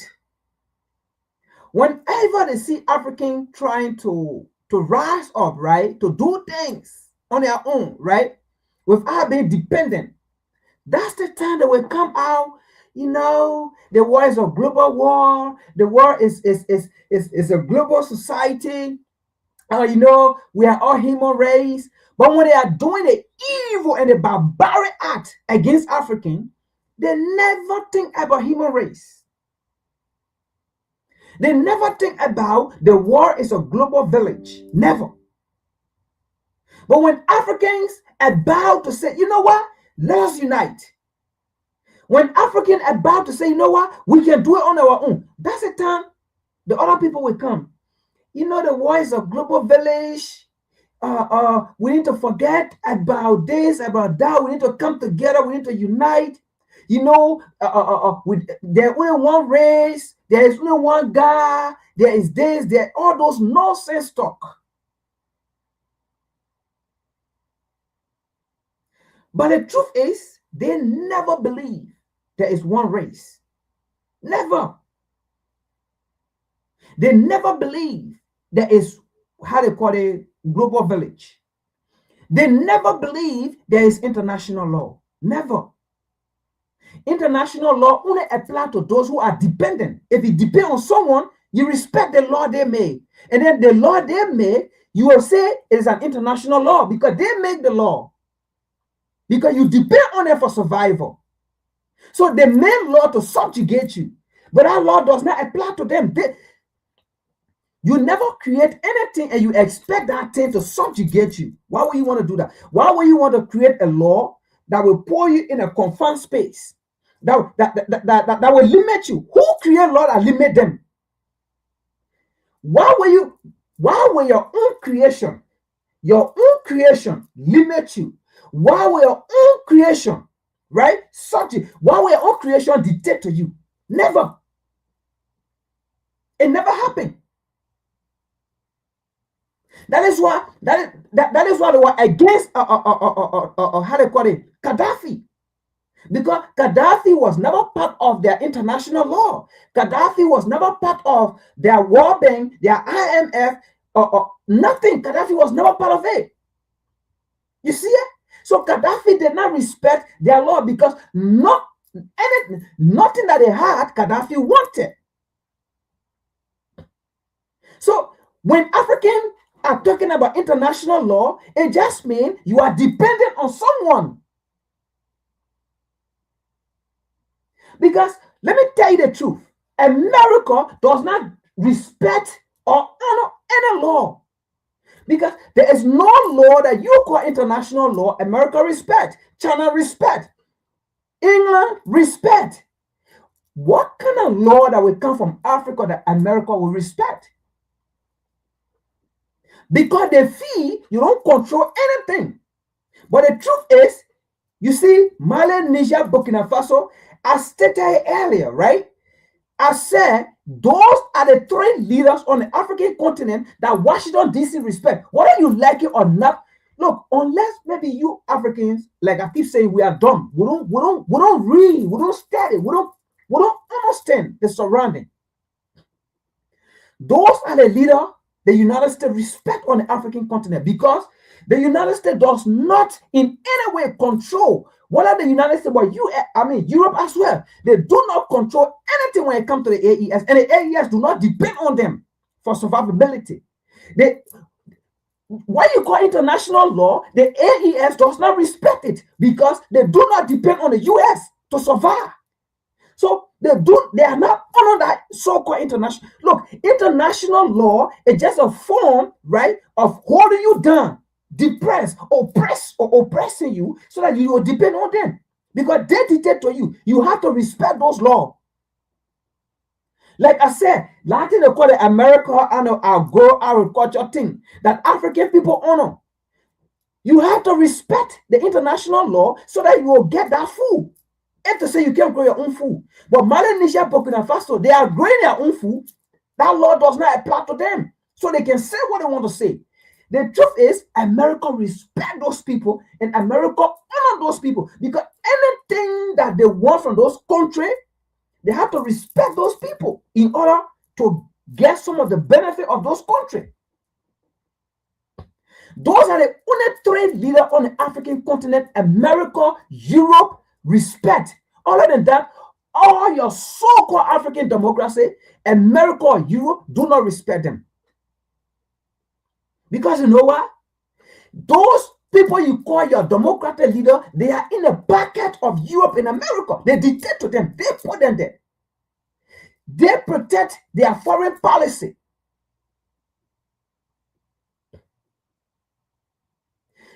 You respect someone that you do not dictate to, but you do not respect someone that you dictate to.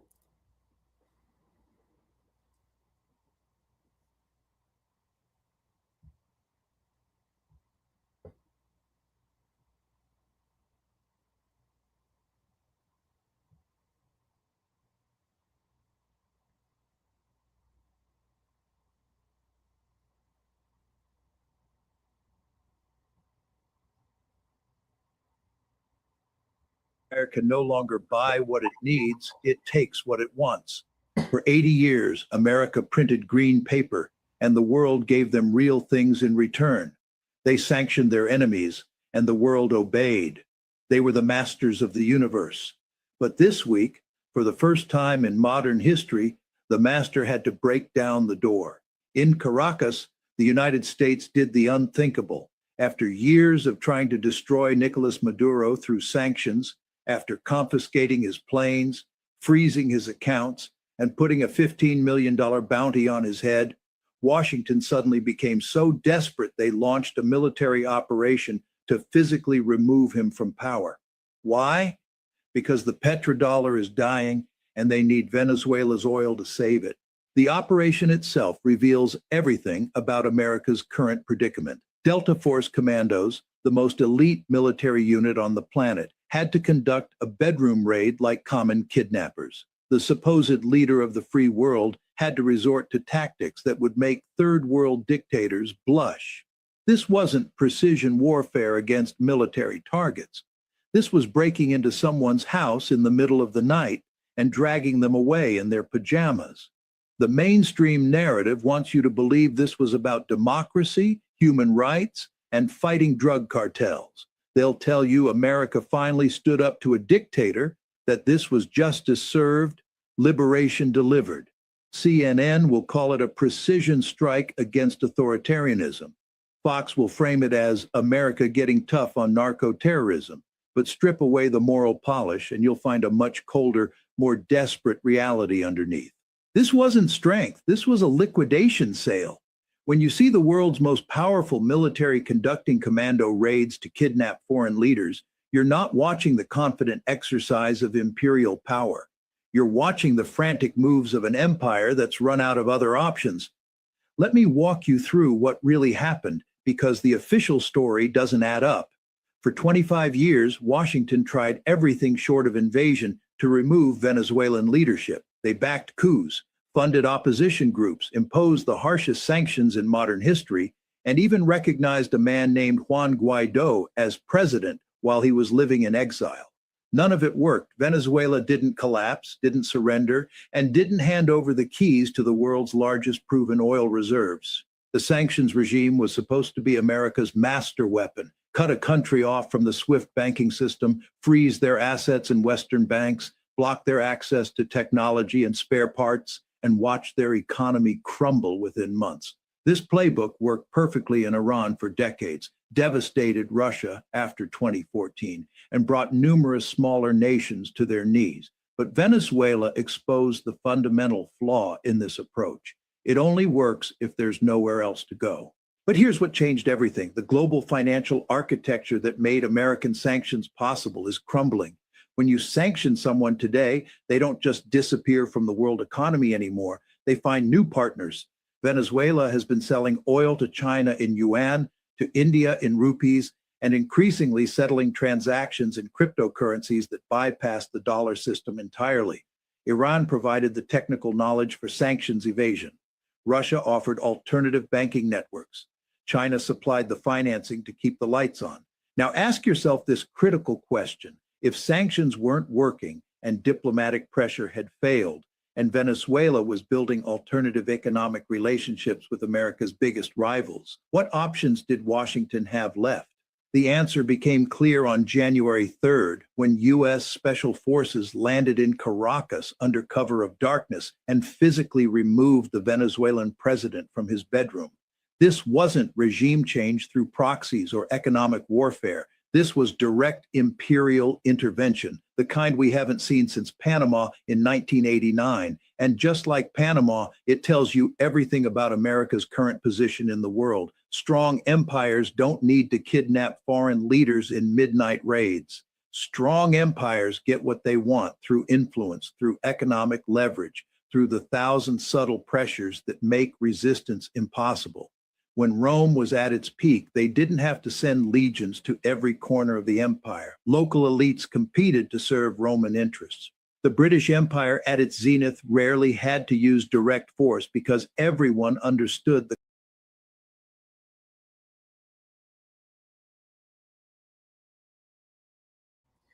We gotta go, folks. So I want to get to a video quick. So that's why you see me. I keep stopping them. But we gotta go. We gotta go. We gotta go. We gotta go. We gotta go. We gotta go. That you can come to my house, enslave me, rape my wife, rape my daughter, kick me out of my house, and then you give me a savior. And I embrace that savior. And I embrace the savior of the person who came into my house, took my house, raped my wife, raped my daughter, and impoverished me, and enslaved my sons, and enslaved my grandchildren.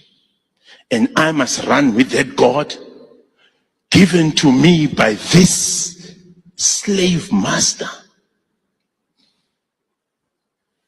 A slave who worships the God of the slave master is a slave who is damaged in his mind. A slave who worships the God of his slave master is a slave who is damaged in his mind.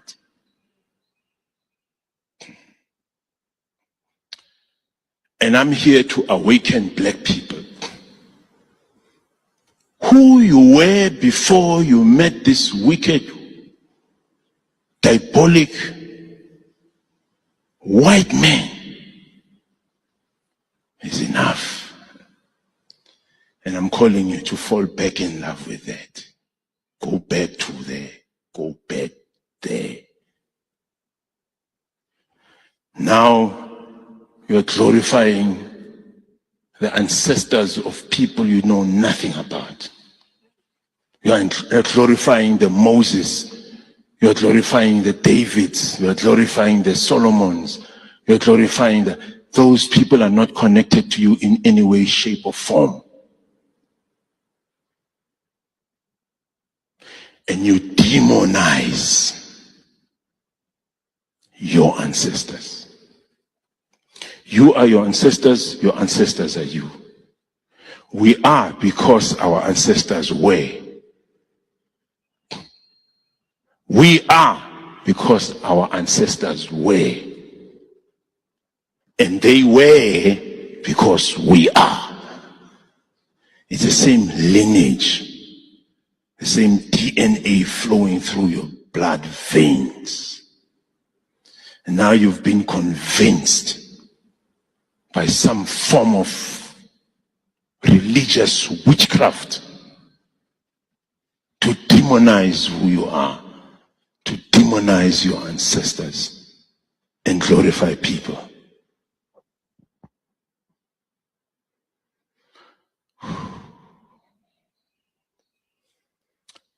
And this is what Afrocentric community is all about.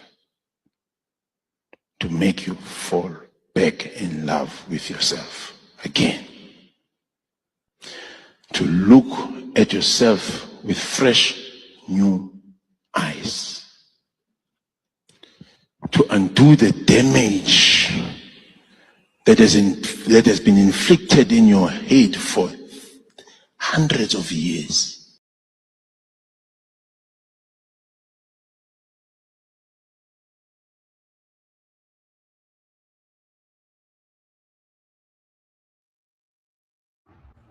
Ibrahim Traore, Asimi Goita, General Tiyani. I'm from Nigeria.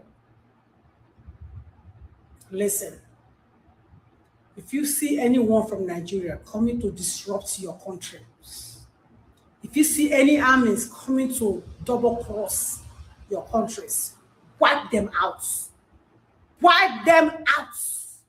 Because you, Ibrahim Traore, Asimi Goita, General Tiyani, 3 of you is the only presidents that we know in this continent right now. You guys are the only genuine presidents that we know in this continent right now. The rest of them are useless to us. Until the rest of them put our continent first. Until the rest of them put our countries first. We don't know them. We are with you 100%. As a matter of fact, 200%. Ibrahim Traore, if this video gets to you, we are promising you, if the US use Bola Ahmed Tinubu to get to your country, to get to the AES, we will burn Nigeria down. I'm making this video. I am from Nigeria. I want to let you know this. I'm from Nigeria, but you are the president that I know. Because the AES is an organization that is started in our continents, sponsored in our continents. The AES is not sponsored by Europe. It's not sponsored by the United States. It's not sponsored by European Union.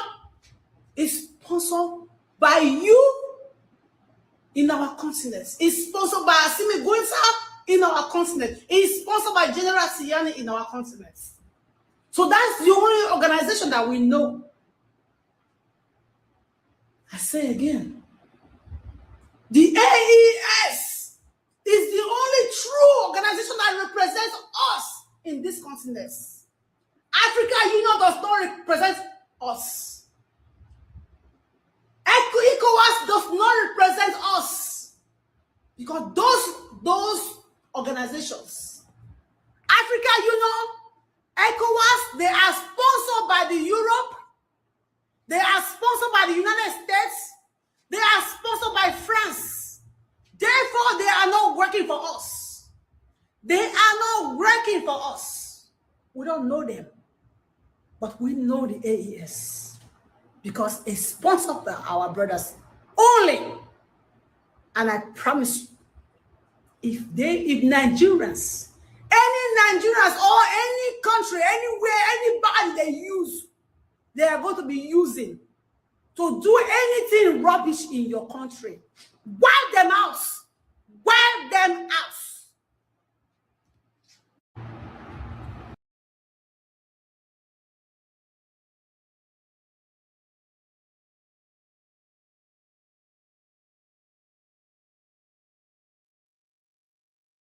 Americans need to start paying more attention to African politics because what's happening in Burkina Faso is a big deal.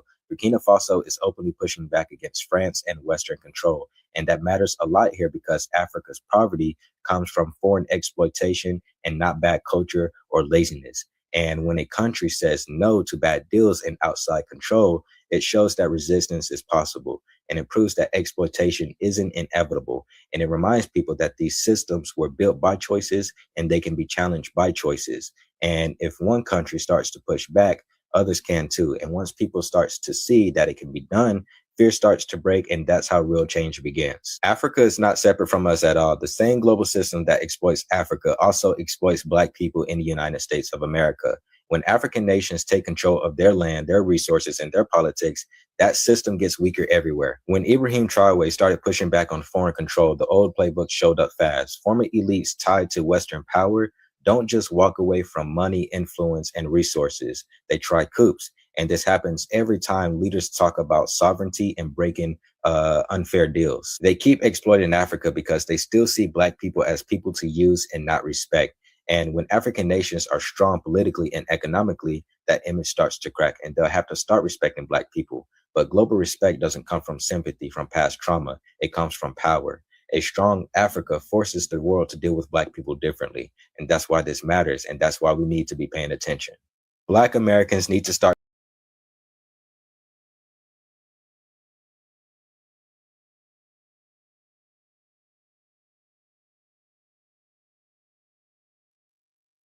Africa is not the name of the original continent. It is not. The name of the original continent, the mother continent, is called Alkebulan, right? Capital Alkebulun, Alkebulan. It means, it's a Coptic word meaning the Garden of Eden.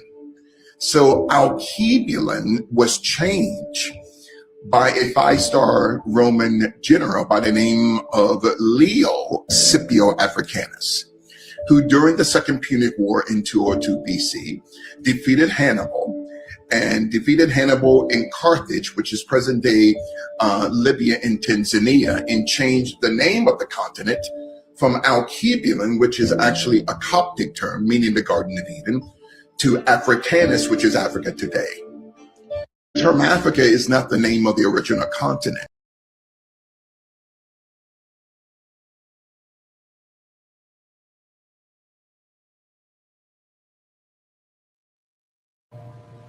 They never wanted us to work together because together we create families, wealth, and futures they can't control. They never feared us as individuals. They feared what would happen if men and women actually aligned. They sold independence without unity. That creates isolation, not power. Power comes from coordination. They took men out of leadership and taught women to distrust leadership. That wasn't random. They made teamwork look old-fashioned and commitment look dangerous, so we'd never build together. When men lead responsibly and women move with discernment, entire systems start breaking. When Black men and women don't cooperate, outside systems step in and run our lives for us. A united household produces discipline, children with structure, and adults who build long-term. They never wanted us to work together. All right, folks. Once again, this is Frank. I am your host. That's the end of the discussion for today. And thank you for tuning in. Thank you for holding on. I know some of you, when it came back, this is WCC, right? Because we are not a platform that creates content. So we want to do our best as possible, right? To give the message for our people to understand. This is not where you come and you rush, you rush to leave and think, no, right? It's a revolutionary channel. So we take our time to bring a message, to get you understand. We are not here to rush anything, okay? So when we sit here, we expect you to sit because we know we will deliver, we will give. And now, we are not just here to give or to deliver. We are also here because of you. And because we know you will take the message. You will not just pass, right? Now, let's do this. All we want you to do this 2026, we want for the subscriber to go up. Let it go. Subscribe, like, share, right? This is a platform of such and many other, right, that need to go. Then those, people who create contents and things, you see in their view, we understand, right? But please, let us do a great job this year, this 2026, get into 2027, right? Let the subscriber go up. It's kind of stuck. So If you know we are doing a great job, and we of course we all know, right? The truth is, you motivate us to come here as well, because we feel that our people are listening, and we take our time to put these resources. It's not easy, folks. I'm telling you, it's not easy. You know, behind the scene, we do other stuff, right? Of course, you know, we have to work, we have to pay bills, we have to take a family back home, we have to take a family here, we have to pay bills, we have to take it up ourselves, right? So it's not easy doing these things and trying to, you know, pick this, do this, get this, but it's not easy. But again, it's easier because you encourage us, right? And that's why we are here. So thank you for tuning in, hanging in there. This is, you know, the end of today's discussion. Like, share, subscribe, and I will see you all next week, this coming weekend. Peace, love y'all. The white power structure, because that's all we have in America.